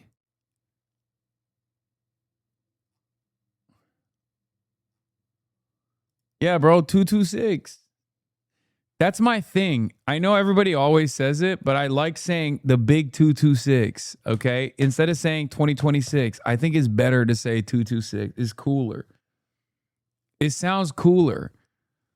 Just let it happen. Now. I think you need to grow up. Yeah, both of these videos are pretty fucking terrible. They're like exactly what you would expect from someone making an easy, lazy hit piece on a guy who's already widely hated. You can make mistakes and grow from them. That's fine. But don't make that your entire fucking personality. And even if you don't resonate with it anymore, don't shit on people who enjoyed your old content. You come off as disingenuous and extremely fucking annoying. Yeah, it's just fucking whining about the same shit everyone else has already said about iDubbbz. But somehow there are still a lot of people out there who will endlessly consume brainless content like this. So these videos actually did pretty well. Cameron earned over 1 million views on the first one and several 100,000 more on the follow-up. The success of these two videos helped Cameron work his way onto H3's radar, and he received a shout out from the big man himself. This dude put in so much more effort than Ian. Holy fuck. Anyway, check it out. It's really good. Good watch there. It isn't. From here, Cameron would start to very shamefully act like an Ethan Klein cheerleader and desperately try to get his attention and approval. Fucking Ethan is going demon mode right now, and I love it. I love petty Ethan, dude. I love petty Ethan. This is great. Ethan, Dia, if you're watching this, can you shoot me an Instagram DM? I guess I can ask him after, but... Will Smith is one of the most famous cucks.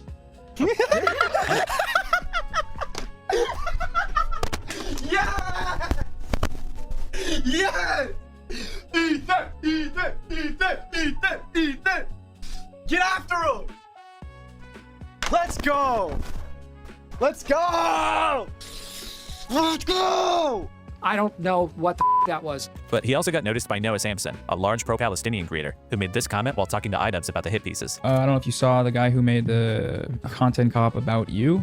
right after the H3 content cop was outed as a pedophile. my feed. Was outed as a child rapist. Cameron very strongly objected to Noah's comments, claiming that it's a baseless accusation, and he started desperately trying to further latch on to Ethan Klein by threatening to join in on Ethan's existing defamation lawsuit against Noah. But the problem for Cameron here is that it isn't really outright defamatory for Noah to have referred to him as a child rapist. We're not going to dive too deeply into the story today, but the general gist of it is that Cameron is accused of meeting up with a 16-year-old girl when he was 19 and having a series of strange and inappropriate interactions with her. On one occasion, she claims Cameron demanded that she kiss him before he would let her out of his car, and on another, he allegedly picked her up to try to forcibly perform oral sex on her. He got handsy, told him to stop multiple times, told him I wasn't interested in oral, gave him a bunch of reasons why I didn't want to.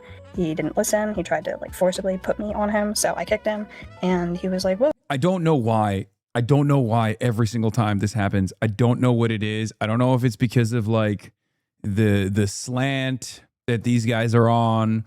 I don't know how this happened. Like this is not even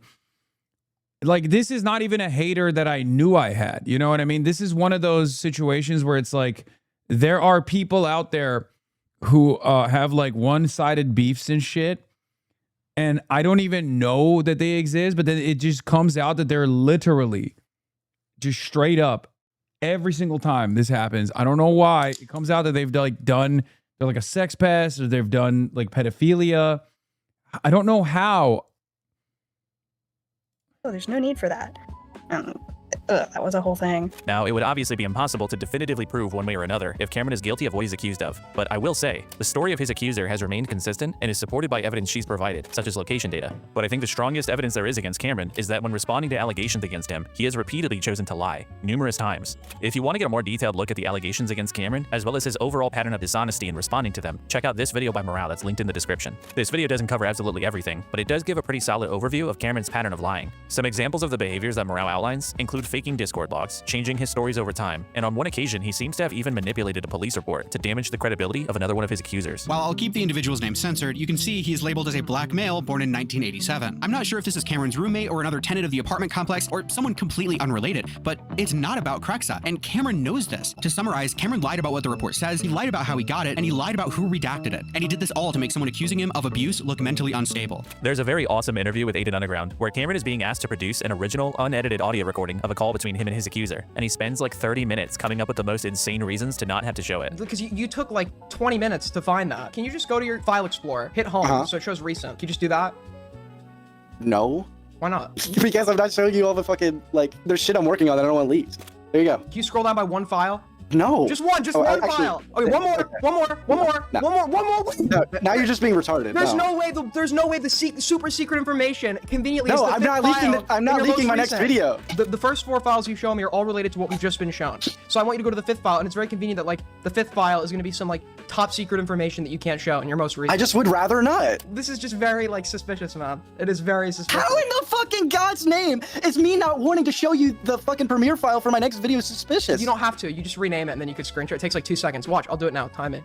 But it's a waste of time. Yeah, again, we'll never be able to fully prove if Cameron is guilty or not, but a good barometer for these things, I think, is if someone is accused of something, and in response, they lie like 47 different times, it doesn't exactly make me think they didn't do it. So Cameron, sorry buddy, but you've been accused of sexually assaulting a minor, and to date, the allegation seems more credible than not. So when someone like Noah Sampson says you're a child rapist, I don't think many lawyers are gonna take that defamation case, which is probably why it seems like Ethan doesn't really fuck with you. You know, as time goes on, I'm getting more cynical about it, and I'm just like, it's probably not gonna happen. He's probably not gonna add me onto it. It just might not fit the case that Ethan and Buddha have. You know what I mean? Brother, you have to prove that Noah knew it's a lie and there's credible evidence against you. That Noah knew. Exactly, Kilo. And that's like where like, it's extremely hard to prove that stuff. And Cameron's dishonesty extends to his coverage of Hasan as well. In his content cop on Ludwig, for example, Cameron includes a clip of Hasan talking about attending a Diddy party, which, as we all know, is intended to paint a picture of sexual misconduct, potentially involving minors. Did you guys know Hasan attended a Diddy party? I walked into this like back like sphere Epcot looking thing in the back of like the house that P. Diddy was renting for his and was throwing after parties at Coachella, and they were playing like these crazy things for people who are high. One of the images that they were playing was like this little girl, this like supposedly attractive, very young girl. Nice friend you got there, Ludwig. Yeah, so he cuts the clip off there and then throws up this disclaimer to say, now there's no proof. Now, of course, as far as I'm aware, there's no proof of Hasan doing any Diddy activities. Hasan is awful for many more reasons beyond this. Just thought it was ironic seeing the types of accusations Hasan throws around. Hasan did anything weird with kids, but Cameron conveniently leaves out the very next line of the clip, where Hasan expresses discomfort with attending the party. This like supposedly attractive, very young girl like opening up a Christmas gift. And I think I told you about this where I was like, this is some real weird Alex Jones style pedo thing here. This is exactly how I felt walking into that house where I was like, this is weird. This is really weird. By the way, this is years before the Diddy allegations, for the record. This was years before. I went to an after party at Coachella. It was like a fucking alcohol after party. It wasn't like Diddy's after party. Okay. It was for some fucking alcohol brand. Right. And I went there and there was the, you know, like I explained, there was this like Epcot style dome. And I thought, yeah, it's Ciroc. Oh yeah. Ciroc, which is Diddy's alcohol. There it is. It's a sponsored event for Ciroc. And I thought the fucking dome was so weird. Especially while I was on legal shiitake mushrooms that I had consumed, that I fucking got the hell out of there. I was like, no, this is weird as hell. Isn't that crazy? That is why these motherfuckers will be like, Hasan fucking went to a Diddy party. He loves Diddy. He was Diddy. Including more Pegaslop. This is the exact kind of slander that is legally actionable slander, as a matter of fact, that More Pegasus has engaged in. And this is part of the reason why I always have to think twice about bringing my businesses to the beautiful nation state of Singapore, which I love and admire. I'm a businessman. I'm wearing a suit. Okay? Some canings have to take place for me to reconsider moving billions of dollars of assets that I have, businessman with the suit, clearly, okay? I have a very diverse portfolio of assets, many of which I would like to move to the beautiful nation state of Singapore, known for its ports and its consistent position on keeping straits open so that commerce can flow freely. This is something that I admire about the beautiful nation state of Singapore. And I would like to bring my business as a capital owner, a capitalist, small c, big C, whatever you want to call it, the billions of dollars of assets that I have that I want to bring to the beautiful nation state of Singapore, I feel a little bit worried about, because if a country doesn't abide by its laws and its standards, when there is a potential non-Singaporean living on Singaporean soil and slandering potential business owners that want to work with the Singaporean ports, for example, I worry, and I can't believe I'm about to say this, I worry if they can't follow the law about cyber stalking and harassment and slander, I think to myself, will they follow the law and protect my capital and my assets? I didn't want to say this, but that is a big fear that I have.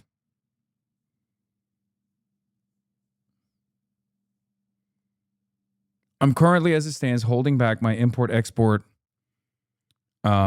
desires from the beautiful ports that cross through the Strait of Malacca and pour into the nation state of Singapore.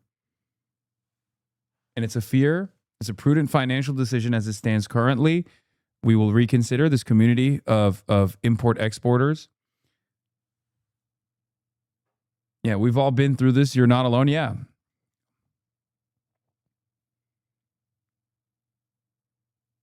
Singapore is a place you shouldn't mess with, probably. What? Baby, this is not a great move. Hasan, we literally do not need you to do this. What are you saying? I love Singapore. Everyone here looks really, really weird. And when confronted about this blatantly dishonest clipping, this is Cameron's defense. Why did you cut context from the Hasan going to a Diddy party? He said he left when he saw that. I wasn't accused, like, that doesn't... I'm sorry. What context did I cut out? You don't show the full clip? Of course I don't show the full clip. You think I have time for that? It was like a 2-minute clip. My goal for my videos is always to put them to like 30 minutes. You think I'm trying to like have the full thing? You could go find the full context yourself. I see. So it's okay to lie in your videos. From a clip from fucking 2019? Who the fuck's gonna find that? Because when you really think about it, it should be the viewer's responsibility to go figure out what the truth is on their own. Amazing. I mentioned earlier that Cameron was one of my favorite subjects in this video, despite him being a bit irrelevant in the grand scheme of things. And it's because he's a great case study for how just soullessly hating on Hasan and his friends can bring you overnight success, even if you're just a deeply weird little freak like he is. These days, Cameron spends his time constantly asking his audience what he should make next instead of coming up with any original ideas, and then just making more shitty content cups, despite having previously stated that he wasn't going to keep doing that. He's lied about serious accusations to protect himself, lied about Hasan to gain favor, and built his entire presence on being an opportunistic rat. And for that, it is kind of crazy that this is a dude who has like forced himself allegedly upon a minor, cutting very important context from a clip to claim that I was a participant in a Diddy party. Like a knowing, willing Diddy party enjoyer. Like, brother, you're a fucking pedophile. Like, what are you talking about? Cameron F305 remains a Weasley little liar. The possible child rapist award goes to Cameron. Congratulations, buddy. Hasan is a political streamer, the most popular by far, and look, I'm not someone who claims to be very knowledgeable about politics, but even to me, it seems like he has some pretty crazy takes. Willie Mack is a large commentary YouTuber with over 200,000 subscribers. He has an established presence in the drama sphere for making somewhat useful and accessible breakdown videos on new internet stories and controversies. Willie's most recurring topic for the last few years is Hasan Piker. In fact, since October 7th, a third of his videos feature Hasan in the title or the thumbnail, and he routinely gets mentioned in other videos that don't have anything to do with Hasan. This guy's obsessed, unhinged even.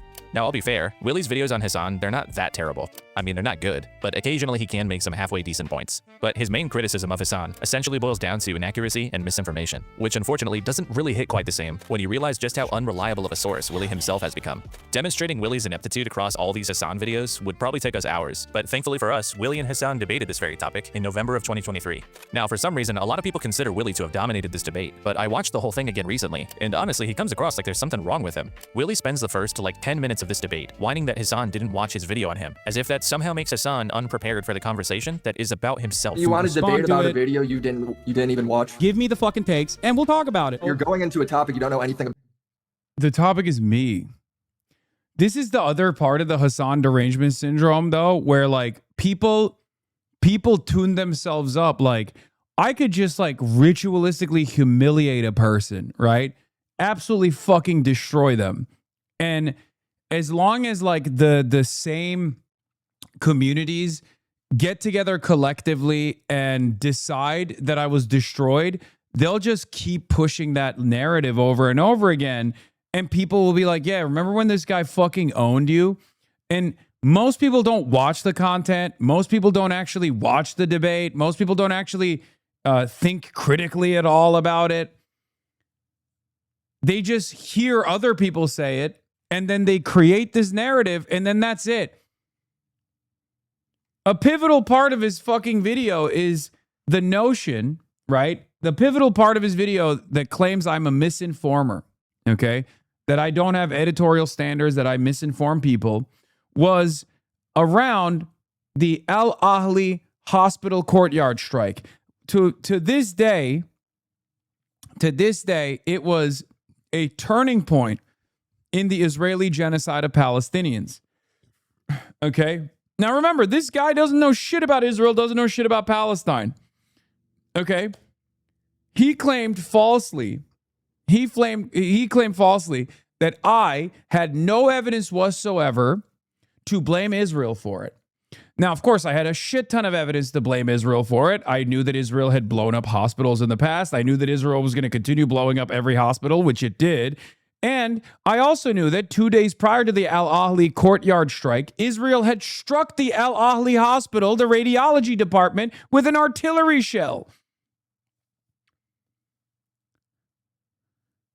But what he did not know, and he revealed to us in this conversation, was the fact that BBC, CNN, and virtually every single news broadcaster had also immediately assumed that this was an Israeli airstrike. They had all covered it in the morning, saying Israel struck the Al Ahli hospital according to on-the-ground reports. He didn't know that. He didn't even fucking know that. He thought I just made it up on my own.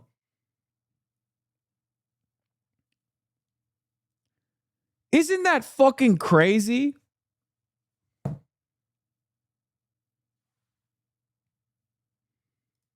It's like, yeah, why don't you just make the criticism? I shouldn't have to research or prepare for a criticism that is about me. Motherfucker, I'm me. Brother, just give me what you want to say. Give me what you want to say. The video's about me, isn't it? Yeah, so sure, fucking sure. talk to me about what the fucking points of the video are and let's discuss it. The fuck do you mean? My main criticism. Why would I have to research a video about myself? Willie uses this bizarre moment to say that Hasan is unprepared for the conversation, which he claims proves one of his points. So let's hear. I know, but what that your kind of like gripes that kind are. of links up to like my big criticism with you is that you don't actually put in the bare minimum effort to research anything before you jump to conclusions. But even if this unpreparedness point was somehow not totally stupid and was actually fair, it gets immediately undermined by the fact that Willie isn't prepared either, because he has to pause the conversation right after this to go back and watch his own video to remind himself of the argument that he presumably is here to challenge Hasan with. What is the lie that I told about Ukraine? It's not a lie. It's just you made more claims. You made more basic. Like what? Claims. What is the claim? I gotta Just go come pull on. it up in the video because you didn't prepare for your watch own anything. fucking. You're just completely like you blew Dude, this it's whole your thing up. video. It's your video about me. These should be so simple for you to be like, this is where you lied. All right, you got to give me a minute. Are you trying to link me your video? I'm not gonna watch your video. Just say it with your mouth, with your words. Go ahead. I have to watch my video to see what my receipt is because this is a year old. Big chunks. I want to remind people that big chunks of the internet watched this entire experience or they probably didn't watch it, let's be real, but went along with the notion that this was a shellacking that I received. Okay?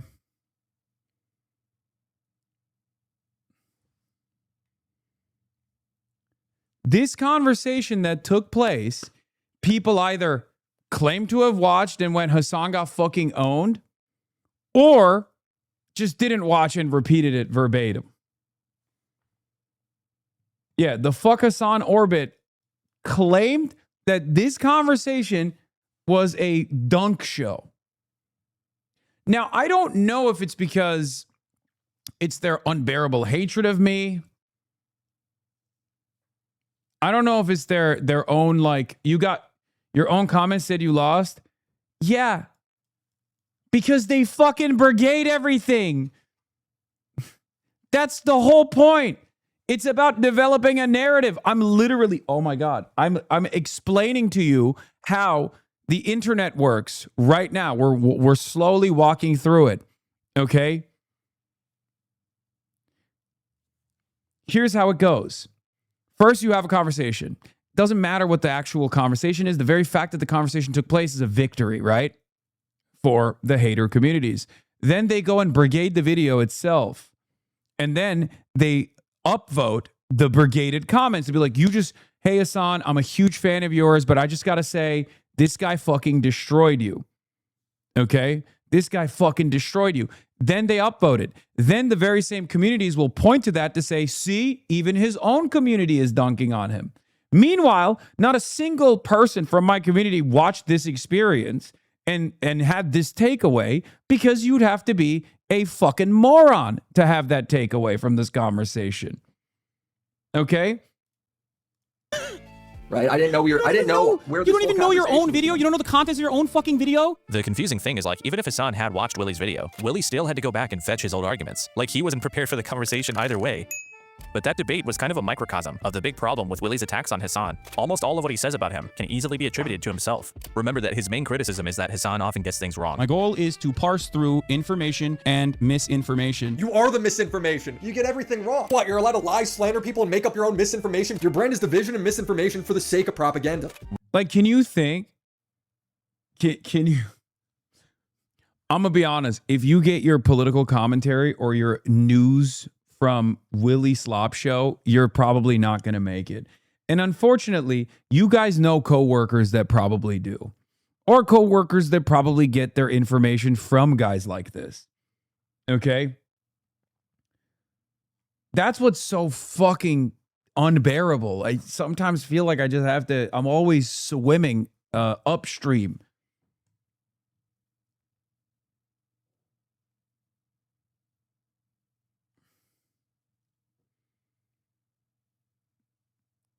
This is the same line I see from Bad Empanada and ultra leftists on Twitter, that I get things wrong. He started the clip by saying you weren't ready to debate because you didn't watch the video. That's what I mean.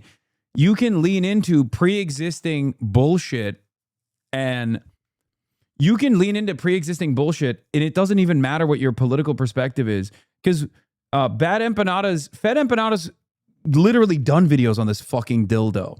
As a matter of fact, he's destroyed this dildo before for him not knowing anything about what he speaks on.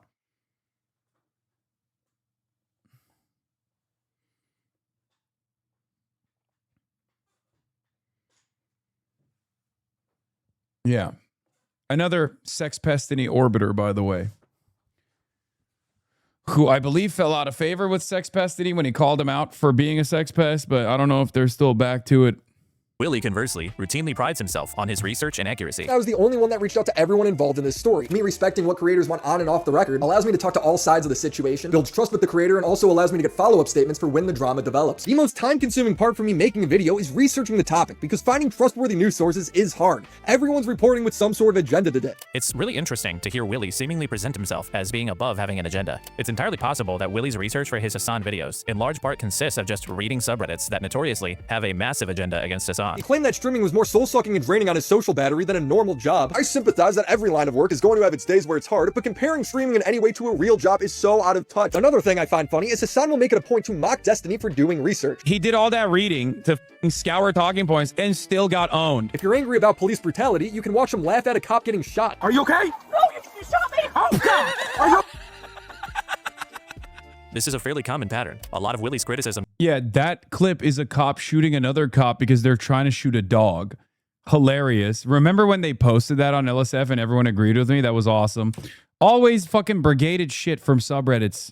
Always brigaded shit from subreddits. Again, totally out of context statement about the social battery draining that comes from live broadcasting, as opposed to other things that I have done in my life, other lines of work that I have also been a part of, which again received enmity from every one of these dipshits on the internet, like Keemstar and all these other fucking assholes. Streaming in any way. They're just, I think right-wingers in general and like the apolitical slop tubers in general are far more organized in mass harassment campaigns than anybody else.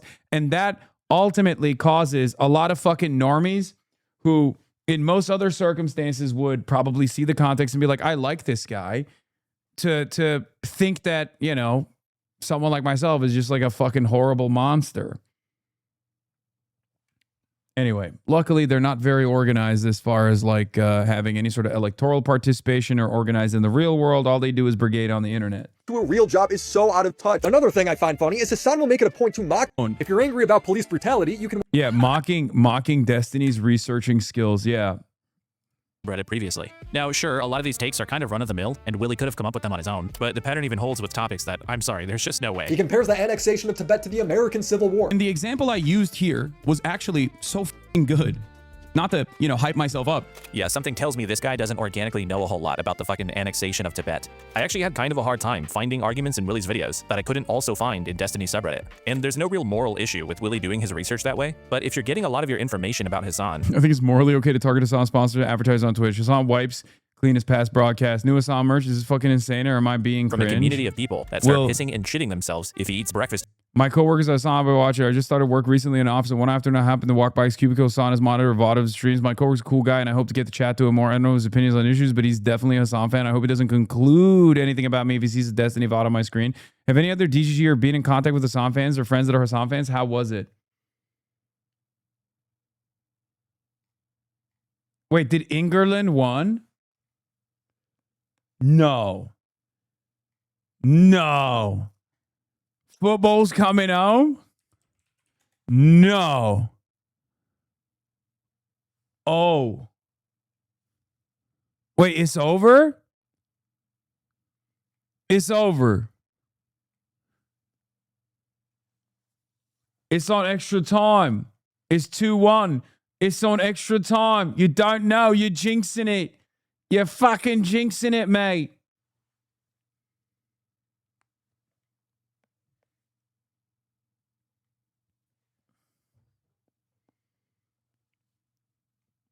It's 2-1.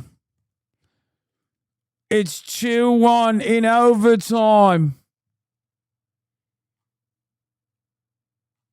Wait, 25? 25 minutes of extra. Wait, what? Oh, because it was 1-1, so it went into overtime. Okay.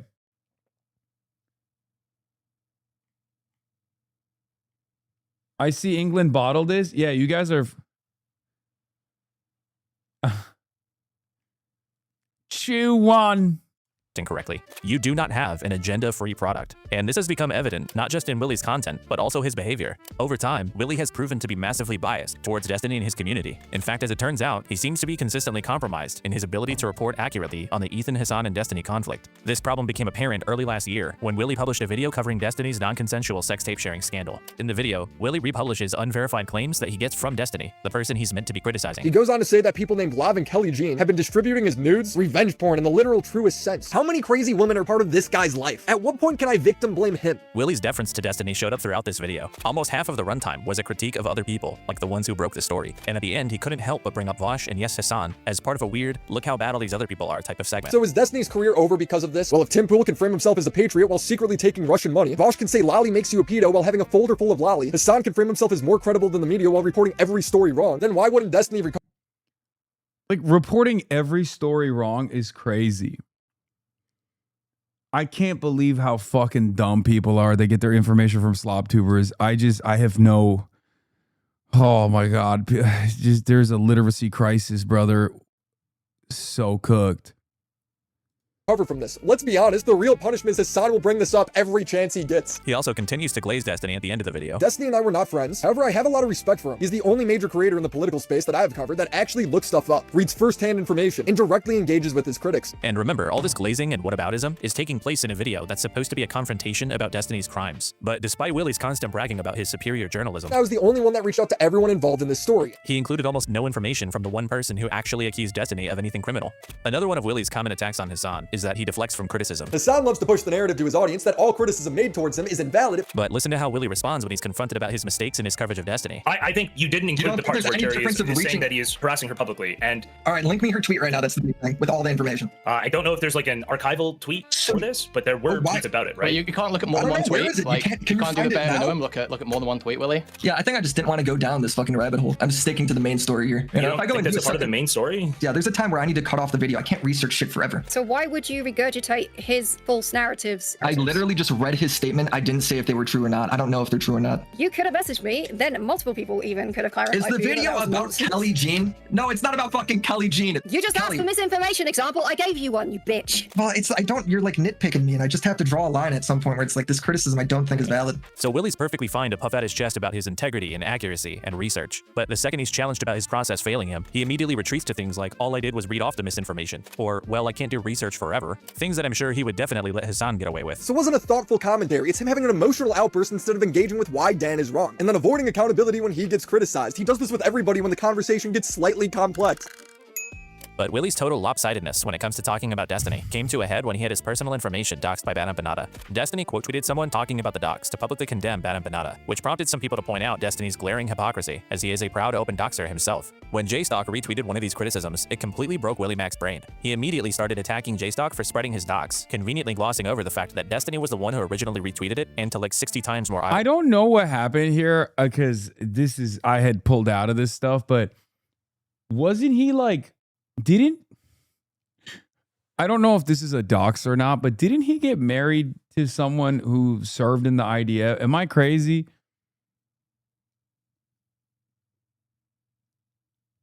Like, didn't he? Because he went, and I totally genuinely thought for the longest time that he had no like clue about Israel whatsoever, and he was just doing this simply because like, you know, his cult leader, Sex Pestiny, was like attacking me, so he was farming whatever information he can get from that subreddit, because it's the easiest way to just like slam stuff from that subreddit and receive 500k views instantly. She's Israeli, but no evidence she was in the IDF. He went on a trip to Israel in October 2025. Oh my God. But when people pointed out how nonsensical this was, Willie doubled down, claiming that he wasn't mad at Destiny because Destiny was defending him. But JStock and Dickers, these guys weren't not defending Willie. In a way, they were actually kind of criticizing doxing in general. After some more back and forth, eventually Willie just responded with, "Alright everyone, post my docs cause Destiny has you all mind raped." Huh. Willie persisted with this absolutely incoherent take by releasing a video on the topic a couple weeks later. At this point, my docs has already spread. Wait, why did he say Hasan tried to dox my wedding? Wait, what did I do? Wait, I doxed his wedding? Willie persisted.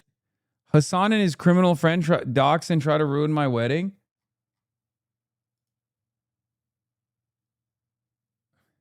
It's over. England penalty.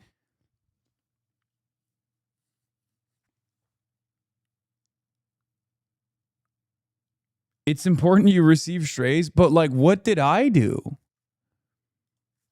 Also, is it coming home? Did England miss? Not a pen! Mossad assisted replay, for fuck's sake!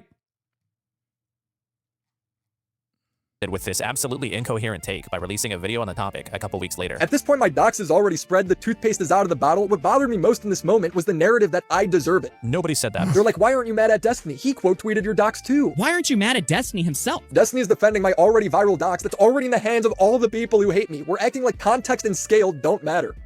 I don't even know how to analyze this. Destiny tweeting about Willie's docs is the largest in scale it would ever go, and the context of other people talking about it had nothing to do with doxing Willie. If it was already viral and everyone knew about it, then what the fuck is he complaining about?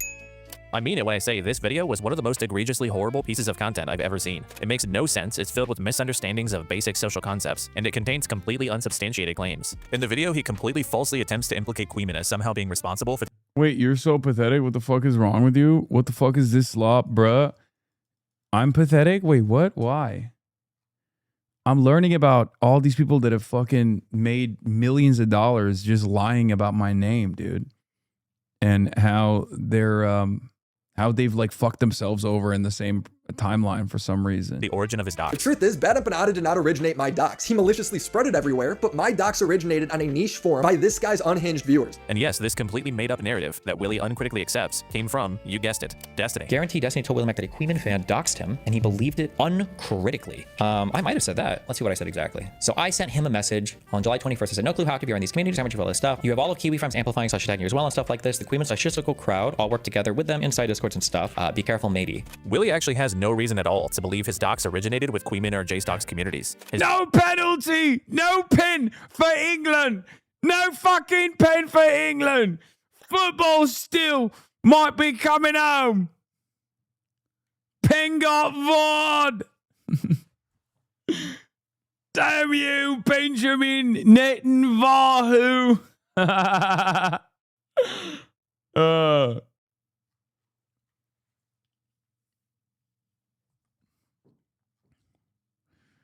You don't know it. Come on, Haaland. His docs has been known since years before either of them even started streaming. Maybe you should talk to your buddy Tommy C about that one, Willie. Yeah, why not? I thought it'd be weird. I like your camera.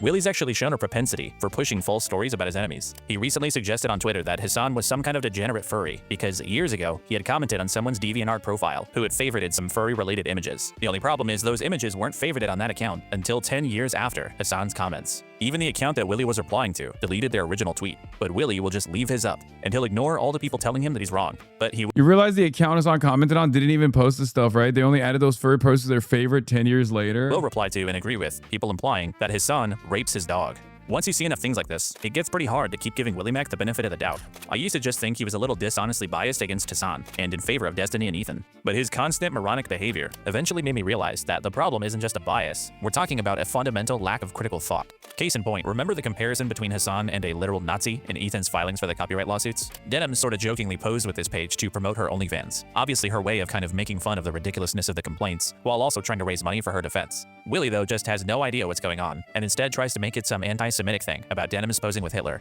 And then when people try to explain to him what's happening, he, again, doubles down. Just completely missing the point. Nope. Dude, this type of behavior is so fucking annoying. It's just like every time you're just wrong, you double down. And you're like, well, it's kind of your fault that I was wrong, don't you think? No, it's not. It's actually your fault that you're wrong. No one else is. God damn, man. What the fuck's wrong with you guys? And it's like they're too stupid to recognize it, too. They're too fucking dumb to recognize that they're just wrong all the time. No idea what's going on around him. This isn't your run-of-the-mill, someone has an agenda or a bias that affects their content. The only explanation for this level of incompetence is that this guy isn't just dishonest. He's got like some type of disability. Yeah, Willie Max slow. Willie Max built a lot of his credibility on criticizing people like Hasan for misinformation, poor journalism, and irresponsibility. Meanwhile, he'll reflexively spread false narratives about other creators, kind of serious ones like revenge porn and doxing. I can't believe, why are you giving him any credibility? He did not build any credibility. Oh my God, he built credibility with people who are even dumber than he is somehow. Oh my Lord. I work with serious journalists. What are we talking about? Oh my God. This is the problem. I have my feet in both of these universes where on the one hand, I'm working with reputable investigative reporters, serious outlets. I'm dealing with political campaigns and shit like that. But also on the other hand, I'm on Twitch, right? And as someone who is on twitch.tv, I get in the fucking mud sometimes and wrestle with the pigs. The problem is the pigs love the mud. They love the shit. They love the mud. They revel in it. They live in it. And therefore, unfortunately, the audience for these fucking pigs turn around and eat up that slop when it's a dumb fucking moron. Now I'm beginning to realize where all of this fucking insane shit comes from. You should leave the streamer shit completely or more effective on the ground. No, I should be able to continue doing both because this is where a lot of people are. And if I wasn't here, I wouldn't have been able to get a lot of people out of this like weird fucking drama slop induced misinformation pipeline that forces them to go right wing. They don't care. They love the drama. I know, but maybe on, mere accident through that fucking drama, they end up learning a thing or two. Okay. I just see these guys as like making my job far harder than it should be. I found you because the DNC kicked you out, but I had been hearing shit about you for years, just like drama shit. And it's wild to think how much people I knew just talk shit about you with no actual knowledge of you. I know it's because of fucking, well, not this guy, but dumb fucks like, Willie Maxlow and all these other fucking people have just like generated so much fake controversy by just simply lying about what I do. Without verifying them. But when it's people he likes that are accused of serious things, he'll functionally run cover for them. But he has to do things that way, because that's been his brand for a long time now. He is the blue-collar commentary YouTuber that catches normal people up on how awesome Ethan and Destiny are, and how terrible Hasan is. And he's too gullible to question what people tell him, too stupid to understand when he's being lied to, and too compromised to think for himself. Willie's friend Nicholas DiOrio put it best. Willie's not like internet people, and he's not terminally online. He's just like some fucking guy who makes commentary videos. You see, Willie's just your everyday working man. He's just the most simple, dull, unexceptional guy you could think of. He's like the most normal guy ever, which is kind of the problem. Willie Max Show gets the literal most normal guy ever award. Yeah, I think he's just stupid. The worst thing that I've ever done is call someone fat, call someone a whore, and then said, kill yourself to a chatter. And I am one of the most punished people on the internet. And you have people... Rape Toad! Ah! Kumon had been defending you from the perspective of not being a fan at all, just honest commentary to point out the contradictions. Yeah, I think like the other side of this issue is that I don't know how much, like how well-read Kilotonics is or what their political worldview is, right? The other problem is like, I know that my worldview is not exactly commonplace, especially in American society, right? Like, not only do you have to develop a different understanding of the way that you see countries, foreign countries, and the people that live in them, you have to see them as human beings. You have to obviously overcome lifelong social conditioning that told you that America has to be the world police. Like, combating American exceptionalism is no easy feat, right? So from my perspective, I mean, yeah, these guys are arguing about how it's almost like a no you situation or a buy your logic situation for many of these content creators. But like most of the things that Willie Max Slow and all these other people fucking churn out as fuck us on propaganda is also just wrong, right? It's just not right. It's just completely wrong. Like it's unsubstantiated. It is either totally from it's coming totally from a biased right-wing framework half the time, or it's just made up, right? Completely fucking made up. On the internet, calling for the death of people online and falsely calling people rapists. John Robert Robertson, also known as Tectone, is a popular 32-year-old gaming streamer with well over 1 million subscribers. He became popular through streaming the gacha game category, which is another way of saying that he teaches young people how to become addicted to gambling. Please, just one more. One more orange. I'll do one more. Okay, I'll do one more. Oh, booyah! Yes! After building a following, Tectone gradually transitioned into other genres, like Souls-like games. But present day, a lot of his content focus seems to be on effectively farming parasocial attachment from his audience. I love my chat. I love my community. I love you.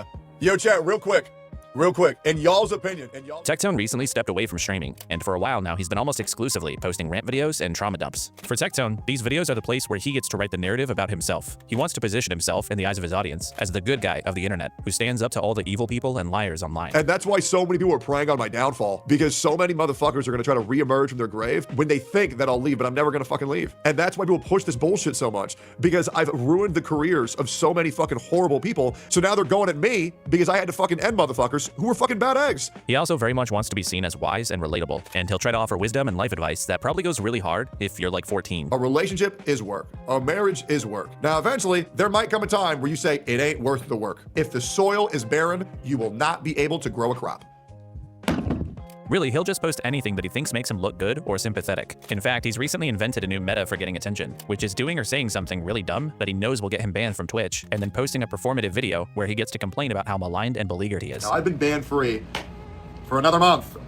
This is my monthly ban. He got banned 6 times last year alone, each time following it up with one of these videos. To get even more attention, he also started a slight political shift in his content recently, where he's been slowly easing into a very weird conservative grift. He'll go on rants complaining about liberals, cancel culture, wokeness, and basically anything that would appeal to very low IQ, politically uninformed people. COVID era. It's really funny because he openly mentioned in his court proceedings that he did this. He did the fuck us on pivot specifically to farm money from the dumbest people of all time. They subbed Holland. Wait, what? Is it coming home or is it going home? Is it not coming home? Holland got subbed off. Hold. Dude, Norway's pushing FIFA to ban Israel from soccer. I'm sorry to the England fans, but Norway has to win this, okay? Because Norway dropped 5 bombs on Israel, okay? And up until the IRGC, no one had dropped 5 successive bombs on Israel in the past. And it didn't stop there. They're using their influence with FIFA to draw the inconsistent standard, draw attention to the inconsistent standard between allowing Israel to continue fucking participating in FIFA where Russia is banned. If anything, if England wins tonight, that is because Israel's getting revenge.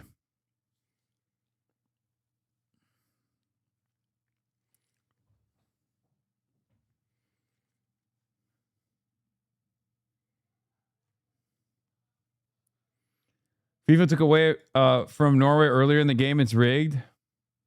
Was very much ruled by woke libtards. It is driven by this cancel culture mob, these fucking leftist liberals. I've lost a lot of friends for merely saying it is okay to be white. If white people are so bad, why the fuck do all y'all want to live in white neighborhoods? Notice the I'm spitting right now hands. But Tectone's overall dull and performative personality has carried over to his attempts at doing political content, where he makes very strange connections between political topics and himself. Like after the assassination of Charlie Kirk, when he sort of lumped himself in with people who are being targeted. From the Irna Zarutsky footage to the Charlie Kirk footage, I'm deeply unsettled. However, I'm very grateful that I am still alive. What are we doing? where we are sympathizing with fucking murderers. Guys, I have been banned for nearly 2 months total over the past...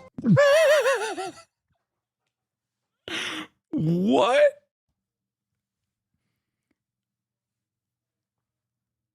Dude, you are dumber than dirt if you watch this fucking guy. Oh my God.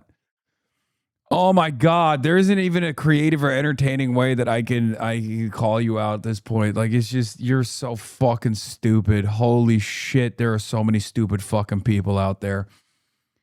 Oh my God, dude. 4 months for calling people names, yet there are people out there calling for the deaths of other people, political figures, and attempting to radicalize and weaponize their f***ing audience to hurt people and kill them. It's pretty obvious he's talking about Hasan Piker there, who lives pretty rent-free in Tectone's head. By the way, is this Tectone guy okay? Anytime Hasan experiences even the slightest controversy, you will find Tectone somewhere nearby, complaining about how Hasan gets special treatment. In May, he threatened to leave Twitch permanently if Hasan wasn't appropriately punished. Tectone also invoked his father's military service to let us all know how passionate he is about this subject. Hasan covered this tweet on stream, saying this: "My father, my brothers, and our soldiers did not bleed, sacrifice, and die for this bullshit to be allowed and promoted on Twitch." Now, there's much wrong with this. Turns out, this is who he was talking about, Tectone. Apparently, this is his dad. The biggest photo you see is of Colonel Michael Robertson. He was convicted of 14 accounts of sexual assault. He only served 90 days in jail and paid a $30,000 fine. As it turns out, Tectone's father, who's known in some circles as Iron Mike, is one of the most prolific sex offenders in US military history. He was the central example in a congressional campaign called Stop Military Rape back in 2011. Hasan drawing attention to this led to a public meltdown by Tectone, where he claimed that he had no idea about his father's history, and he took the opportunity to try to paint Hasan as the bad guy. It's kind of hard to think of your family as a monster, I suppose, due to this all being resurfaced by Hasan, I suppose. Wait. Dude, I didn't know he did this. That's so funny. What the fuck? Oh, that tweet made me turn on notifications. I'm never missing this shit again. Yeah. Yeah, that's why we call him the generational rapist, dog. What do you mean? Apple don't fall too far from the tree, big dog. The apple of rape, that is. I will no longer be interacting with my... Bro, he said it's your fault that my dad's a rapist. That's crazy. God damn.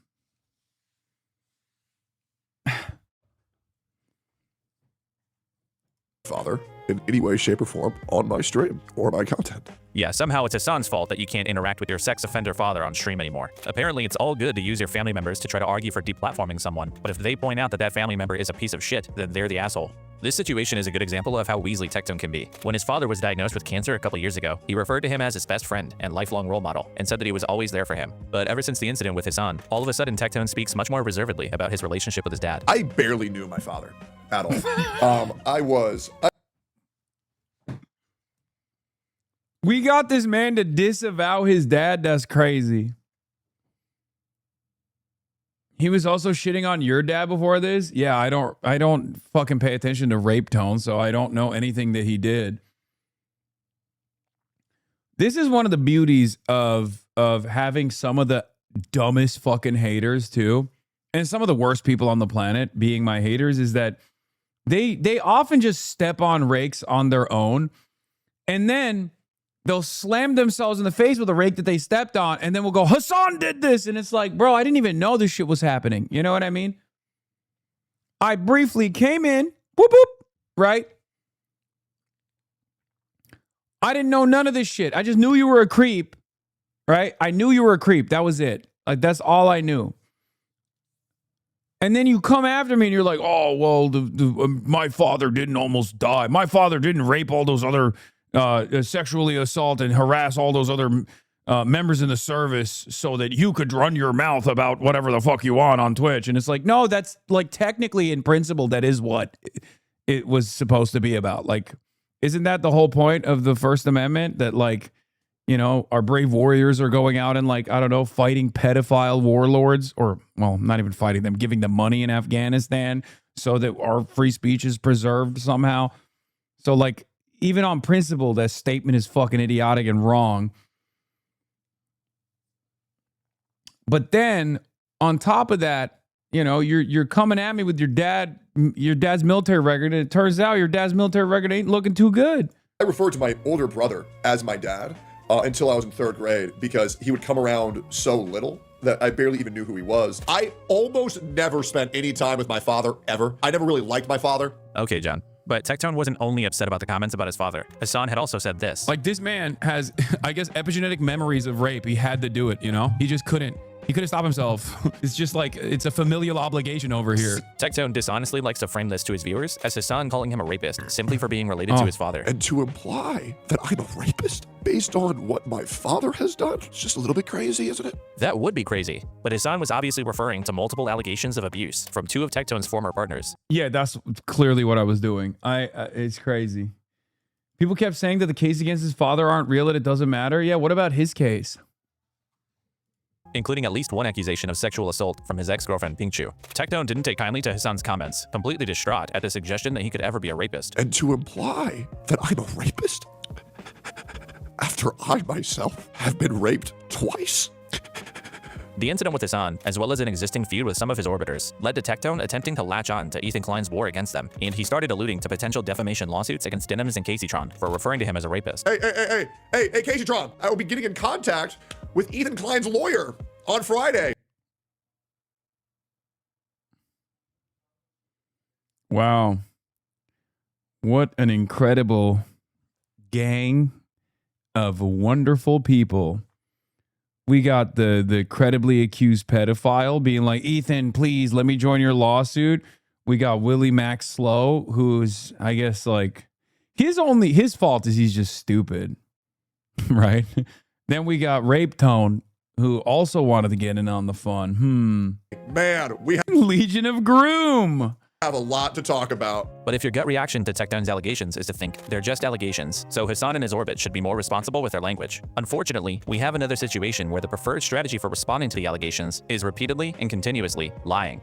Tectone's dishonesty is very sprawling and elaborate. He's misrepresented timelines, pitted his exes against each other, and he's constantly alluding to hidden information that will completely exonerate him, that he can't reveal yet, but it never really comes. And yeah, that's I mean, that's what Asmongold did too, right? In defense of Rape Tone.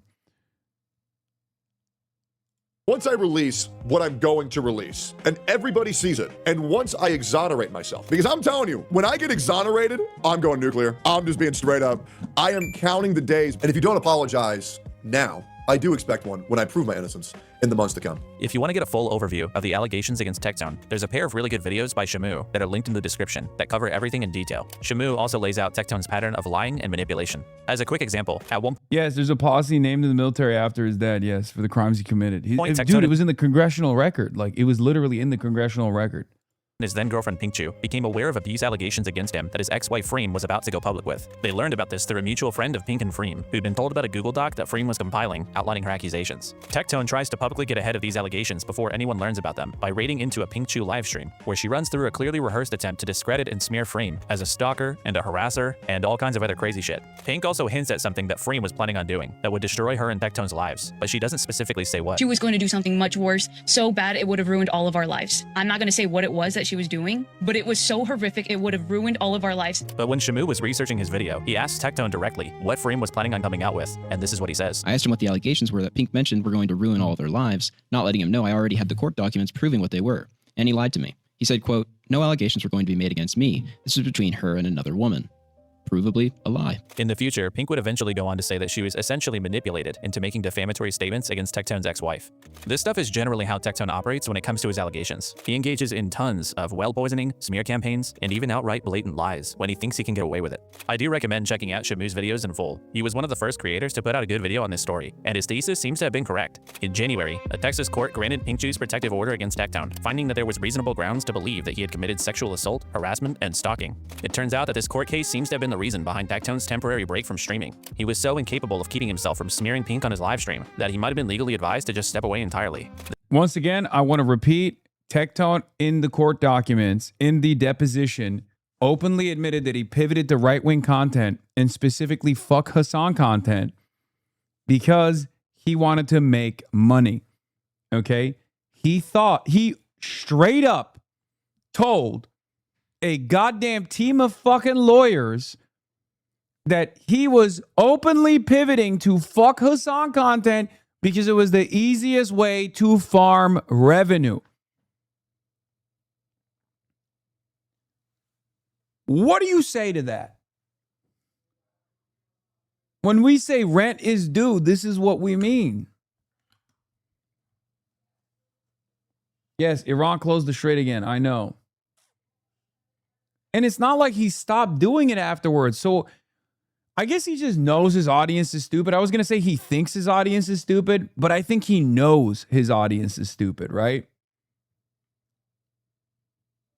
This is supported by the fact that after an almost 6-month-long absence, Tectone returned to streaming on February 1st, less than 2 weeks after the protective order was granted. In this stream, which was clearly supposed to be his response to the situation, Tectone continued to lie about different aspects of the case, reminded everyone that he wasn't convicted of a crime, cried about Charlie Kirk, and yes, of course, he brought up Hasan. One funny detail that came to light from the court case was Tectone essentially suggesting that his new conservative-oriented content, as well as his fixation on Hasan, weren't motivated by politics, but by trying to stay relevant and getting attention. Shocker. Ms. Kiff originally broke the story about the court ruling, and some people started distancing themselves as a result. But I don't really want to talk about the court case that much more. Not just because the details of what Tectone allegedly did to Pink are pretty demented, but also because we didn't need the court's ruling to make this determination. Similar to our Cameron F305 situation from earlier, while there may never be proof that Tectone sexually abused anybody, the sheer quantity of lies he deploys in defense of himself, to me, stands as pretty compelling evidence in and of itself. And this information was all already out there. There is proof. There were multiple creators doing the work of laying out how much of a manipulative liar Tectone is. You'd have to be kind of a willful idiot to have defended this guy, even prior to the lawsuit. Kind of like Cameron, actually. Even after the court... For the record, before people go, oh, should I start making like fuck Hasan content to get a GPU? You won't be able to farm it as much anymore. I still see it every now and then when I turn on YouTube, like randomly, I'll see a fucking stray video that's a rehashing of all of the classic, like multi-year long efforts. And they barely crack 200K nowadays. I think More Pegaslop unironically ruined that for a lot of other people. Like you can't even hit that any longer because the market is oversaturated, so it's fucking falling off. That paired up with the fact that like real world politics is shifting in a seismic manner, and I happen to be, you know, in some ways related to the seismic shift, you know, not entirely, but you know, somewhat a part of this this change that's taking place. So there is definitely a little bit of an anti-Hasan content fatigue. Plus, you don't want to fucking accidentally become a pedophile. You know what I mean? In the way that so many of these guys, I don't know if they started making the fuck Hasan content and became pedophiles, or they were pedophiles and then they started making fuck Hasan content. But somewhere along the way, you get outed as a sex pest. Ruling, his instinct was to defend Tectone, which was probably because Tectone is a big fan. What a fucking amazing video. Yo, guys, go here. Go subscribe to Cameron. Great content creator, bro's growing fast as fuck. Absolute W video. What's the saying? Predators of a feather hunt together? The way Tectone cultivates parasocial relationships, his attempts at narrative control, his willingness to lie, all of this stuff points towards a guy who is beyond desperate to maintain his audience. Probably because his channel is the one place where he gets to try to speak the way he wants to be seen into existence. When everything's all said and done, oh, it's gonna be all over the internet, man. Like, when everybody knows that I did nothing wrong and I've been getting backstabbed for years by all these dumb fucks, the reality is, I've never done anything wrong. Here's the reality. Do you want me to tell you? I will also say, from my own personal experience, like being in this business for almost a decade at this point, I do think that a lot of people are just mentally ill. Like a lot of content creators are just deeply narcissistic. Like when I started off, I was friends with everybody and I thought everyone was so fucking nice. Right? I'm a dumbass. I always behave that way. I always operate with the idea that like everyone is a nice person. Everyone is you know, going through their own trauma, they're going through their own struggles, but like ultimately they all have the capacity to be good people, right? And slowly but surely I've begun to realize, like after the last decade or so of experiences that I've had, yeah, no, a lot of these guys are just fucking insane. Like they're just genuinely insane where they'll keep doing certain things where I'm like, why are you doing this? This is like hurting your own career. This is hurting everything that you've built. Ethan Klein is a great example of this, right? He did the cardinal sin, farming people that have opened their home to you and your extended family for clicks. Hasan called out XQC for turning on him for clicks.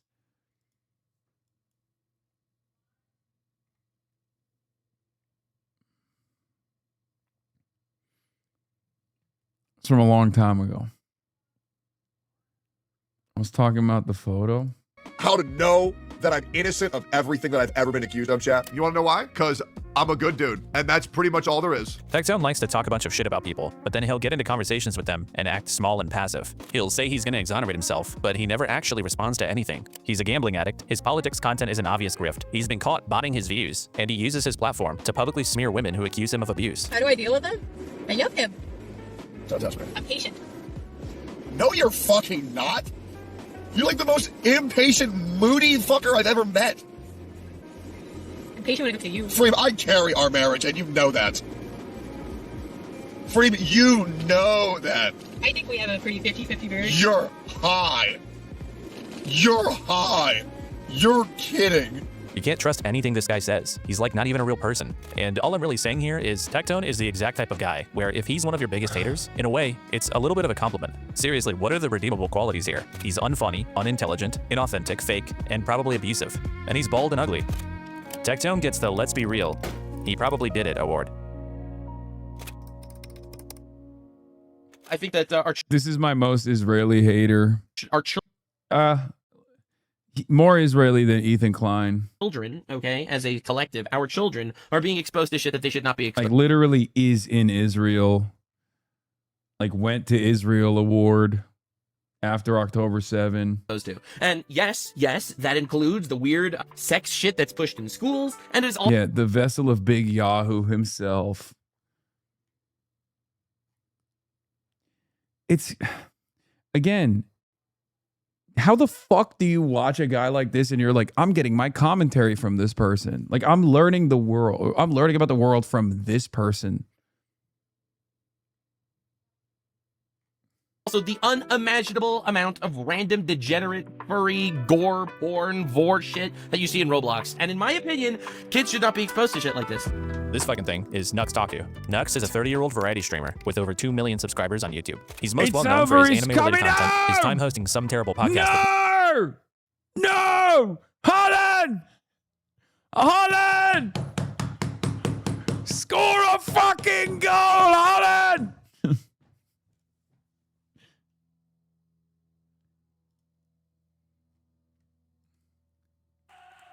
Is it over? Is it done? Is it over? It's done.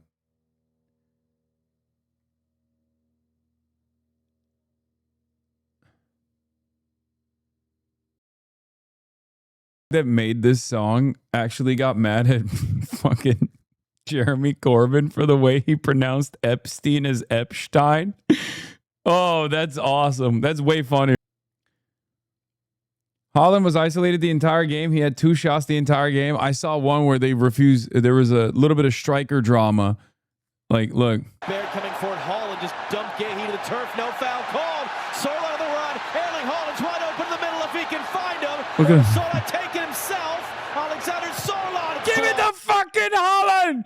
What are you fucking doing? You absolute tosser. Pass the fucking ball. Fucking hell. I'm not watching. I didn't watch anything. Calm down. Let's get back to this. Mudahar, and making weird shit like this. I'm the jet type, Barry Poggers mad type, Monka is mad lad type, epic laughing rat type, Twitch is hentai. Nux's early career mostly consisted of satirical videos about popular anime series like Naruto and One Punch Man, before eventually incorporating video essays, analysis, and reviews of a wide range of anime franchises. In 2021, he debuted his animated virtual avatar, officially becoming what's known as a VTuber. I promised you guys that I would. I'm sorry, did you guys say stop, don't show it again? Or are you saying stop, don't show it again?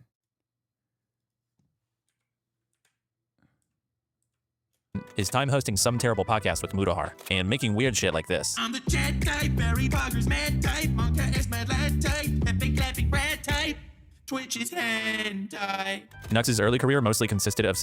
Are you guys saying stop, don't show it again?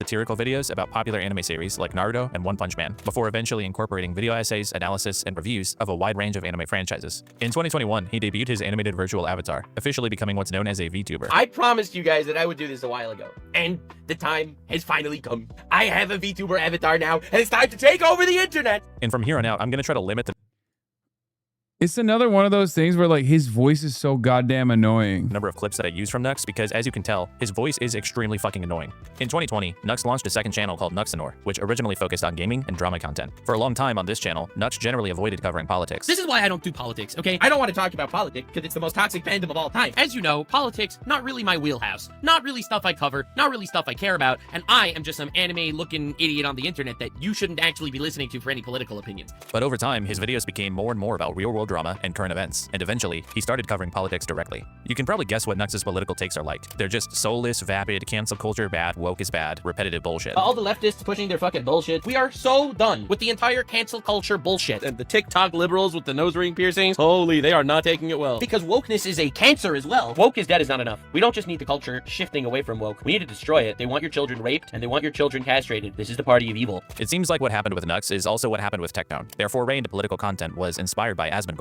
and I imagine these two just like the idea of feeling like they have something meaningful to say about something other than cartoons. But the problem with this is that Asmongold is barely more sentient than either of these guys. Oh! And obviously, when someone who doesn't cover politics watches an idiot for a year or two and then suddenly starts taking hard political stances, you're going to wind up with some pretty terrible analysis.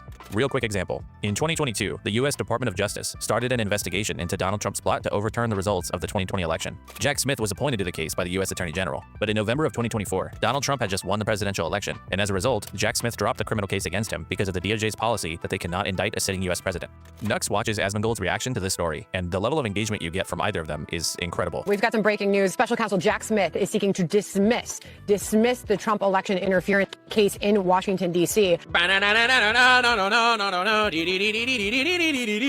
Oh my god. The way I see it, if he actually did do something wrong, they should punish him. No one should be more powerful than the law. But on the other hand, Jesus. If this is fake, and they're dropping the charges because they don't have anything because he won anyway, then you fucking pieces of despicable shit stains that literally wielded the legal system against this man for 4 years, you are vile. The way I see it, it's one of those two options, and either way, it's not pretty. Those are not the only two options, in fact. Obviously, the third option, again, is that the case got dropped because of DOJ policy. But neither one of them says anything about this. Look at Asmongold just smiling like an idiot. But it gets worse. This was expected. We've been actual lizard people reporting for a few weeks now that this would happen since the DOJ cannot prosecute a sitting president. Today, this news brings Wait, the anchor just told you guys what the third option was.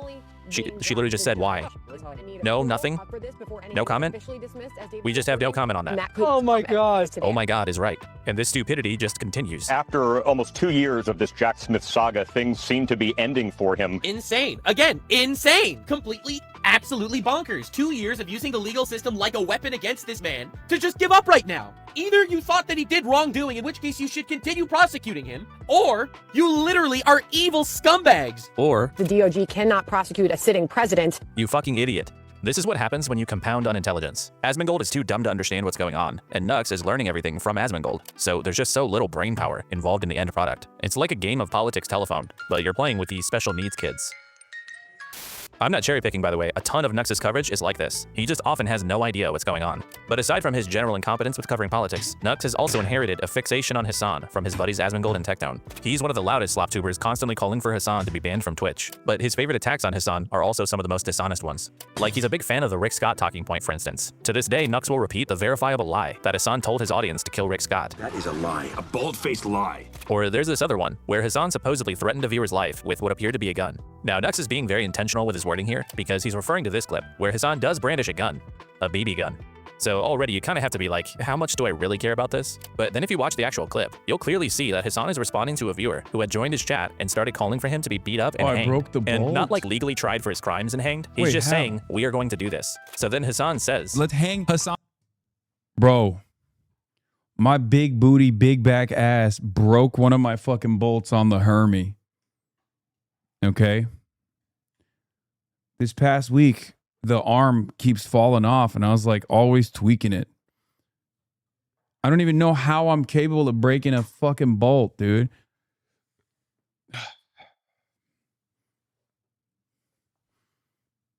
Dolce & Gabbana Razor collab chair? It's what you get for playing It's Coming Home. It's true. I deserve it. I fucking deserve it. I deserve it. It's coming home. It's coming. Football's coming home. God, I love that fucking song so much. It's so stupid. Yeah. Where were we? Oh, yeah. He's claiming I was fucking trying to assassinate a viewer. Mamdani for treason, he says. The fuck are you gonna do, you skinny bitch? And yeah, then he pulls out the BB gun and kind of waves it around for a second. And the obvious question one should ask themselves after seeing this clip is, who gives a fuck? If someone makes a threat of violence towards someone else, who cares if that person threatens them back? I mean, sure, Hasan technically threatened this chatter, but only in the context of defending himself. So to leave this story at the headline of Hasan threatened a viewer with what appeared to be a gun is total bullshit. But even if it wasn't, and there was some kind of call of violence or threat worth caring about here, I don't really want to hear it from this guy. And the people at CDC who oversaw that process are the people who will be leaving. Leaving? Fucking kill those motherfuckers! Leaving? Yeah, in a body bag! String them up Nuremberg style! They fucked a generation! Oh my god! Wow, this guy's like a total bloodthirsty maniac. Now, there are plenty more examples we could go over, but for today, I'm specifically interested in one of Nux's favorite insult about Hasan, which is to refer to him as Hasan Diddy Party Piker. You'll remember from our Cameron segment earlier that Hasan did attend a Diddy party, but apparently he got uncomfortable and didn't stay very long. Now, obviously, You'll also notice, by the way, Nuxtaku is Israeli, so. But you'll also notice a lot of these slanderous statements are always coming from the same place, which I suspect there's a Dan Stalkman piece here as well, because it always materializes from the same community. No, man, I didn't go to a fucking Diddy party, dumbass. No, I went to a Coachella after party. It was a Ciroc party far before anybody knew anything about fucking P. Diddy's crimes, and I was creeped out by it. And there it is. I'm talking about it in fucking 2019, being like, I don't really know what the deal is here, but I find it very strange.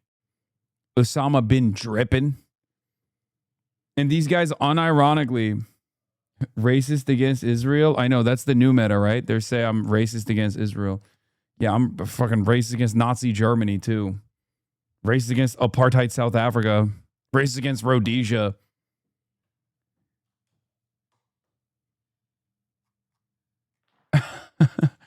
You participated in a podcast episode with Nuxtaku. I didn't forget. This is intended as banter. Don't yell at me. I am sad at Norway losing. Yeah, I'm sad too.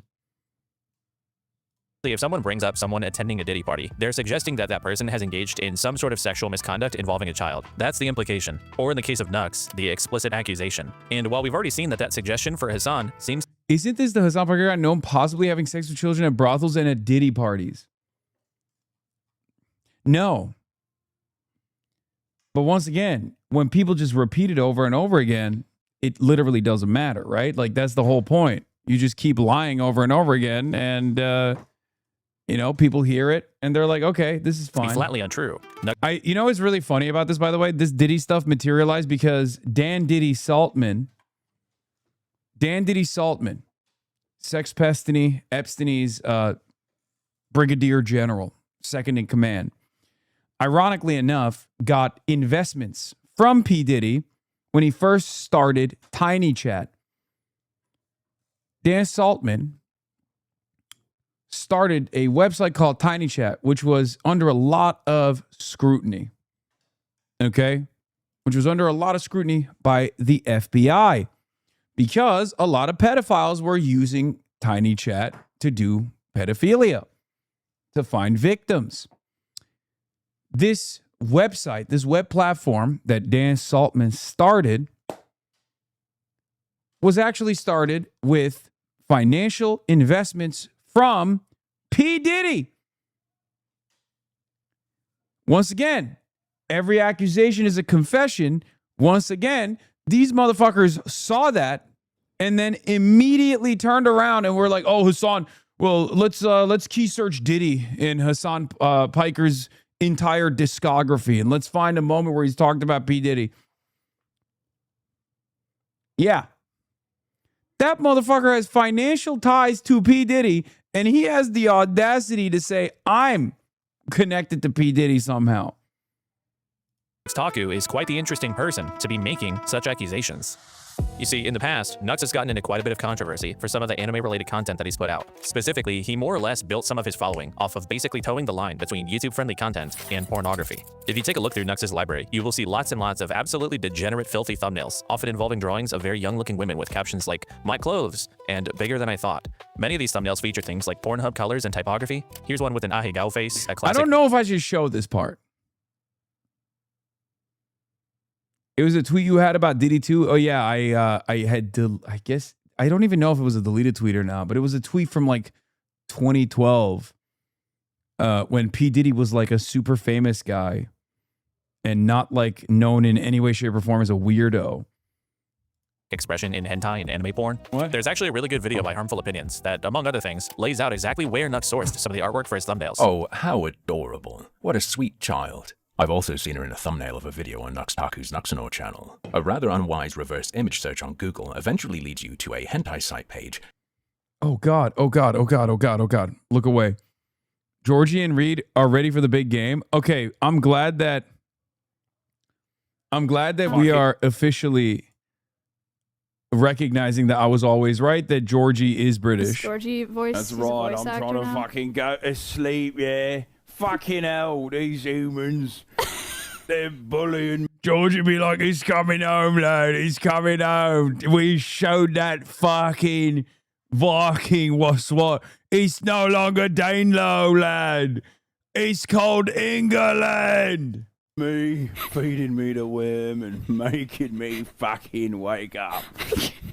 I want to be burrowed. That's what he's saying. He's so chill. It's Georgie voice. That's right. I'm trying to fucking go to sleep, yeah.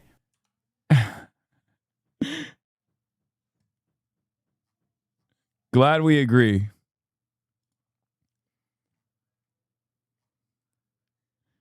He looks like Keir Starmer. Yeah. Oh, you mean the most handsome man in number 10 Downing Street? Georgie defeated Haaland. Georgie fucking scored some fucking goals.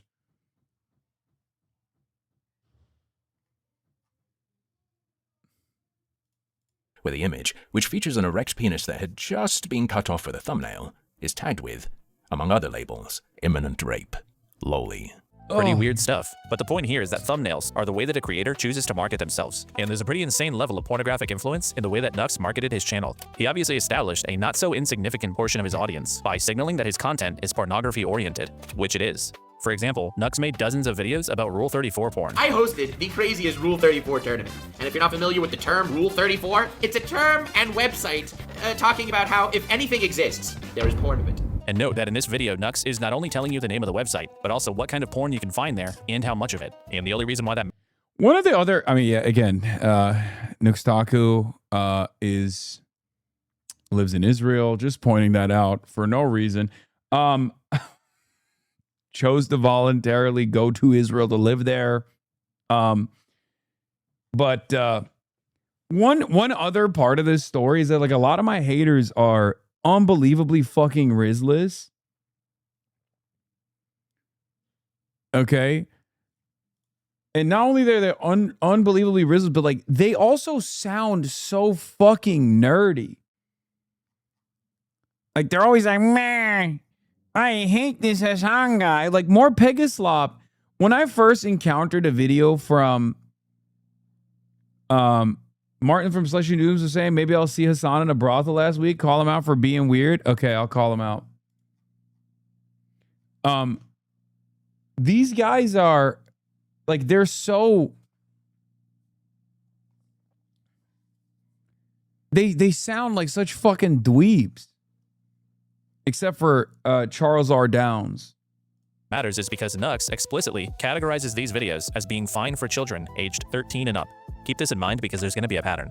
He also would routinely do these fan submission contests, and credit to YouTuber Nicandros for pointing this out. So Nux would announce these contests where he would review entries from fans and declare a winner. Among the list of acceptable submissions is explicitly NSFW content. So naturally, Nux hosts this contest with other creators for some reason, and you can probably guess what many of the submissions consisted of. Your name's man. What is that? I mean, it's a What is this? It's a Yay. I love the censoring. Later on, he chooses to play another moderately censored, very weird, extended porn segment. Just watching porn on YouTube, you know, real normal shit. I'll show Oompy. though. Oompy, you'll like. Yeah, I've never seen I this. won't say anything.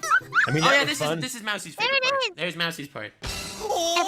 Everybody's household, you can buy a milk girl cow. Explain the plot, Mousy. What's happening here exactly? You're living in a society where you could purchase a cowgirl to have fresh milk at your table every day. And it just so happens that the guy's like, hey, she looks pretty fuckable. Reasonable. And drink their milk. Oh, yeah, Whoa, whoa, Jesus Christ, Jesus. Okay, moving on from that.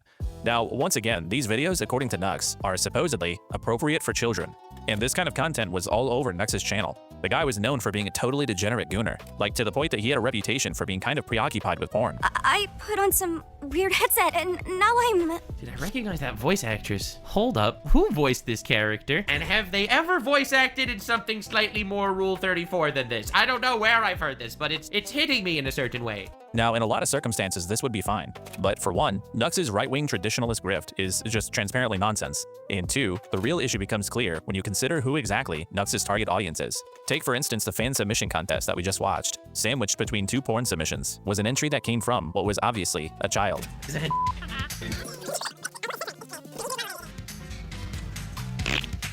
Noted credit to Nicandros for this. This is a video of child. The child just farts and then shoots their dog with a Nerf gun. Sends video for privacy. Bro. I don't even know what that was. That was some kid just sent you a video of them shitting and then shooting a dog with a Nerf gun. Oh no, it's all that time. I'm gonna be honest, man. When you did this, did you not think people would send you all this shit? Yeah, but I didn't Who did you think they were gonna send you? What the fuck? So Nux is publicly announcing fan submission contests where he expressly requests NSFW entries. He doesn't age restrict any of it, and then when children participate, he doesn't remove them. He publishes them, right alongside pornography. And this one child was not an outlier. Nicandros, in his video on Mudahar, discovered that as it turns out, old Nux Taku videos often received a significant number of comments from people claiming to be underage. The most vile part about this video is that the comments section has many children in it, explicitly reporting their ages. 11, 10, 9, 7 years old. One of the minors comments that the only place they can see the uncensored animation, Pornhub, is blocked on their father's Wi-Fi. Nux, in fact, made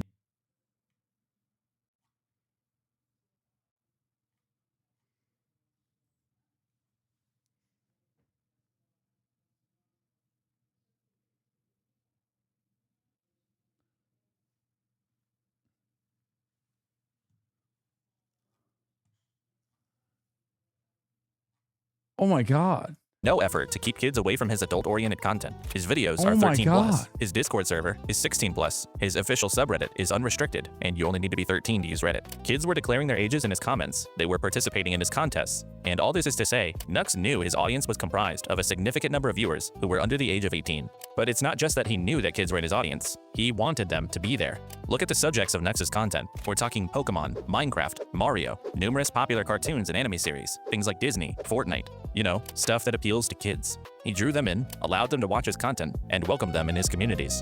He wanted this. But why? He was making money. And the thing he made the most money on was sexualized portrayals of these children's characters. The most popular video he ever produced on his channel featured an Animal Crossing character performing a sexualized pornographic dance. And this is the first major problem with Nux's old operation. This specific behavior is known as EPI, early porn introduction. It's most commonly used to refer to a fetishistic normalization of pornography to kids. Not only do the franchises Nux covered attract children to the content, but when these figures are presented in a pornographic way, especially when they're frequently childlike youthful depictions, the child is now seeing their world being— Dude, I didn't know the fucking depths of depravity. I thought he was, I mean, look, I thought he was a nasty guy from just his vibes alone, the Twitch's hentai stuff, some of the right-wing shit that I had seen. And I just assumed that he was like really into weird hentai stuff. I didn't, like, I had heard, because I saw some of the Nick Endra stuff, right? Where I wasn't like fully aware of like the level of depravity from this fucking demon. He is like fully into the worst possible things that you could be into.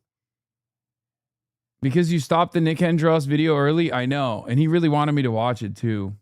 sexualized, which normalizes the idea to them that they exist in a sexual context. And now the next time the child is playing Animal Crossing, it's not really the same old innocent hobby. Bro, this, by the way, this entire video is Judge Me by My Enemies. Somebody started perverting it for them. And the second major problem with Nux's old operation is even worse. As I mentioned earlier about the Rule 34 segments, a lot of Nux's videos made it somewhat easy for children to happen upon uncensored pornography themselves. Whether it was naming the websites directly, using thumbnails that lead straight to porn sites with a reverse image search, or simply showing the titles of explicit works that kids could easily search for.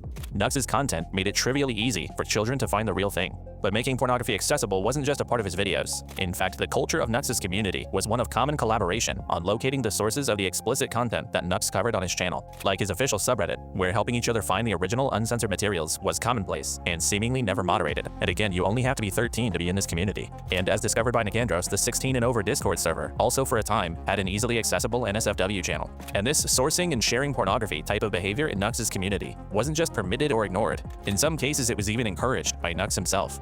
So this guy was essentially weird how the anime community was cool with him, but politics is too far. Yeah, because this is the type of non-political politics. That's what it is.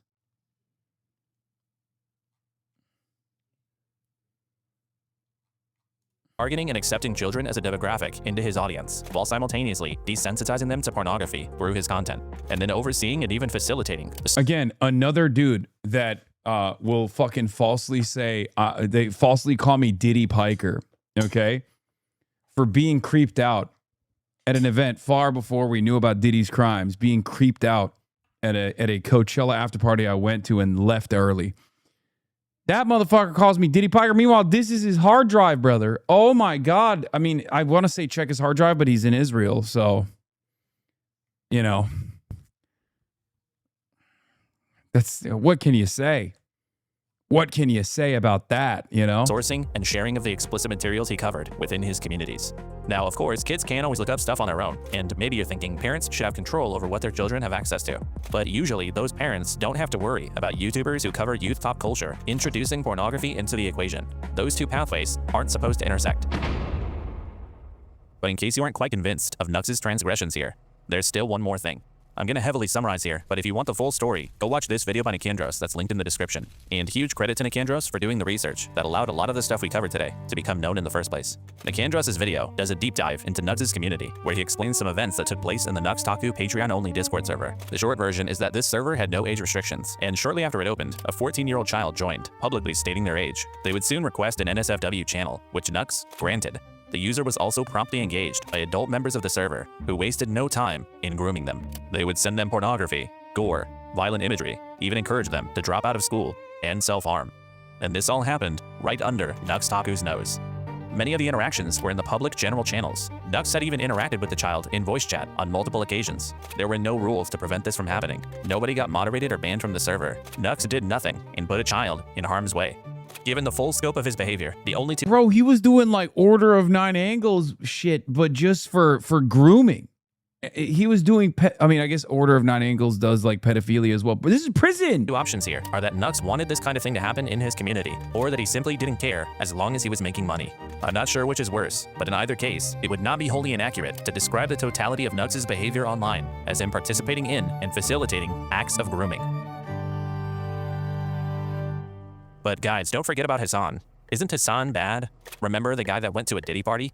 Hasan bad is actually Nux's go-to strategy for responding to controversy. In fact, when responding to Nicandros' highly damning video, Nux did not take any accountability. He didn't acknowledge any wrongdoing or recklessness. He did this. Everyone did these videos, all right? PewDiePie, biggest YouTuber on the platform at the time, was making Boku no Pico reaction, an animation of adults raping little boys. And it became a huge meme, and a lot of massive YouTube channels ended up reacting to it and talking about it. It's a really disgusting thing. But unfortunately, it was really common. Now, I find it ironic that people like Hasan, all right? Hasan is gonna show up, and he's gonna call me a pedophile and call Tectone a rapist and call everyone everything. Now, Hasan calling me a pedophile for things he's done, all right? Like, this dude went on podcasts where they promote this kind of thing, all right? People on this podcast are pro-lolly directly. Pro-lolly. Openly pro-lolly. I, however, have really not— And then this guy actually spent 5 minutes going through the Hasan Bad Greatest Hits, and then he buried this response to the Nicandros video deep in a Hasan segment on his second channel.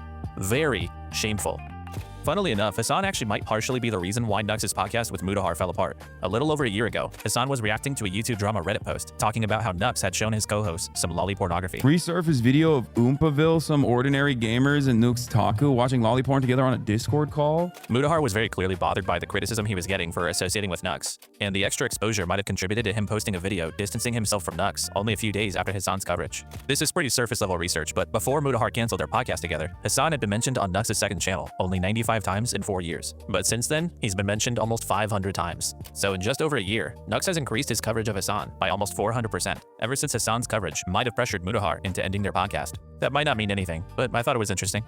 Nux has also since teased a lawsuit against Hasan for calling him a pedophile. You call me a pedophile. That's slander, Mr. Hasan. In case we're calculating, I am looking into lawsuits. Don't worry. It's gonna be fun. But Hasan responded by saying this. He wants to sue me for slander for calling him a pedophile, only to discover that a slander case would open him up to discovery.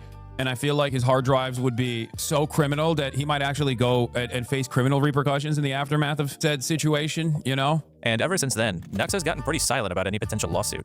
What was that thing Nux said earlier about wanting to protect kids? Our children are being exposed to shit that they should not be exposed to. The unimaginable amount of random, degenerate, furry, gore, porn, vor shit. I'm telling you, you have no idea how much weird garbage is there. And in my opinion, kids should... Yeah, I mean, he moved to Israel.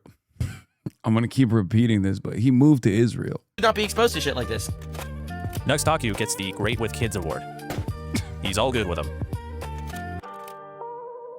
Jesus Christ. Okay, this one... Hasan Piker is a genuine douchebag, extremely unintelligent, probably as politically illiterate as me on most things, and I literally know nothing. I'm a complete fucking normie who doesn't care about politics. Nicholas Diorio is the owner of a pair of mid-sized commentary YouTube channels. His following is somewhere around 150,000 people, and he's known for covering new online dramas and his Ultimate Rape Review segment. I'm the host of Ultimate Rape Review. Nick has been involved in the commentary genre for almost a decade. He's been closely associated with figures like Tommy C, Turkey Tom, Willie Mac, and other longtime contributors to online drama coverage. He's not the biggest name, but he is well established, and he's seen as somebody with credibility in these circles. And part of that is because historically, Nick has always positioned himself as being somebody with principles. He was always one of the most outspoken creators about things like targeting sponsors. Attacking YouTube sponsors is generally like a negative thing to do. Attacking sponsors, doxing, like there's a handbook of things like you just can't do. I'm not a supporter of targeting anyone's revenue. I think it can damage the entire landscape. Or abusing copyright. There's also the issue regarding rapid copyright abuse on the platform that YouTube has done nothing about. Chris has been ban-evading and breaking TOS through multiple false copyright strikes. YouTubers who abuse built-in support systems to silence creators who are critical. So this is one of the guys that is an op that I don't even know about, and I've only encountered like once or twice on the internet, I think. You know what's funny? You said, my guy, you have so many haters. Dog, this video doesn't even cover, like, this video doesn't even cover a fraction of my haters. You understand that, right? Like, this is, and for the record, every single hater of mine that he has talked about, every single hater of mine that he has talked about is, like, you could have an extensive, like a video that's 4 hours long on just them alone. Okay?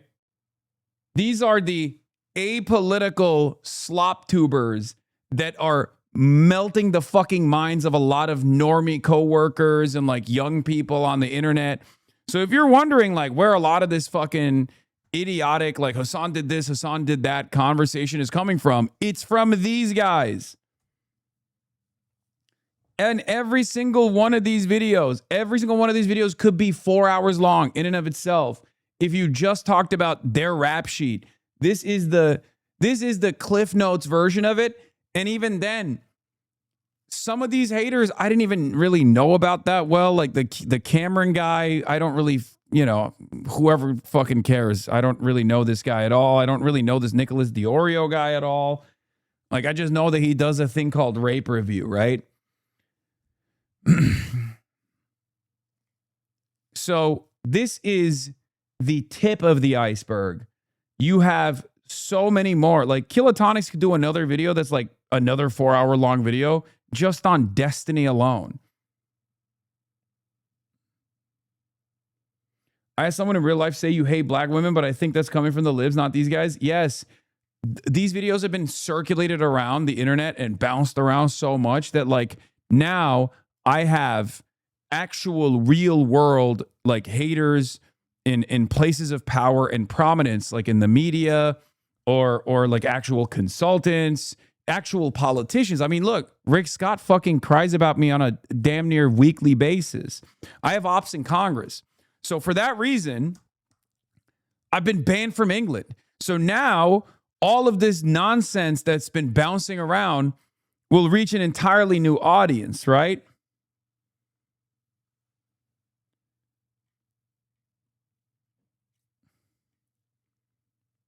So now you got like older normies, which, by the way, the older normies are much easier to convince. You can just literally be like, that's not true. You got duped by the internet, you know, let's take you to bed.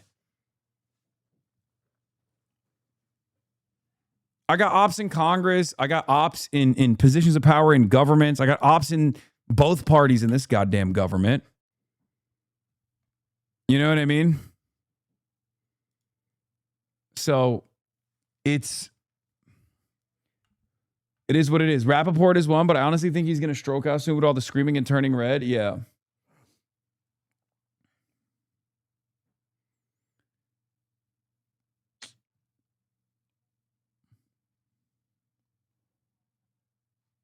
Of them are the worst of the worst. In defending free speech. Oh, what's that? The Jeff Holiday? Apparently Jeff takes a holiday from free speech. He locked replies and attempted to silence criticism. I have no fucking problem with anybody being a leftist, as long as you don't try to infringe upon my free speech. So because of that outspokenness and his proximity to other large creators, Nick was always a somewhat prominent voice, helping enforce the core standards for his corner of the internet.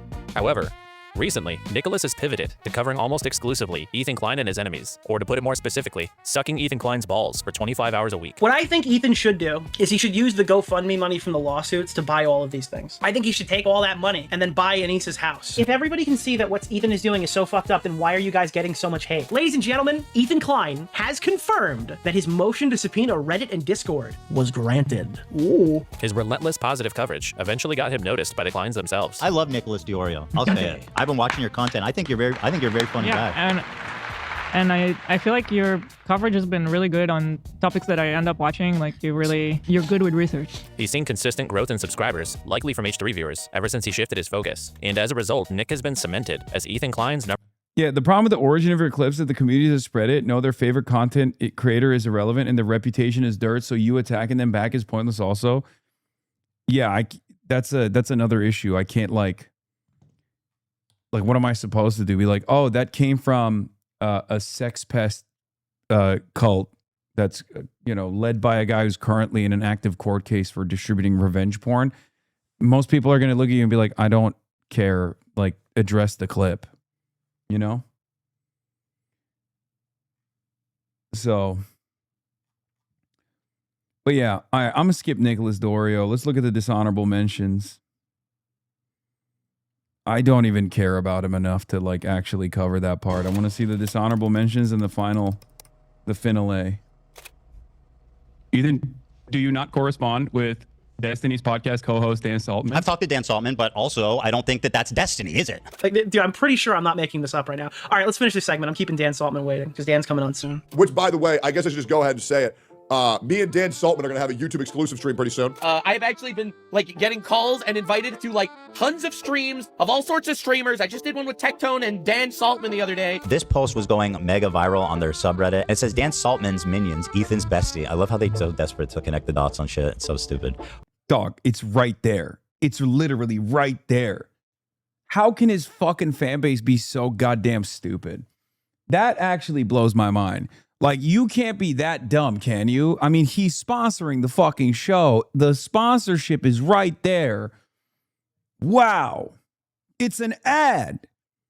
It's an ad right there. Either the ad doesn't work, either the fucking ad doesn't work because no one is aware of it, or you're the dumbest person on the planet. Are mass reporting Hasan to the FBI for the crime. At the gooey, sticky center of this large-scale... I just say your haters remove context, explain the truth, and then tack on that sex pests online hate you and work to spread your lies. Great. Keep up the good work. Misinformation campaign against Hasan is a weird middle-aged dude by the name of Dan Saltman. I don't really want to give equal time to this guy, but to his credit, it's hard to ignore the impact he's had on people's attitudes towards Hasan. You see, Dan is the kind of guy who gets off on feeling more important than he actually is. He's always talking about how much money he has or how many important people he talks to. I have House of Representative members that I have meetings with. And he really likes the idea of being remembered for something bigger than just being Destiny's best friend. To that end, he's decided to spend the last couple of years pouring resources into desperately trying to bring down Hasan. He kicked things off with his campaign against Dan Clancy and Twitch regarding anti-Semitism, which he opened up by massively overstating what was actually just a very stupid oversight on Twitch's part. The claim was essentially that Twitch had been banning Israeli users from making new accounts. But aside from the fact that Dan potentially lied in the way that he presented this initial complaint, Twitch's totally understandable explanation didn't stop him and Ethan Klein from helping launch a full-scale PR attack on Twitch and its sponsors, citing things like chat messages during Hasan streams as evidence of Twitch harboring anti-Semitism. Another notable example they used was this panel during TwitchCon 2024, where a group of Arabic streamers ranked other creators according to their level of affinity for Arab culture or something. Now, it would be totally fair to criticize the people who hosted this panel for it being stupid and not funny, but Dan and Ethan Klein managed to convince a bunch of people that this tier list was actually racist against Jews. I mean, it's kind of just Arab good, Jew bad. I mean, I'm having a hard time seeing this any other way. While trying to excuse her racist, disgusting, fucking anti-Semitic behavior on stage. Okay, the Dan Stalkman stuff is obviously super crazy in and of itself. He's just been stalking my ass for 3 years now. It is kind of funny because, like, once again, we go back to what do you do when someone just has a lot of money? Dan has a lot of money, right? So does Ethan. And they're just insane. Like, they're positively batshit. They have nothing to lose. Ethan actually at least had like some level of respect within the content creation community that I think is forcing him to maybe reconsider his like frivolous lawsuits and stuff. But Dan, nobody knows who he is. Nobody gives a shit. He's just an insane guy with a lot of money, and he will continuously bot his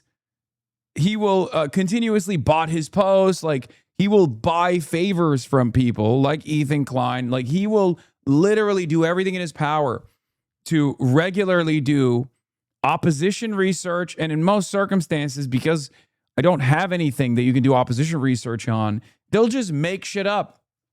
They'll just keep lying continuously and engage in like sophisticated doxing and smear campaigns in many instances where they're just straight up lying about shit. And yeah, I don't know. I don't know what to do about it because he's an utterly irrelevant person who has openly admitted that he wants to slander me. Like, his life's mission is to just like openly and actively slander me too.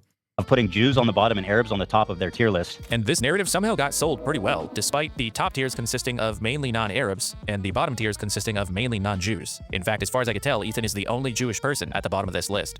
This panel was made for the Arabs podcast, which is about Arab identity and culture, and features a Jewish host. Ethan and Dan tried making the argument that because Sabra is an Israeli brand, that this panel was ranking people from Arab to Jew and was therefore racist. But Sabra is also just the most basic mass-market hummus you can buy anywhere. Hummus is a core Arab dish. To Arabs who take pride in their culture, love Sabra just represents cultural disconnection, not Israel or Jewishness. The panel wasn't even saying it's better to be Arab or anything. Was this idea for a panel maybe controversial? No, not really. I have a hard time getting on board with being genuinely upset about this, but the nonsensical outrage about it worked, particularly for liars. Twitch.tv allowed them to do an Arab to Jew tier list. Twitch needs to take responsibility that they had a fucking racial tier list. The tier list goes from Arab to Jew, and they use like hummus as a stand-in for Jew. The noise that Ethan and Dan generated about this panel led to the ADL stepping in and pressuring Twitch to take action, and Frogan and a few others that participated got 30-day bans as a result. Which was double the length that Asmongold received for saying Palestinians are an inferior culture that deserve to be genocided while the genocide was ongoing. Asmongold received 14 days for that. A lot of people were very offended by it. A lot of people were very mad he got banned at all. Most people celebrated that he was going to become a better person after this. Oh my God, this fucking nasty little pervert, this nasty little racist ended up cleaning his house, shit like that. Okay. Everyone celebrated it. Meanwhile, everyone celebrated this ban. A ban that got pushed by the ADL, which is Israel's own attack dog, the Apartheid Defense League. The ADL, which gamers normally fucking hate, including Asmongold, right? Because they were coming after Steam for a while. All of a sudden was the hero in this story. These guys don't give a shit about anything. which was kind of ridiculous. But this is essentially what most of Dan and Ethan's war against Twitch consisted of. Misunderstandings, bad examples, or even outright lies, like using a completely fake, doctored screenshot of an anti-Semitic meme on Twitch's front page. Or if you go to Dan's website and you take a look at the examples of anti-Semitic chat messages from Hasan's community, it's actually laughable. In fact, I challenge anyone watching this video to go comb through Dan's website and try to find me one genuinely racist comment. I legitimately couldn't do it. I'm sure you could probably find real examples of creators or chatters being anti-Semitic on Twitch, just like many other forms of hate. But if this were a real actual systemic issue at Twitch, why would these guys need to lie about it? But with the help of the ADL, their campaign actually worked, and Twitch experienced a notable decline in overall ad revenue, which did adversely impact some streamers who don't even have anything to do with politics. And despite how fake this whole anti-Semitism thing was, Dan even went so far as making threatening comments towards the families of Dan Clancy and other Twitch employees. They don't sleep good at night knowing that I'm downloading every Facebook comment that you've made, Dan. And I've basically downloaded every comment you made everywhere. All of your travel journeys, the stuff with your kids, literally everything. Downloading it all and use it all against them. The quote from you was something like you have to go after the people they care about. So I have a list of all the employees in trust and safety, and half of them hide. No profiles, no nothing. I hope I don't have to go to this direction. Sometimes there are people and you can't get to them, no matter what level of insane targeting you do to them. No matter how autistic you are with the websites that you set up and everything else, they just don't care. It's so funny that this guy and Epstein unironically still to this day are like, why are we not unbanned by Twitch? I don't know. Maybe because you literally actively openly admitted to stalking and trying to dox members of the Trust and Safety Committee on the fucking platform on your goddamn live stream. That's why we call him Dan Stalkman. This guy is like 60 fucking years old, by the way. And the craziest thing is, you know what happened at some point? I don't want to get into it too much, but like, he has a fucking wife and children too. So people obviously, not from my community, mind you, I've never brought this shit up, but people started fucking doing the same thing to him.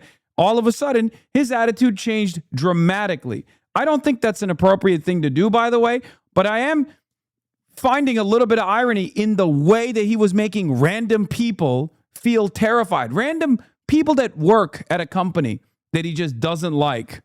Okay?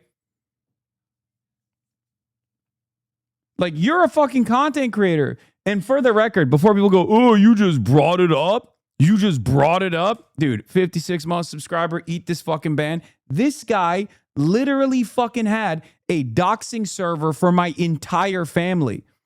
Okay? This guy literally operates a doxing server for my entire family. He is a serial and notorious doxer.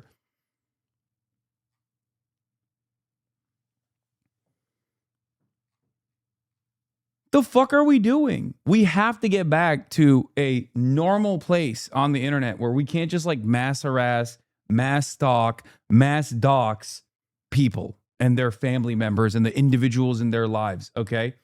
We can't be doing this shit. I don't participate in it. I wish he would stop participating in it. Then you have to start going to the people that they care about. And then they start caring. Yeah, you got to be a little bit unhinged to go against a $50 billion company as one person. And I say back to, and the reason why I say back to is because this kind of stuff was always happening, right?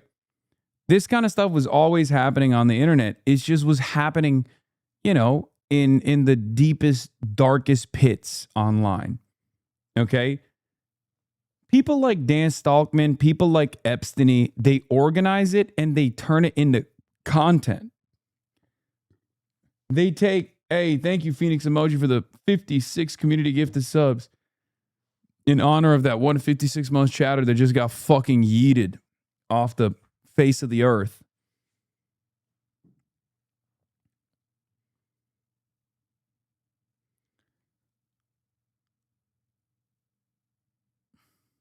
Anyway.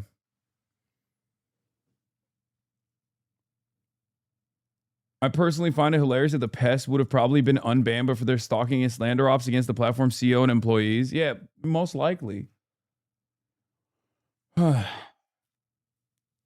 He cried when people called her workplace while he literally brags about calling random viewers jobs to complain about them. Yeah, that's what I mean. It's like, it's so crazy. It's so crazy to me that this guy thought that like what goes around would never come back around to him.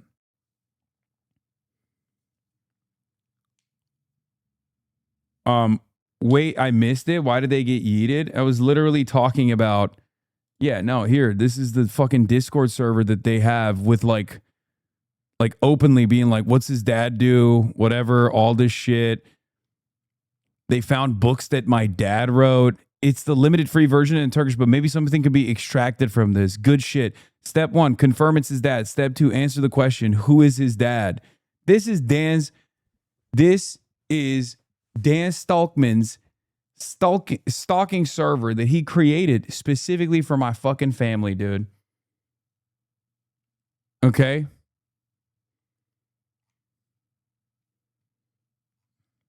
They're probably watching this shit right now.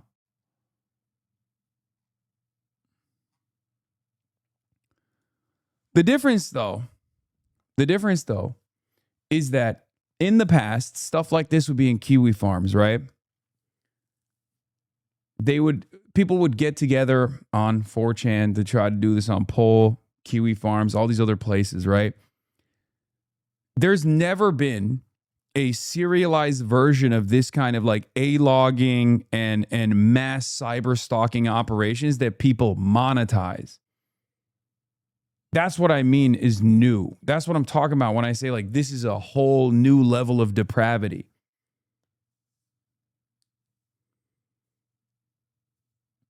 Yeah. They took over a subreddit, LSF, if you recall. They got bots on Twitter. They brigade fucking subreddits all the goddamn time. It's crazy. All you do is talk politics. Wow, that's insanity. There's no reason for that. They should go to jail. Yeah. I mean, the law hasn't caught up to this kind of behavior. The law hasn't caught up to this kind of behavior, but yes, of course it's illegal. And it will be illegal in the future for sure. Sending a nicely worded email to a support ticket is not going to usually have the effect you need. Those vaguely threatening comments, the multiple websites, collating people's personal information, that stuff all led to his account being banned from Twitch for harassment, obviously, which he then tried to spin into Twitch wanting to silence him. Okay, man. But with him failing to cause Dan Clancy to lose his job and losing multiple bets in the process, Dan Saltman dropped the act and turned his focus to what this was really all about, which was Hasan Piker. Dan is so maniacally obsessed with Hasan that he winds up becoming involved in almost every single front in the war against him. If you're a somewhat notable online figure who publicly voices criticism towards Hasan, even if you're an unintelligent slop tuber or somebody he's completely politically opposed to, you will hear from Dan Saltman wanting to be best friends. He's done shows or had plans for them with almost all of the creators in this video, which often may fall through because Dan's dishonesty is so blatant that even notorious liars like Nicholas Diorio can't come up with ways to defend it. That is what everyone does all the time, nonstop. It will never end, ever. It's not a good It doesn't argument. matter. No, here Dan is defending his use of extremely old, out of context tweets or clips to attack people like Hasan. Manyak Mason, thank you for the 50 gifted subs. Manyam. It doesn't need to be a good argument. That's what everyone does. But you're just throwing shit at the wall. What makes you better than... Yeah, see, he openly admits, he's like, it doesn't even need to be a good argument. It just needs to churn out because there's always going to be someone crazy enough to believe it or dumb enough to believe it. And I suspect his newest friend is Fed Empanada, for the record. He's done this with every single person that caught the bug, the Hasan derangement syndrome. And I suspect his newest ally in the fight has been Fed Empanada. I doubt that. Okay. I don't. Yeah, what makes you better than Hasan? It's a scary combo. Why is it a fucking scary combo? It's the same exact shit that Destiny's been doing.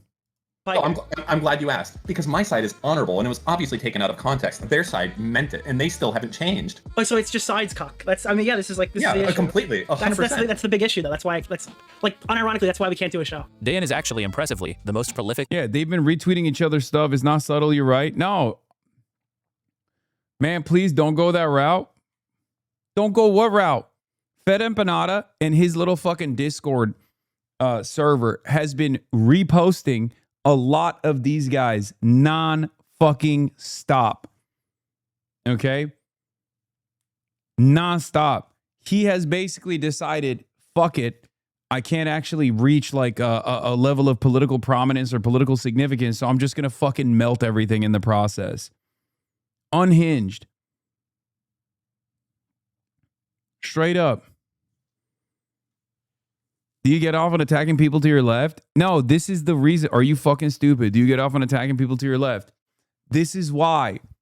Because many of you hear someone say the right words, hear someone say an established legitimacy in a certain fucking perspective, and you think that there's valid critiques to my left. I have people to my left that critique me in a very valid manner. Okay? If you're reposting the ultra Zionists that have gone to Israel, okay, if you're reposting them and their fan base against other anti-Zionists that you think are insufficient in their criticisms of Israel, you are worse than the anti-Zionists. You have become a loyal soldier. You have become a servant. And also, I don't think Bad Empanada's to my left anyway. I think he's just like a super, super unserious. Your whole chat is saying he's not to your left. Look what you've done. What have I done? Have I disparaged someone who has disparaged himself with his clown-ass behavior over the course of the last year and a half?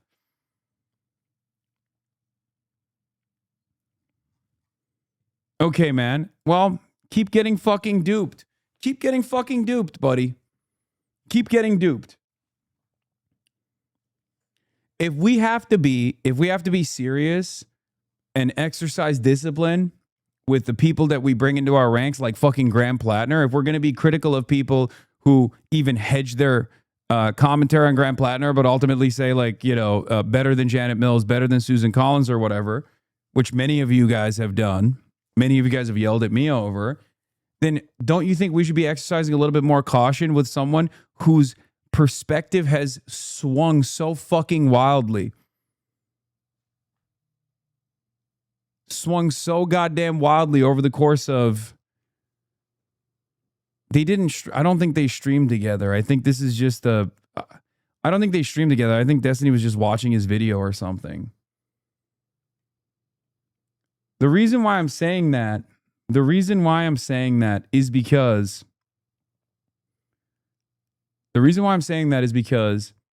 I have noticed,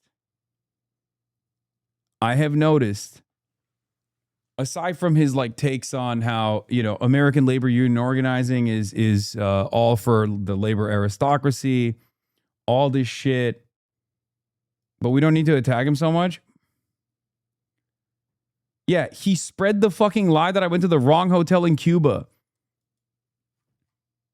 He literally just straight up lied about that. I did not stay in the wrong hotel in Cuba. He shit all over Progressive International. He shit all over anyone else that tries to do anything constantly. At some point, you have to realize he's just a fucking narcissist. Okay? He's just a goddamn narcissist who reposts ultra-Zionist sex pests. Sorry. Like, yeah, he's always been crazy.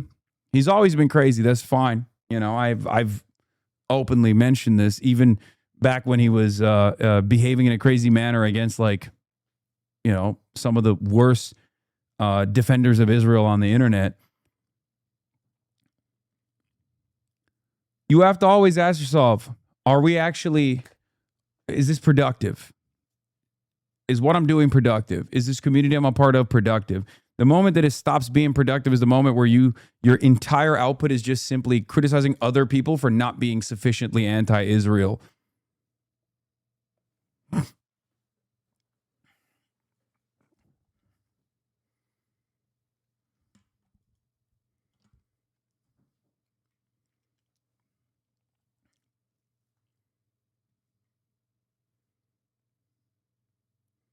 Yeah, when the Trump administration, when Fox News came out and said that I had a subpoena waiting for me, he joked about how he had information that would help the Trump administration come after me.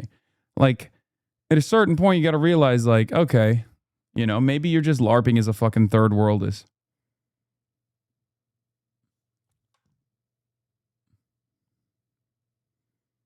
Yeah. Notice all their stands exclusively tweet about you. Literally nothing else. Just clip most disingenuously to frame you as a pro-Israel DNC stooge. Yeah. Especially in a target-rich environment. He also said he thinks a left-wing Charlie Kirk will happen soon.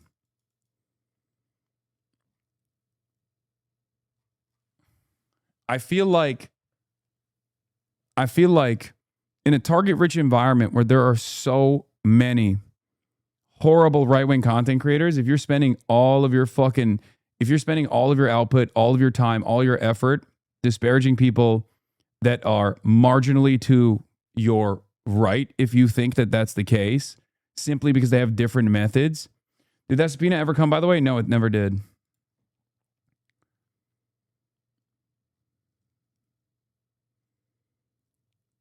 Then you're a saboteur.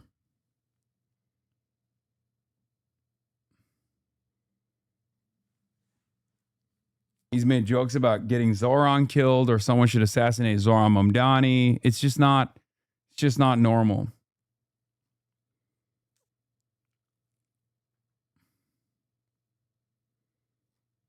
Liar in this whole video, not just because of how often he lies, but also because he just openly admits that he lies. This is the game. Like, you can't change it as much as you may want to change it. I might want this to be, we have an objective debate and we look at it and, everyone comes away and it's like, okay, well, that would be the world I want to go to, but that's not the world that we're in. We're in a world of all that matters is the end result of the general public having an optics on something. I said that Hasan Piker visited a brothel that was later raided for suspected sex trafficking. Actually, Hasan wasn't there. Yeah, that matters. Yeah, that matters. And misleading. That matters.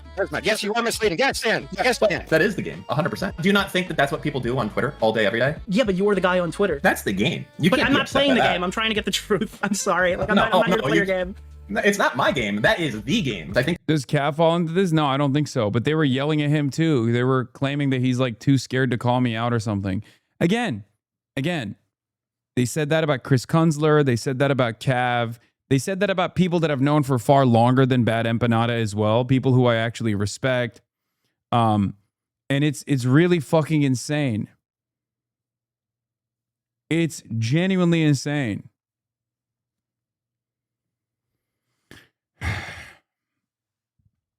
Anyway, going back to Dan. That you might be having a very commentary brain to take care of versus what the commentary take is to not lie. It's pretty bad when this guy is calling you out for being a hack. Dan is a huge fan of clipping Hasan dishonestly or outright lying about things Hasan says and then spreading these lies on Twitter to generate public backlash. You may have even come across certain Hasan clips circulating around that are commonly used to attack him, but they're actually deceptive edits, often originating from Dan Saltman. This clip shows up on my Twitter feed pretty often. Democrats, if they were in charge right now, would be doing 100% the exact same thing, 1-to-1.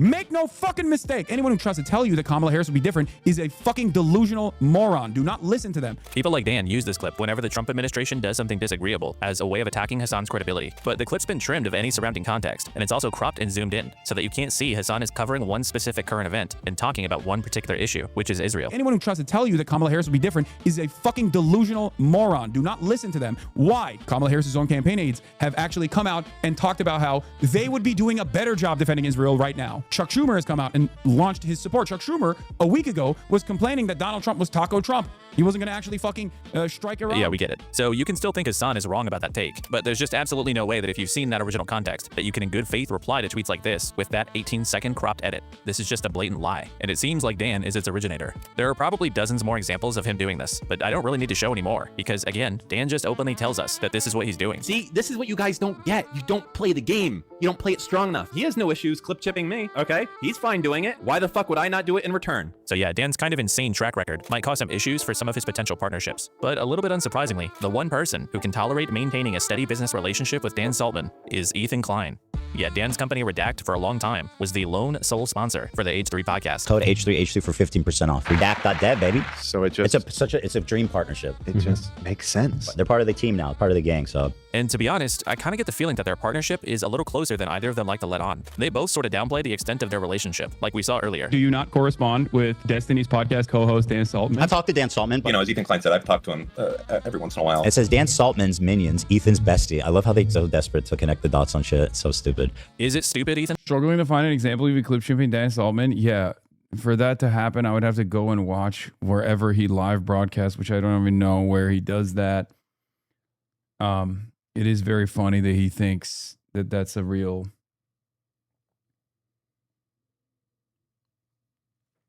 That's a real thing that's happening. I kept hearing them say stuff like that, and it always sounds so defensive to me, which made me curious. Consider this. H3H3 Productions is a 15-year-old YouTube channel, first created in 2011. And despite Ethan's lengthy history of copyright disputes and preaching about protecting IP, the content nuke is the first time he's ever registered one of his works with the US Library of Congress, which makes it seem like he had just recently learned that that was something you could do. And that left me wondering, where did he get the idea from? But basically, yeah, so I got banned by Twitch for extreme harassment, permanent. I put in a request to cancel my partnership agreement, which is a right that is afforded to me in the contract that I have with Twitch. And then after that, I put in a request for them to delete all information about my account.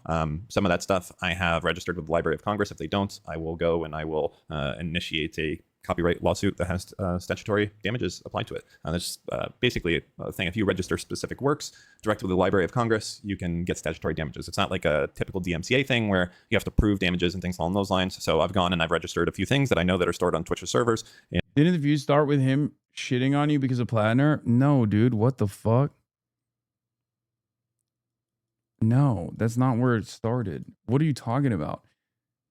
For the last, like, I would say far before then, he was constantly coming after me and claiming that I was like a Zionist, a defender of Israel, was insufficiently against Israel, was not actually a real person, a DNC operative, someone who works within the Democratic Party, Mamdani also, and the Democratic Socialists of America. These are all groups that are actually trying to...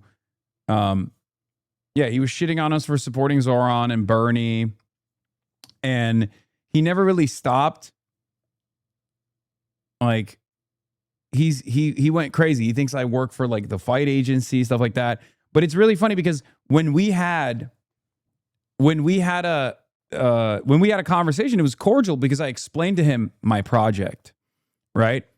I told him, look, I don't think you and I see the world in very different ways, or at least at the time, I didn't perceive him of seeing the world in very different ways, right? I was like, I want to hold Israel accountable for a genocide. I'm an anti-Zionist. I explained all this stuff to him, right? And I told him my methods of arriving at this change are perhaps a little bit different than yours. I'm talking about, yes, fed empanada, okay? I said that the ways that I'm trying to get here is by fomenting class consciousness by way of the electoralist route to gain legitimacy as fast as possible for a massive platform, and also potentially create a little bit of power for like-minded people. Now, I explained all this to him in that Noah Samson live stream that we were on, and he agreed with me. The entire time, he agreed with me. Like, he did not have like significant critiques. He wasn't as crazy as he normally is. And somewhere along the way, I think like he realized after, you know, going after a lot of my haters and saying like, oh, this fuck Hasan stuff is like really, it makes a lot of money for people. And it's like really dumb reactionary slop content. I guess something tweaked in his brain where he was like, well, I could do that. Okay. Bad Empanada just wants to be a Molotov thrower and nothing else. No, but here's the thing. He doesn't want to do that either, because all he's doing is make YouTube videos and post unhinged rants on Twitter. So he's actually not doing anything. All he's doing is, in many respects, all he's doing is what I'm doing, but less somehow. And that's precisely the reason why when you ask his audience, like, what have you done materially in the direction of anti-Zionism, they usually don't have a response to it. Well, they'll say, well, I'm not defending the Democrats. And then you go, okay, I'm not asking you what you're not doing. I'm asking you what you have done, right? I'm not asking you what you are what you're not doing. I'm asking you what you have done personally.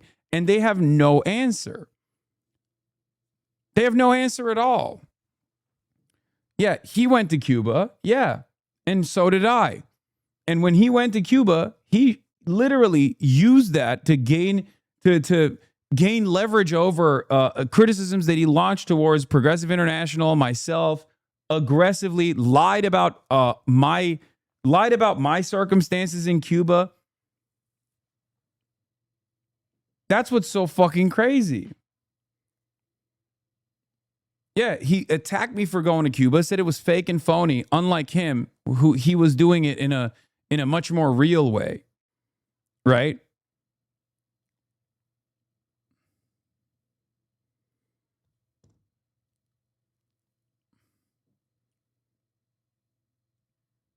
Now, here's the problem. There's strength in numbers, right? Like he could have just easily not criticized Progressive International or tell people not to donate to that at all. You know what I mean? And instead actually worked alongside this organization to have more impact, have more positive impact rather, right? But he didn't do that. He chose not to do that. He chose to shit on it and then, you know, have his own impact personally. And it was far less. His impact was far less overall. And dare I say even maybe somewhat negative. So it's tough to see it as anything but a fucking wrecker. A guy who just chirps. And it's fine if he's like at least chirping and trying to de-radicalize reactionaries. But if his goal is to, but if your goal is to simply try to throw a fucking Molotov cocktail in any kind of left organizing in this goddamn country from afar and rarely ever talk about, you know, situations unfolding in your backyard, like the owner of Palantir, the founder of Palantir moving to Argentina, shit like that. Perhaps he has done some stuff. I haven't seen it. All I see from his output is just drama slop. At a certain point, you got to be like, what are we doing? You just kind of come across like a guy who is living in Argentina and making America money in Argentina because you have a YouTube channel and I assume a Patreon as well, and you make a shit ton of money. Sometimes you even flex about how much money you make. Thiel isn't the founder. This is basic knowledge. My mistake. How is this not boring for you? No way is this what your nature wants you to do. React YouTube documentaries about subhumans who hate you. You do analyze clavicular kissing clips. So now I don't know what you wouldn't do. Yeah, sometimes I like to have fun. It's Saturday. Am I allowed to have fun on Saturday? This is fun for me.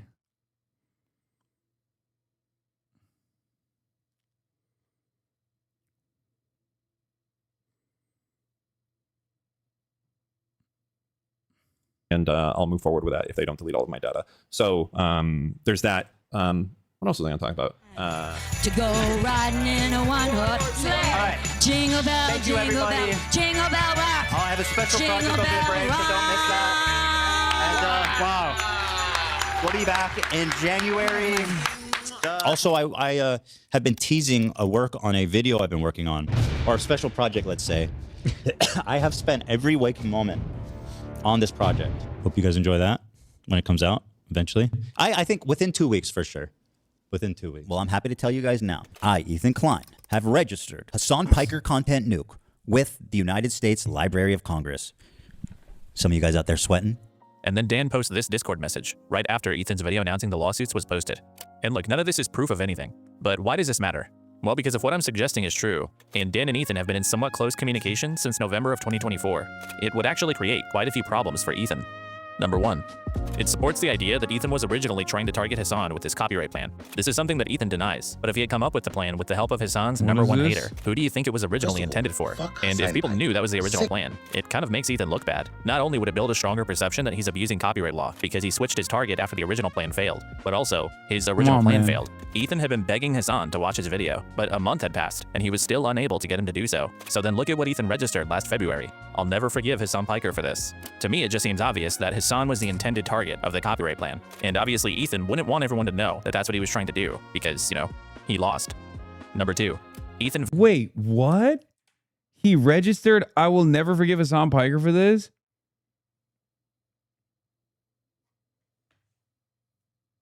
So he was just like trying to register as many fucking videos that he thought I would potentially react to with the hopes that he could catch me?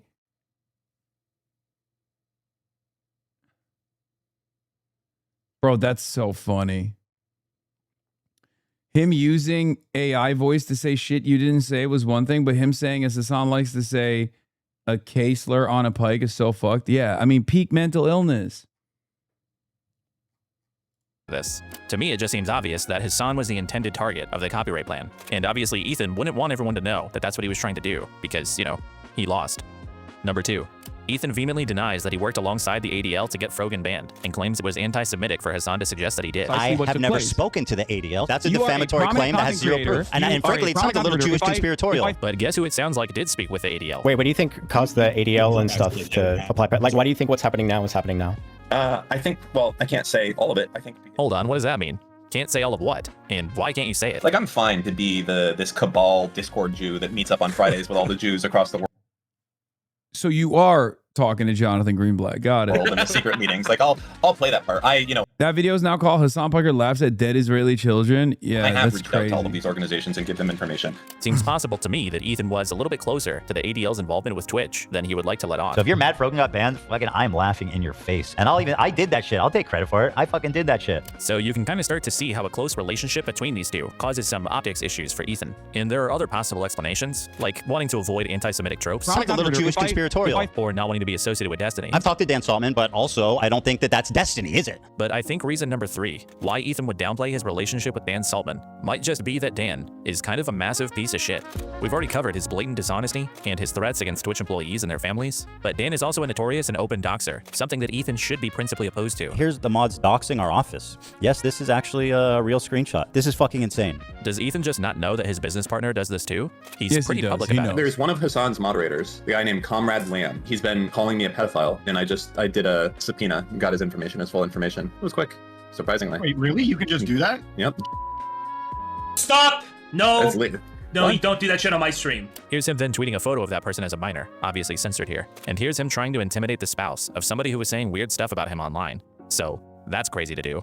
And while there are more examples of Dan's behavior we could go over, I don't really want to draw attention to most of it. And we don't really need to anyway. Dan openly tells us who he is. And who he is the exact type of person that Ethan claims his enemies are. It's just pathetic the way you lie about your perceived enemies. You don't care about the truth at all. For you, it's just about destroying your enemies. If you don't play the game, you're like so fucked, right? Do I personally care about Kaya? I could give a fuck about Kaya, just like I could give a fuck about Lonerbox's dog or anyone else's dog. I ain't met the motherfucker. That said, it's fair to push this because it hurts Hasan, and Hasan is a bad person, and the goals are accomplished as a result of that. You people are scum. You have dedicated your lives to harassing me, my loved ones, my crew. You are disgusting, vile, fucking pieces of shit. Sometimes there are people and you can't get to them. Then you have to start going to the people that they care about. This costs me nothing. I can keep going. I can't be stopped. I can't be reasoned with. You do what I say or I'll keep going. And I'm fine to keep going. I do kind of enjoy it a little bit. Relentless slander, straight up lies, defamation. All that matters is the general public having an optics on something. No, I'm saying that's how the game is. That is the game. You don't play the game. You don't play it strong enough. Here's the mods doxing our office. This is fucking insane. This so-called doxing that happens, at least it's not like Hasan waving a gun around. Jesus Christ.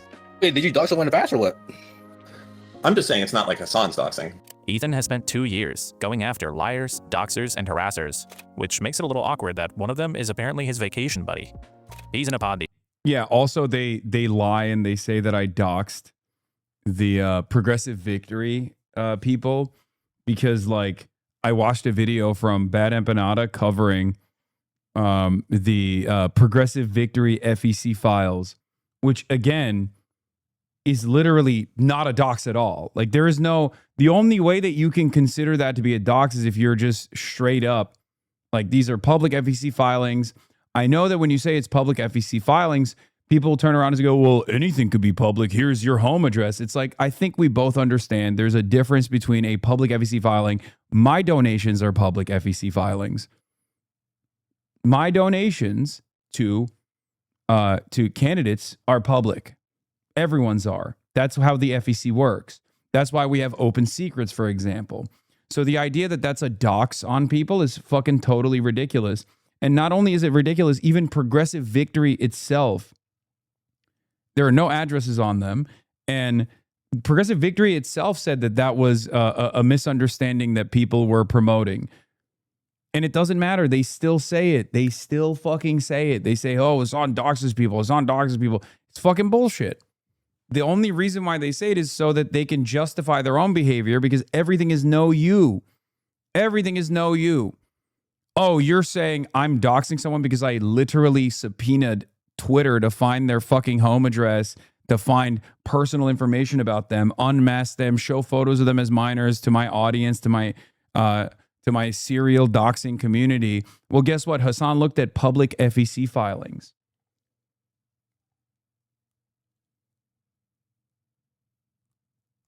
That the organization itself said was not doxing. Stu, I'll tell you. I don't want to spend any more time on Dan because I think he gets off on this shit. So Dan Saltman doesn't get an award. So to me, it's quite obvious that these people have zero standards. None of this was ever about harassment or defamation or doxing because the Kleins don't actually think those things are bad. They just don't like that it's happening to them. Ethan doesn't care. He thinks you're stupid. He thinks he can make up justifications and explanations for his behavior that people will buy. And they do. All of these guys have been pushing a completely dishonest agenda, each for their own reasons. For some of them, it's clout. For others, it might just be stupidity. And for some, they just want you to be looking at somebody other than them. But they've all willfully pushed these lies, and in the process, they've eroded any standards we used to have for political and commentary creators. Things like doxing, abusing copyright, and harassing smaller figures into silence shouldn't be permissible, but your favorite streamer has convinced you that they are, because remember,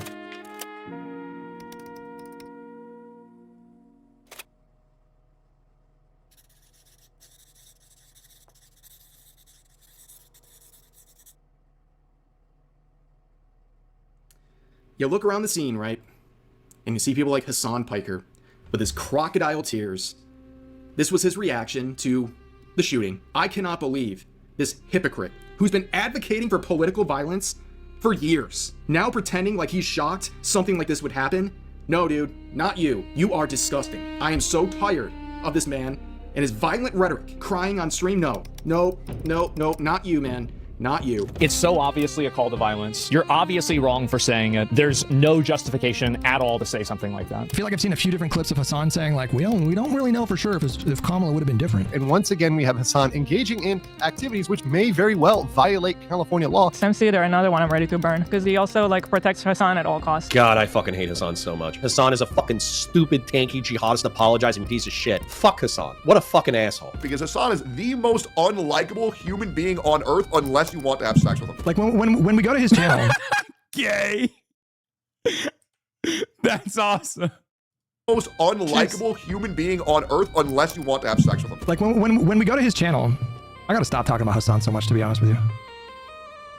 It just bothers me that like Okay, so you think that Hasan is not fun to talk to about anime? I think normalizing Hasan is dangerous. Because there's genuinely so much to attack Hasan for. Every day there's like a new thing to bash Hasan over the head with because he's just so fucking stupid and malicious. I genuinely do believe that Hasan is one of the worst people on the internet. Hasan Piker is the most dangerous person that if you're over the age of about 35, you've probably never heard of. So Hasan is one of the most terrible human beings on earth. At least your villain, Ethan Klein, showed real emotion. And when he discovered the news on his podcast, he was sobbing, and I believe his tears. I don't believe Hasan Piker's crocodile tears. The people that simp for Hasan who are like, he's hot, whatever, it's so pathetic. Even if you think it's hot, it's so embarrassing. It's so cringe, guys. Please, I'm gonna fucking die.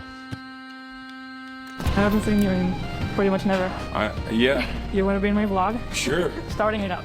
Oh hell yeah! I just started vlogging recently as well. I feel you. It's hard. It's awkward. Yeah. I came here to say thank you. Wait, why? No, thank you for supporting Teddy Fresh so much. Thank you for the big baggy pants. I love them so much. Oh my god. Well, have a good show. Thank you. Bye everybody. That's great. That's great. On YouTube for the past few years, there's a big industry that's exploded in popularity, and it's based on a simple concept. Hasan bad, Hasan Piker is bad, and he's dumb, and bad and a terrorist, probably. We can call this the HasanAbi dunk video industrial complex. It's common for YouTubers during low view months to join in on the fun and make these types of videos, taking short clips from Hasan's thousands of hours of live streaming to misrepresent what he's saying, usually parroting the exact same talking points they're getting from the same YouTubers in the same community. They're watching each other's videos and making each other's videos. It's kind of like a perpetual cycle of dumb guy slop. It's interesting to see YouTubers that typically cover TikTok drama and gaming content randomly giving their opinions on genocide and geopolitics, but that's the result of such an ecosystem. It's not about the politics, it's about making money by attacking a guy they don't like. That was Noah Samson, who I briefly mentioned earlier. Noah is a 28-year-old video essayist with over 500,000 subscribers. That video came out over a year ago, and Noah keyed in on quite a few relevant things. He explains that when Ethan's commentary on Israel and Palestine is almost exclusively antagonism towards people who, above all else, morally object to the genocide in Gaza, it sort of has the function of supporting genocide, because as Noah puts it, the arguments they're attacking him for are anti-genocide arguments. So these creators, you know, they're positioning themselves in opposition to him. So I know you had hate, but I genuinely had no idea to what degree it was. You know what's funny? I'm going to repeat this one more time. This is literally just the tip of the iceberg. There are like Destiny wasn't even mentioned in this. Like Destiny was only tangentially Epstein was only tangentially related or mentioned in this video, like a little bit. A lot of this stuff is originating from his cult. Okay? That's one. Then there are a fuck ton. There's no Pegaslop. There are like left anarchist versions of this as well too. Like there's definitely left adjacent wrecker content creators as well. There is a reason why if you look at anything I post on Twitter, if you ever look at the replies, it's insane.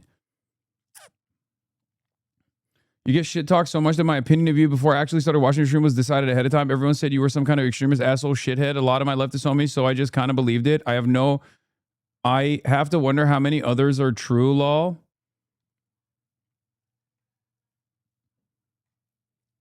Yeah. This is what happens. I mean, there's also like the incel community, right? There's like a lot of incel content creators who fucking despise me. There's also a lot of people like Ben Shapiro, like the more traditional content creators on the independent media side, the entirety of the platform of Kick, which seemingly has a contractual obligation to do fuck us on content almost. So yeah, it's pretty fucking wild.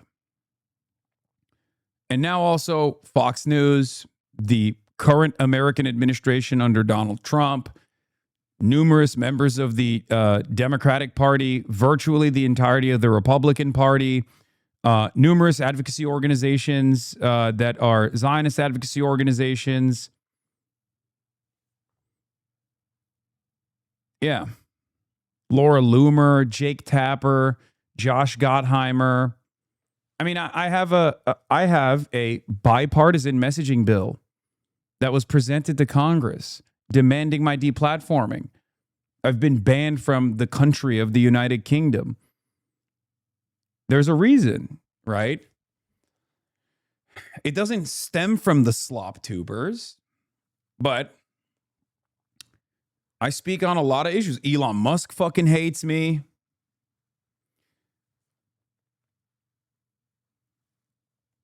So there are so many unhinged people who spend a great deal of time. This is part of the reason why I stopped responding. Part of the reason why I stopped responding is because if I spent every waking moment reacting to people who make fuck us on content, I wouldn't be able to cover the news. I wouldn't be able to do anything. Look at this. We watched one video. It was like 3 hours and 50 minutes. That's the whole day. And this is just a couple people. This is just a couple people. It's the tip of the iceberg, right? Look, just today, Charles Downs.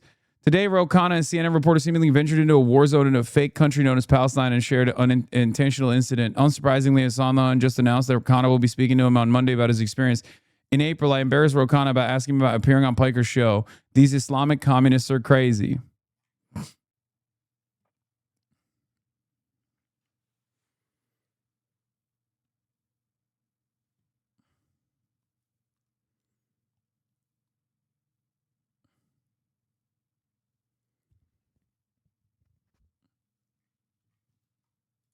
But yeah.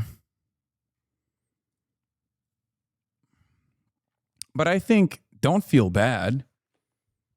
Do not feel bad. One, judge me by my enemies. Okay? Judge me by my enemies. I mean, this is just a little taste. They're all fucking freaks. That's number one. Number two, the reason why this shit has, I mean, the reason why this shit only increases in its intensity year over year is because the movement continues to grow. And someone has to be able to fucking tank it. Okay? This is not for everybody. This is not for everybody. Not everybody could just like sit there and eat this shit all the time for just simply trying to help other people out. Okay? Someone's got to fucking tank it. It actually does stem from the slop tubers. That take over the subreddit is when popular opinion of you on Twitch flipped on a dime. The negative harassment campaign from de-isolated other streamers on the platform from expressing any positive opinions towards you and framed everything in a negative light for years prior to 10-7. I mean, that didn't... No. 10-7 is the switch. Because even before then, I was perfectly fine with most people, both privately and publicly. After October 7... obviously, everything that I do is now seen as an endorsement of anti-Israel statements. Even though anti-Israel sentiment has become widely popular, people still get scared because they're worried that like their ad money is going to dry out or something. That's just the truth. It sucks. But if you're wondering why everything I do is presented in this like unbelievably negative manner, this is why. Because there are concerted efforts to constantly paint everything that I'm doing in a bad light. Everything I'm doing in a bad light. But it's all good. I got my community. I got my people. We got this movement. And I got, more importantly than anything else, the truth on my side. And the truth will always prevail. His arguments de facto positioning themselves on the pro-genocide side. You know, anti-genocide is pro-genocide. Which isn't really that unreasonable. And when you think about it that way, it further illustrates that the widespread Zionist perception of Ethan is really just a product of his own behavior. Let's bring an Iraqi terrorist group to your neighborhood and you just go out and be slaughtered and your mom be slaughtered and your kids be slaughtered and you burned alive. And again, I'm saying that I support Palestine. I don't know how more I can express that. You know? But Noah also lays out the thing that we've been demonstrating for the last 3 hours, that there is a massive and corrosive financial incentive to make content that...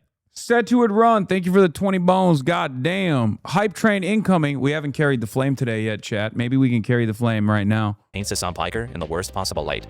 And it's gotten worse since he made that video. Guys like More Pegasus, Sensitive Society, and WestJet have virtually perfected the craft. And it's not just creators. There's an entire network of entities across multiple platforms, all feeding off each other to spread misinformation and baseless character attacks about Hasan. Places like LSF on Reddit or Yeet on Twitter. These function as dedicated anti-Hasan news networks that feed back directly into the machine. A clip gets posted, a creator makes a video on it, the news networks post clips from those videos. It's this bizarre incestuous cycle of people just jerking each other off about how terrible Hasan Piker is. It's funny, for how much Ethan Klein cries about an organized harassment campaign, you would be shocked at how organized Hasan Bad is. Fucking A, let's go. Ethan Klein, Destiny, Dan Saltman, who else is there out there that is pushing the fuck Hasan narrative? There has to be more of us. Well, it's happening organically. People realize that Hasan is a crazy person. Yeah. He is a bad guy. I am so happy that I could be part of this movement to destroy this fucking terrorist motherfucker. So this goes beyond a genre. It's like an entire ecosystem. But the attacks on Hasan are also often exaggerated, misleading, or even outright false. And as we've already seen, there's quite the ragtag band of rapists, liars, and complete morons that are most responsible for pushing them. So all things considered, it can be a little difficult to parse what information about Hasan is actually real. So to wrap up this video, let's go through some of the most sensationalized and infamous claims about Hasan Piker and see which ones hold up. Let's start with one of the most widespread and craziest headlines about Hasan that still gets repeated to this day. Hasan visited a brothel in Germany that was raided for trafficking minors. Now this story comes in a few different forms depending on who's telling it. You've got Dan, who very strategically says that Hasan visited a brothel that was later raided for human trafficking. Nuxtaku more aggressively states that the brothel was raided for the trafficking of at least one minor. And on the most extreme end of the spectrum, Destiny outright claims that Hasan literally raped a 15-year-old. So here's what actually happened. A long time ago, Hasan visited the legal Artemis brothel in Berlin, which is a pretty famous and reputable establishment. In 2016, this brothel was raided on suspicion of human trafficking, but the entire process, which involved 530 investigators, yielded no results. In fact, the authorities recommended no changes to the brothel's employment process or working conditions. And in present day, they're actually 100% compliant with Germany's Prostitution Protection Act. When the public prosecutor's office tried to salvage some remaining charges out of this case, the court rejected all of them. And it's noted here that it's rare for an indictment in Berlin to be considered so weak that it doesn't even open a trial. As a result of all of this, the local government publicly apologized to the Artemis brothel and compensated them almost $300,000 for damages caused. Now, there is one truthful element to this story. The raid was prompted by a witness whose abusive older boyfriend had been forcing her to work at the brothel, and she was reportedly underage. Her pimp was sentenced to 7 years for this. But this was just one criminal using an otherwise legal venue to exploit somebody. This wasn't... which not, by the way, in like 2017 or 2016, like 6 years after the fact, and the brothel is still in operation, which is what's so fucking insane about it. The brothel itself trafficking kids. And the only reason you would ever care about someone supporting a business where something like this happened is if the business itself did something that led to it happening. And following an extremely thorough investigation, a court rejection, and a formal apology from the city, that pretty clearly seems to not be the case here. So if you're telling me your standard is that all 100,000 people who visit the brothel each year are child rapists because of this one isolated incident, I just think you're lying. It's been speculated that the primary reason for the raid was actually that the city was missing out on substantial tax revenue because of the pay structure of the workers. Now, we can't know if that's true or not, but it is entirely possible that this whole thing had almost nothing to do with that one incident at the brothel. And to top it all off, that lone isolated incident happened 6 years after Hasan visited Germany. So this entire child trafficking claim about Hasan is built on a story about one incident that happened 6 years after he was there at a brothel that was never even charged with anything and was compensated for the investigation. And as a side note, I also want to mention that Artemis ended up donating said compensation to a children's hospital. So happy endings. This whole story is really just a lazy way to desperately try to attach bad things to Hasan's name. I said that Hasan Piker visited a brothel that was later raided for suspected sex trafficking. Actually, Hasan wasn't there. Yeah, that matters. Yeah, that matters. And misleading. That matters. So while the underlying facts about this claim are somewhat true, the implications about Hasan that people make from them are deliberately misleading. Next claim, Hasan threatened to kill a US senator. You may remember from earlier that one of Nuxtaku's tweets actually alleges that Hasan has threatened to kill 2 US senators. So no, this isn't about Rick Scott, this is about Tom Cotton, senator from Arkansas, who in 2024 posted a tweet encouraging people stuck behind pro-Palestinian protesters to take matters into your own hands. He then went on Fox News and suggested that in Arkansas, protesters would be thrown off of bridges. If something like this happened in Arkansas on a bridge there, let's just say I think there'd be a lot of very wet criminals that have been tossed overboard, not by law enforcement, but by the people whose road they're blocking. Hasan in response quote tweeted Cotton with a diagram of the homemade shotgun used in the assassination of former Japanese Prime Minister Shinzo Abe. So is this a threat? Technically, yes, in the same way that Hasan technically threatened that chatter that was calling for his hanging. But to be clear, an elected official was calling for violence against the American public, and I'm supposed to object to somebody using a meme to threaten him back? Look, maybe this is just me, but if our elected leaders start threatening us with violence, frankly, I went to the brothel and they have your picture up on the wall that has all the famous people who visit the brothel. Shut the fuck up. Are you serious? That's crazy. kind of hope that someone would threaten them back. So you can say Hasan's response here was irresponsible or stupid if you want. Wait, really? But to say Hasan threatened to kill a US senator while ignoring that it was a response to a call to violence is at best seriously misleading.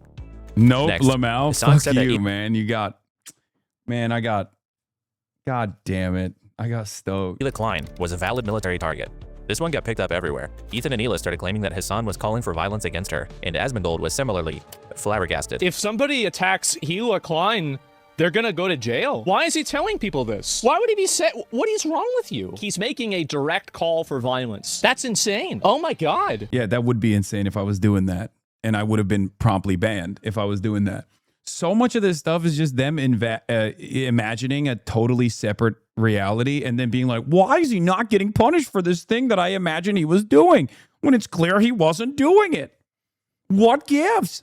But here's what Hasan actually said. Like any kind of violence that Israeli settlers or the Israeli military experiences in the West Bank is literally legal. It is legal resistance against an occupying military force. I cannot repeat this enough. Every type of armed resistance against both the settlers and also the Israeli occupying force in the West Bank. Doesn't matter if it's your favorite podcasters like Wife that participate in these raids. The violence that the Palestinians engage in an act of resistance against this illegal occupying force is literally legal, definitionally legal. So clearly Hasan is discussing international law as it relates to resistance against military forces in a legally occupied territory. He says that violent actions against settlers who are conducting military operations in these territories is completely fine, and included your favorite podcaster's wife probably as a jab at Hila to be a little bit of a shithead. But for context, many people often dismiss Hila's role in the IDF as being just that of a secretary, despite her at one point volunteering to participate in a highly questionable night raid into Ramallah. You told me once you went on like a mission with them. Also, remember when I got Ethan to admit that?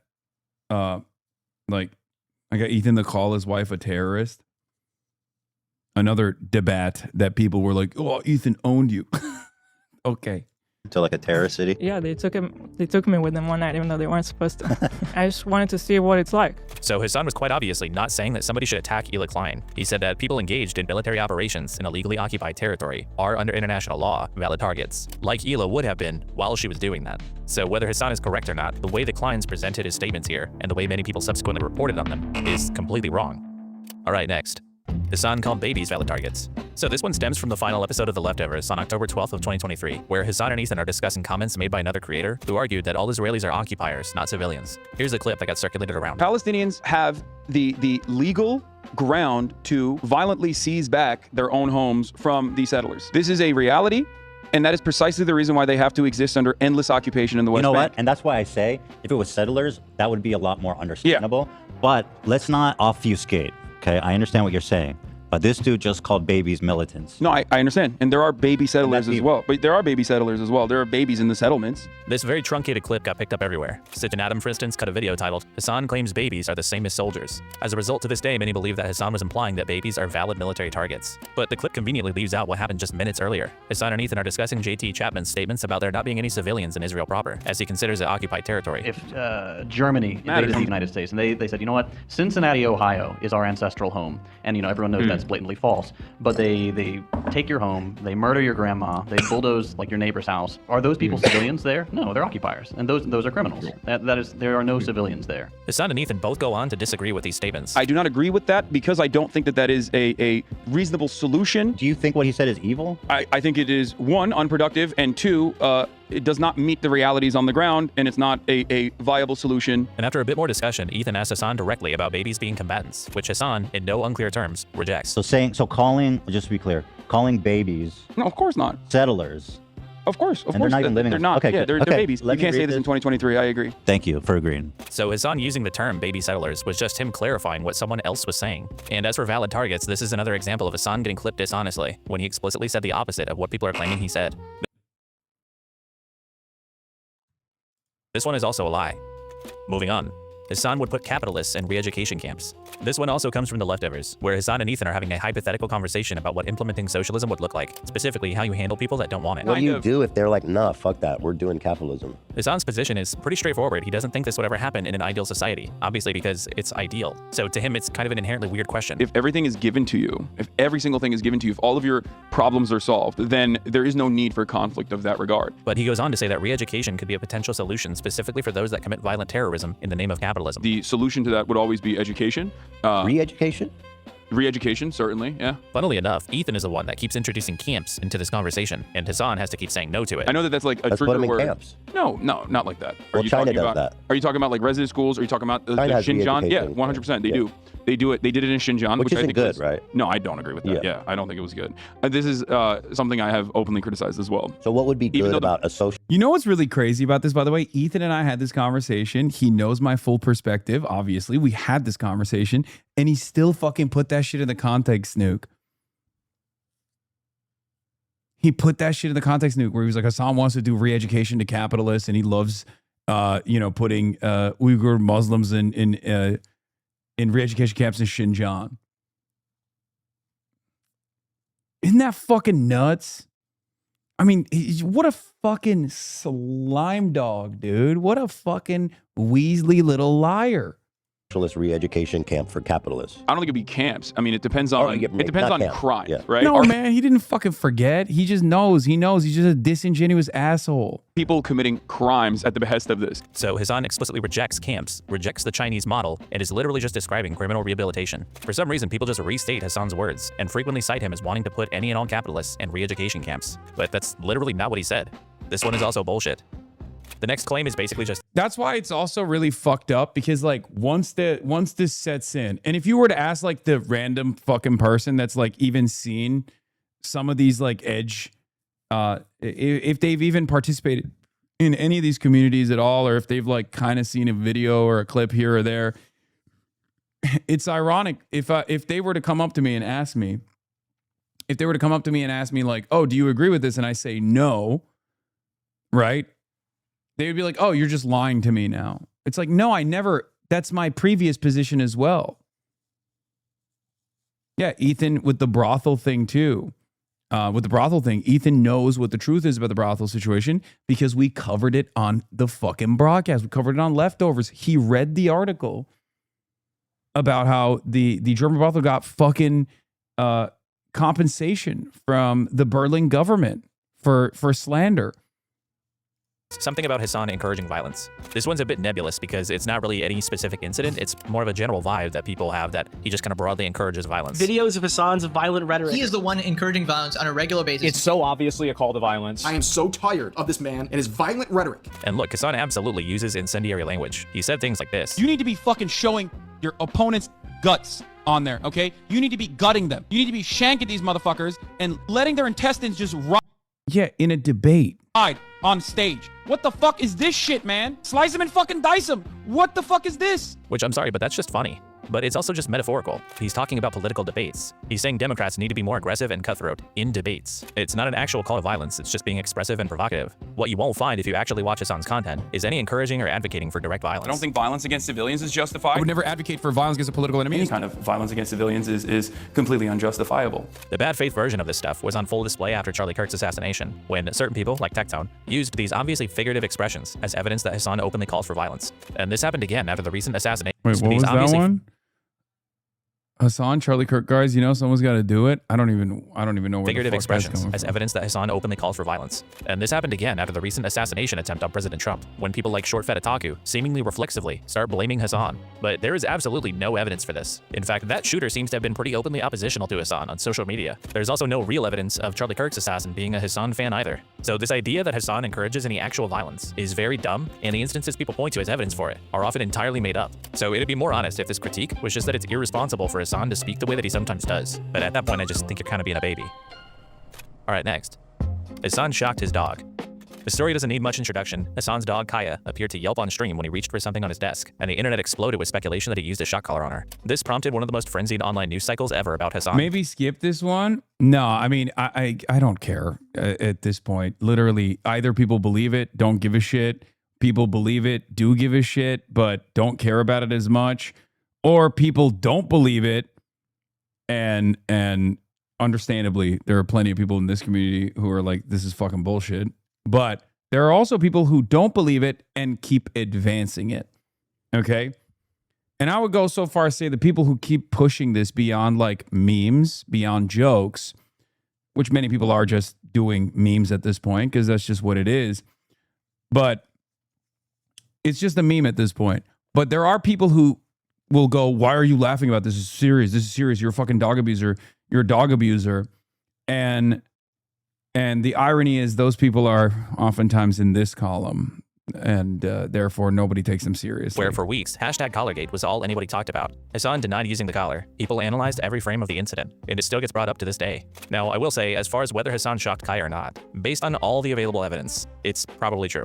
But here's the thing. Kaya is obviously a well-cared-for animal. She goes on multiple walks a day, she has regular playtime with other dogs, and everyone attests to how loved and spoiled she is. I have the best dog. It's crazy. Like, if there was a dog Olympics, like, she literally clears it. She is the #1. And shock collars, while not my preference, are a legal and still somewhat widely used training tool. This is basically the dog equivalent of spanking a child. You can disagree. The irony is Fox News also destroyed shock collar gate because they snapped paparazzi pictures outside of my fucking house of Kaya going on a walk, and people figured out that it was a vibe collar.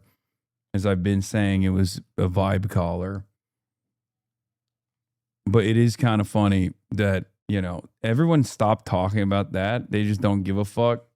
Agree with it, and I do also. But the idea that this represents some pattern of abuse is pretty silly. And if Hasan does use a shock collar and then lied about it, I kind of get why. Considering the situation led to some people filing reports to have Kaya taken away. Does anybody really think it would be better for Kaya to be entered into the foster system rather than staying in the LA mansion where she seems to live a largely spoiled and happy life? Look, if you want to criticize him for using a shock collar, that's totally fine. That is a legitimate concern. But this story quickly stopped being about Kaya and turned into yet another desperate scramble for a smoking gun to use against Hasan. Do I personally care about Kaya? I could give a fuck about Kaya. That said, it's fair to push this because it hurts Hasan, and Hasan is a bad person. Spending a month covering it, filing animal welfare reports, and demanding Twitch ban him over this. These just aren't really proportionate responses to what he actually did. So I don't know, man, this obviously isn't ideal, but to me, even as someone who doesn't eat meat. Yeah, he falls in the camp of he did it, but who gives a shit? It's like at a certain point, most people are gonna be like, why are you, like, it's very clear that this guy doesn't abuse his dog. What the fuck are you talking about? You know what I mean? It's just like, it's so fucking funny that the best thing that could have happened was me just like joking about it myself, and then all of those people getting super butthurt. And also likes dogs. It's just not that serious. Chill the fuck out. Next, Hasan supports terrorism. Even just engaging with this claim makes me feel like I'm losing on principle. And just to be clear, I don't really think that anything I'm about to say is particularly insightful. But what does supports terrorism even mean? Because if it means speaks positively of organizations that have been designated as terrorist groups by the US Department of State, then yeah, sure, he does do that. But when most people, especially apolitical commentators, say this about Hasan, that's not really what they're saying. They're using it as this severe moral condemnation, as though it's just self-evidently true that supporting any terrorist group is morally horrible. End of conversation. But if your definition of a terrorist is just whoever the government says is one, then surely you think anybody who supported the American Revolution or Nelson Mandela is a bad guy. Highgate is still X's favorite. He brings it up daily. Brother, Gucci bag. Let it go, bro. Let it go. He's going to keep hitting every vein he can. Someone was telling me that XQC was talking about the brothel shit. Who gives a fuck, brother? Can you not tell? He feels slighted. He feels fucked up about the decisions that he made in his life that caused him, that caused him to isolate himself from people that he was friends with, myself included, and he wanted to get the bag. It's okay. He will always be recognized. He will always be recognized as a legendary content creator for a lot of young people. A lot of the phase boys, they all fucking grew up watching XQC. And he will forever sit around and do everything in his power to just be like, you know what? Fuck Hasan. It's nothing different than this group of fucking weirdos. Now, to be fair to XQC, unlike these fucking losers, he's just kind of a piece of shit. He's a piece of shit. He's selfish. He doesn't care about other human beings. He's much nicer to people in person, but when the cameras are on, he's a giant fucking asshole. And on top of that, he's been, pummeling and pumping unlimited amounts of fucking gambling content for a cryptocurrency that gave him $100 million. Ultimately, it doesn't matter.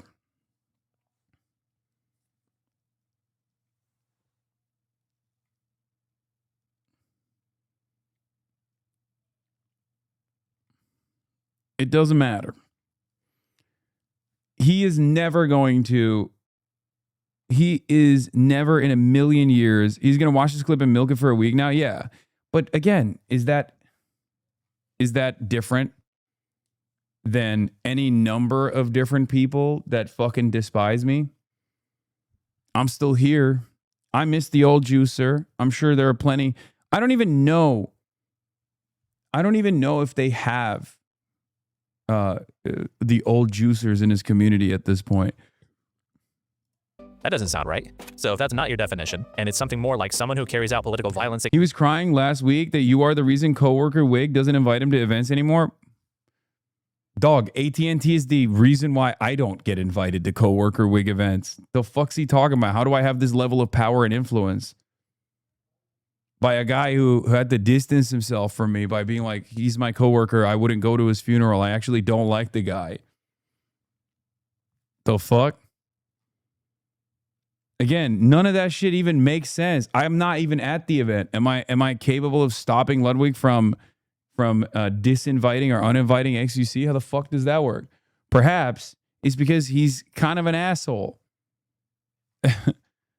And by that, I'm not talking about Ludwig. I'm talking about XQC. He's an asshole who has, for many, many years, when he was at the fucking tippy top of the game, greatly abused his prominence and his influence to mistreat people, to treat people like shit.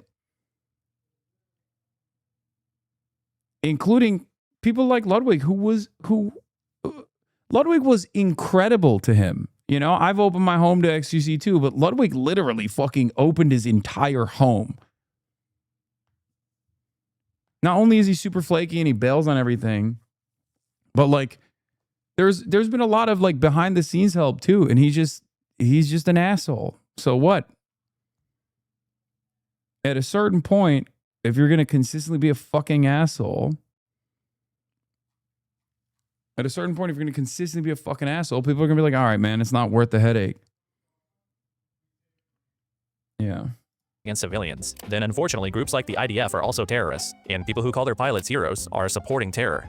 I think there are basically two types of people who make this criticism. The first one, which is probably the vast majority, is somebody who just hasn't thought very hard about what terrorist actually means, or how the list of them is historically just determined by the interests of those in power as much as... Yeah. This. Mr. Trump. Clout hungry. Clout. Desperate for clout. That's it. Linking up with some of the worst motherfuckers out there. So I don't really give a shit if he calls me a dog shocker. X was also trying to poison the well by bringing up Kaigate the shit to Tyler 1, and Tyler 1 basically was just like, Hasan was cool to me in person. I don't know. Yeah. And no, I mean, it's just, you know, desperate. Anything else. But the other much smaller percentage of people that make this criticism are probably just saying that he's supporting groups that they don't personally agree with supporting. But this sounds like way less of a moral condemnation and more like you just disagree. Like, are you saying your big moral issue with Hasan is that he supports the rebel group in Yemen instead of the Western-backed government, who, by the way, have likely killed far more civilians than the Houthis have? Norway is an example of a country that does have a list of designated terrorist groups, a list that notably does not include the Houthis. So if Hasan moved to Norway, would he then be all good to go on saying positive things about them? And furthermore, somebody supporting the cause of a group like the Houthis doesn't mean that they support all of their tactics. Any kind of violence against civilians is completely unjustifiable. Speaking positively of a group is not the same as endorsing every action they've ever taken, and collapsing that distinction is how you wind up with a completely useless definition of support. Now, there is obviously some utility to the word terrorism in humanitarian and international law, but that's just not really what's typically being discussed when most people say this stuff about Hasan. Most of them are just saying, he supports terrorism, and terrorism is bad, which is not really an argument. I have a lot more to say about this topic, but I'll keep it short and say that you're kind of telling on yourself if your big criticism of Hasan is that he, quote, supports terrorism. Because while he does express views that a lot of people find uncomfortable, his position on this is actually closer to that of a significant portion of international legal scholars, human rights organizations, and frankly, a lot of the world outside of the West. And the entirety of the scholarly work on anti-colonial resistance movements. Remember, my position is literally international law, okay? That occupied peoples have a right to defend themselves militarily against an occupation. That is just straight up international law. You can get mad about it, but all of this like terror jacketing nonsense, all this like terrorism, he's a terrorist, he supports terrorism, all of that is a way to sidestep the actual conversation that many of these people are not mentally equipped to have. That's it. Yeah, grassroots volunteer groups defend their town against their rising settler violence. Fundamentally describes the PLO, Hamas, PFLP, Hezbollah, and all other anti-Zionist resistance factions. When these guys get too effective, Israel will just bomb them and say they're terrorists. Yeah, Palestinians in Sinjil, occupy West Bank, have formed a grassroots volunteer group to defend their town from rising settler violence, saying the Israeli military and their own government have proved unable or unwilling to protect them. I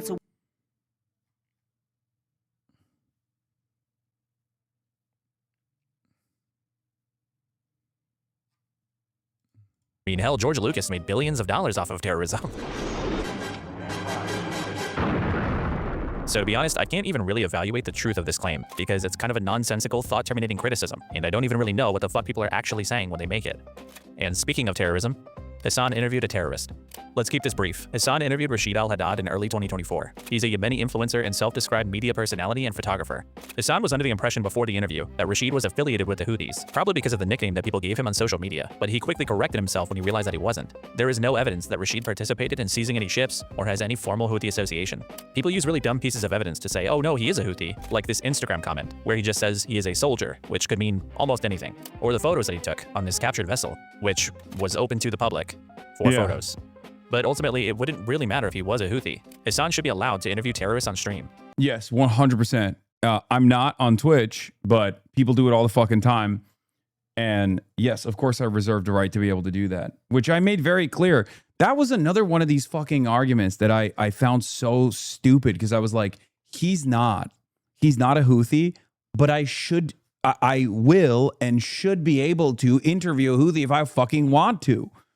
Like, that's what's so fucking crazy, where I was like, they would be like, oh, you interviewed a Houthi and you're lying about it. It's like, no, I'm not. I'm just telling you what the fucking truth is, you stupid idiot. And I'm also telling you, like, I would do it.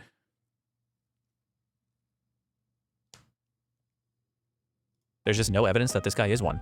Rashid is currently suing Ethan Klein for repeatedly calling him a terrorist. So based on the evidence that we have, this one's also kind of bullshit. And finally, Hasan is anti-Semitic. This claim could be its own video, and this one's long enough as it is, so I'll keep this brief too. The evidence that people cite for Hasan being anti-Semitic is either extremely amorphous and vague, or simply not good evidence at all. There's him calling a chatter pig dog, You fucking bloodthirsty, violent pig dog. Suck my dick. which people claimed was an anti-Semitic slur, even though it doesn't appear in common anti-Semitism glossaries. Because it's not! Because they made it up after the fact. They just sit around and wait for me to say something creative. They literally, it's not. It's so not that like most people don't even know what it is, where they're like, what? I don't really know. This one, yeah, maybe it's because he said pig and, you know, people used to call pigs, Jews pigs. Is that what it is? I don't really fully get it, but it's fine. They made it up. It's an ad hoc response. They made it up after the fact. It's in Shrek, dude. Puss in Boots calls people capitalist pig dogs. It's in fucking Shrek.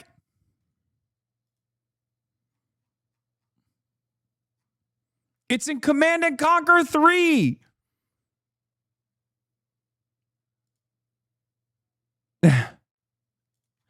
It's so ridiculous. It's made up. It's made up. But again, this is how easy it is.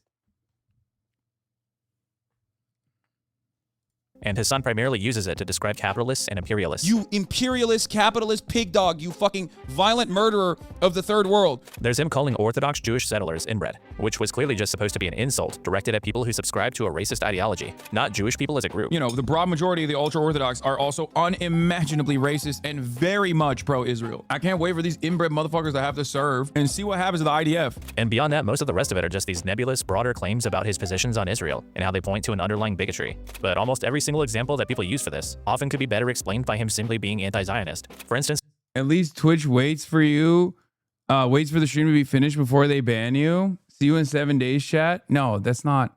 Dude, we're literally talking about the fact that it's not a term that was not even vaguely considered an anti-Semitic term. Like, that's not, this is worse than even fucking Crackergate, if that's the case. Then anything and everything could be considered a slur. That's the whole point. Like, I'm sorry.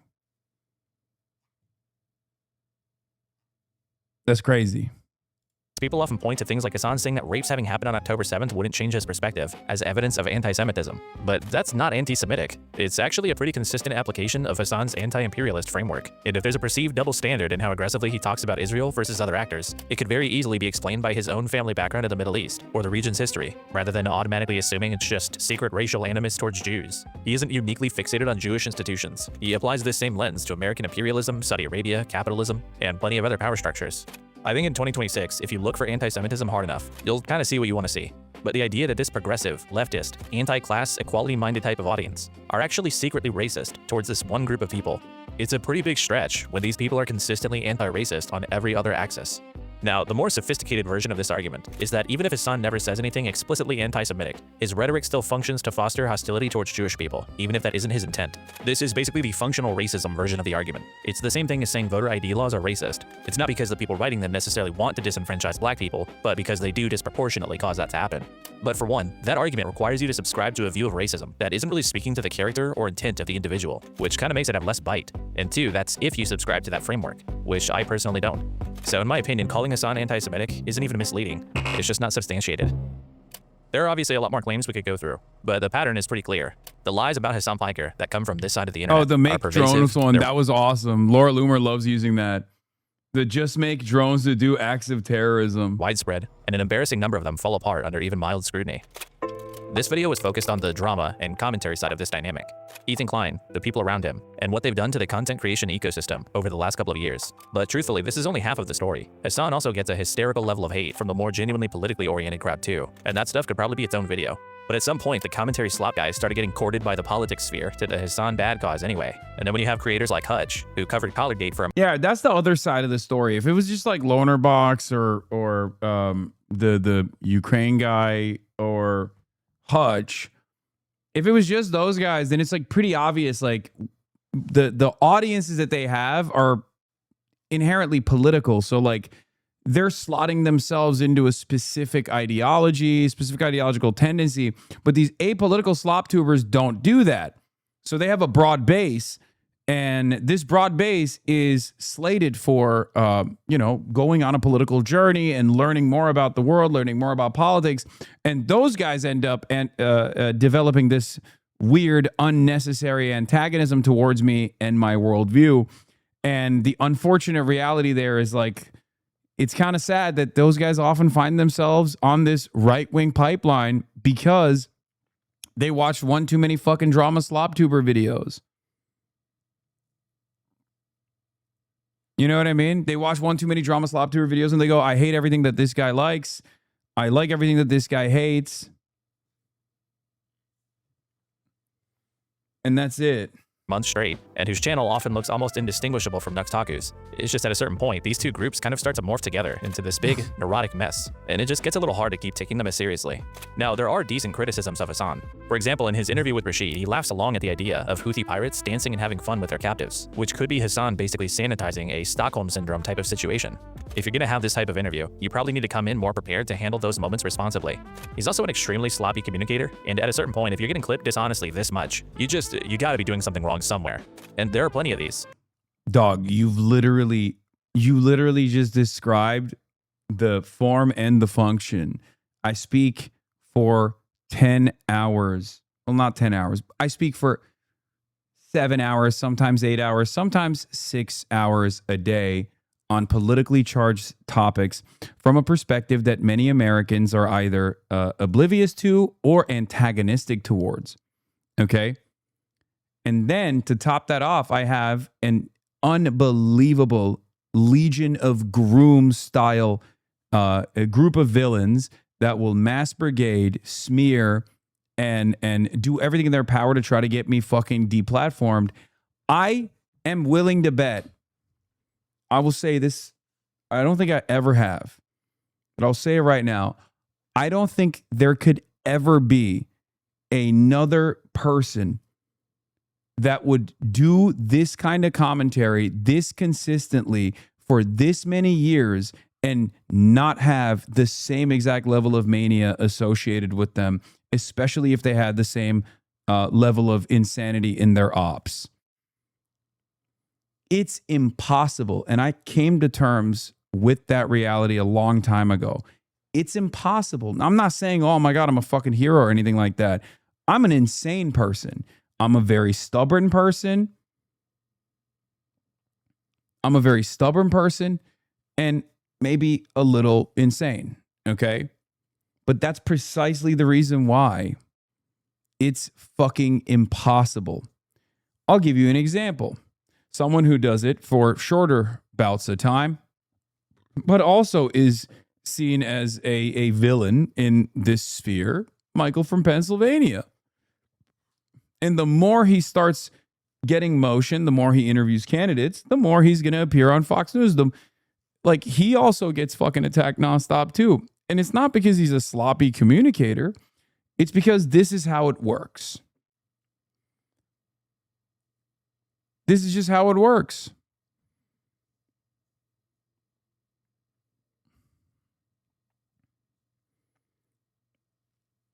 There is no way that you can arrive at a level of prominence, especially as a socialist, especially as an anti-imperialist, in this day and age, on a platform where the message or the function of the platform requires back and forth communication and sometimes is contentious. There's no way that you're not going to have a million different controversies when people can materialize controversies, as you also correctly pointed out, out of thin air. There are people who are just making shit up. That's why it's also funny, because like people say, oh, don't you take accountability?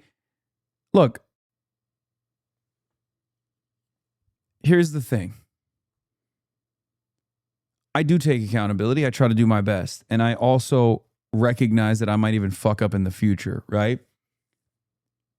But having said that, it is virtually impossible. It's virtually impossible to speak for this long, especially when you have a legion of psychopaths who are just clipping every single thing they can,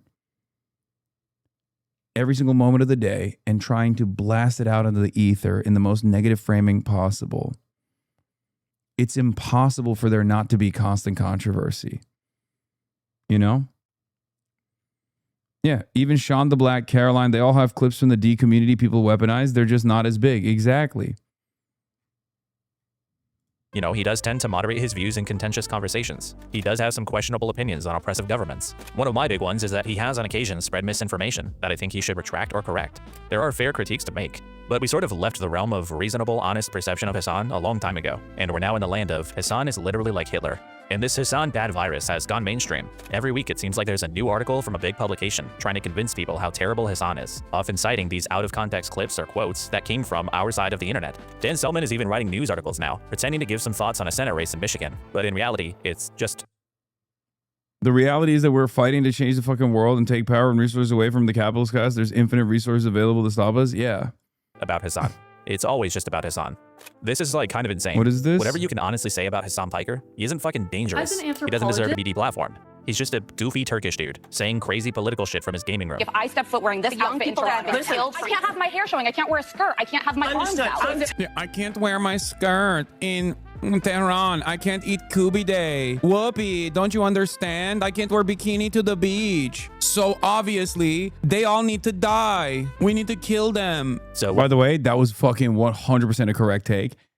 Not only can you wear a skirt in Tehran, but that was before. That was the buildup to the fucking Iran war. If you remember, that was the buildup to the Iran war.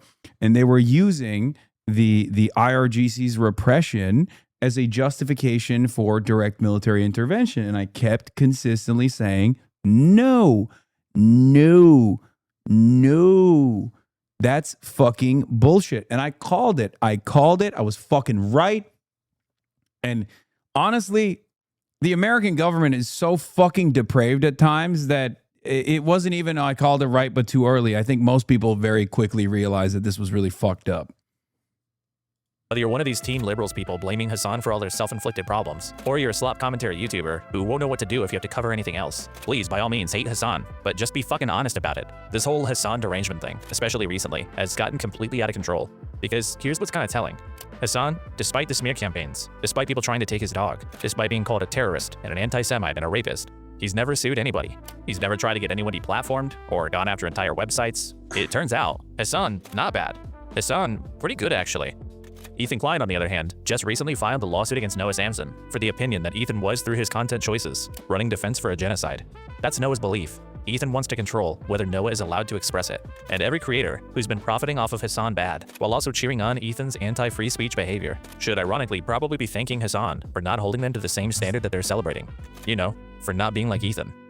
The thing about people like Ethan, who try to convince people that they're wrong for expressing their opinion, for criticizing them, or even just for hating them, they are the ones with the problem. They're the ones who can't help themselves from going out of their way to read every word that people write about them. They're insecure, irrational thinkers who desperately want to control how people perceive them, and it drives them crazy that they can't. So whether it's Willie Mac, or iDubbbz, or me, or anybody else in this video, talk your shit about them.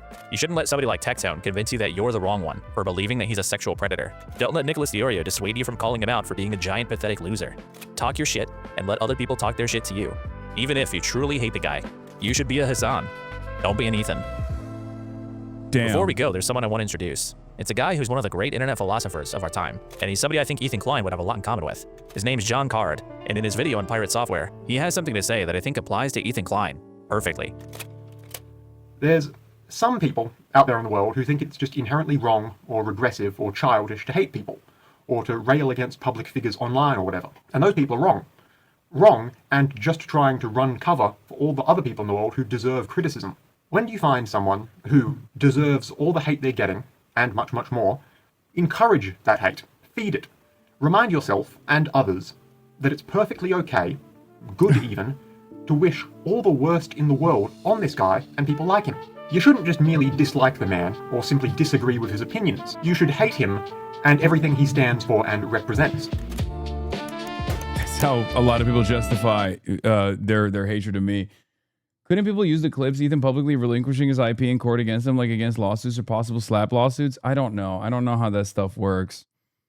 But that was a great video. Holy fuck, that was a great video. This was 2 months ago. I took my sweet ass time to not watch While all it. this is going on.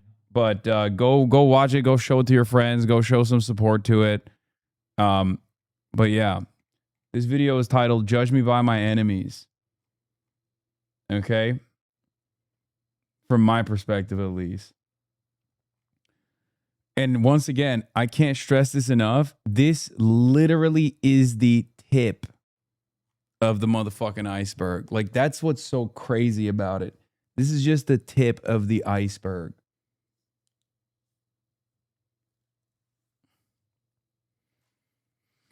Wow.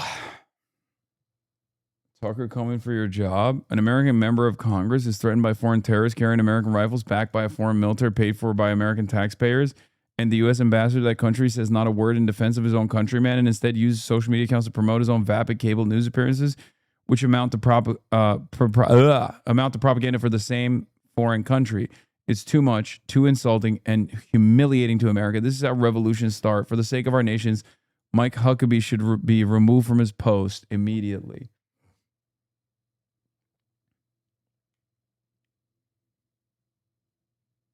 Yeah. By the way, while we were watching this, new strikes. U.S. Central Command says forces launched a third round of strikes against Iran this week at 7:15 p.m. Eastern, claiming the operation followed an IRGC attack on the Cyprus flag container ship MV GFS Galaxy in the Strait of Hormuz. Iranian state media and local outlets reported strikes or explosions across southern and coastal Iran, including Bandar Abbas and Shirik, where an IRIB correspondent reported 3 explosions in each area. Asaluya, where 4 explosions were reported. Bandar Jask, where more than 4 explosions were reportedly heard. Kangan, Bushehr, Dayer, Shabahar, and the nearby Konarak area. Reports suggested the Dayer pier may have been attacked. Air defenses were reportedly activated in Tehran, while units in Mashhad engaged what were described as hostile targets. Officials said no injuries have been reported in Keshem. Iranian officials denied reports of attacks in Ahwaz, Abadan, and Minab. Explosions were also reported near Arbil in Iraq's Kurdistan region. Multiple unconfirmed reports on circulating footage suggest missiles were launched from Bahrain. Pete Hexas says Iran made a poor choice. U.S. Secretary of War says Iran will pay a price for making a poor choice, appearing to refer to Iran's strike on cargo ships today in what Iran says is an unauthorized land per the MOU. Update: Iranian media reported another wave of U.S. attacks across southern Iran. War is back on, and there will be an oil and gas crisis that is hitting the rest of the world and maybe even potentially the United States of America by August. And I assume, unless it's managed, this will have devastating consequences worldwide, of course, and perhaps even some very negative consequences for Trump's chances in the midterms. Not that that is in any way, shape, or form relevant right now, but I just don't understand what the fuck these guys are thinking. I don't know why they're doing the classic, like, the definition of insanity is trying the same thing 1,000 times over and expecting different results. Kind of feels like that's what's going on here, right? It feels like that's what's going on here, where we couldn't militarily defeat Iran. And then we went to the MOU to get a moment of respite so that we could re-up or at least like take away some of the exhaustion from the resources from the strategic reserves. And now, I guess war's back on the menu, boys. Right?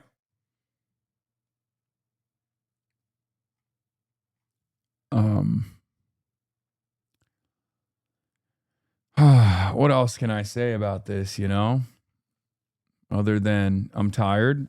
7 hours and 30 minutes. I will be interviewing Ro Khanna, I believe, tomorrow. Okay, about his experience in Israel, Palestine, sorry. And yeah, that's all I got. Okay, love you guys, and I will see you tomorrow. Bye-bye. Stunning lo-fi introduction, starting off the day. All the chatter's trickling in, hostile people hate. Sunny in Los Angeles, California, says Hasan. Stun luck to the stun luck to the topics just begun. 'Cause there he is again, Hasan is streaming. Hasan is streaming. There it is again, Hasan is streaming. Hasan is streaming. Reviewing a Chinese train, telling Kaya place. Sun and Asmin chatter loves, giving Greening's grace. Zoran winning NYC, woke two back with the force.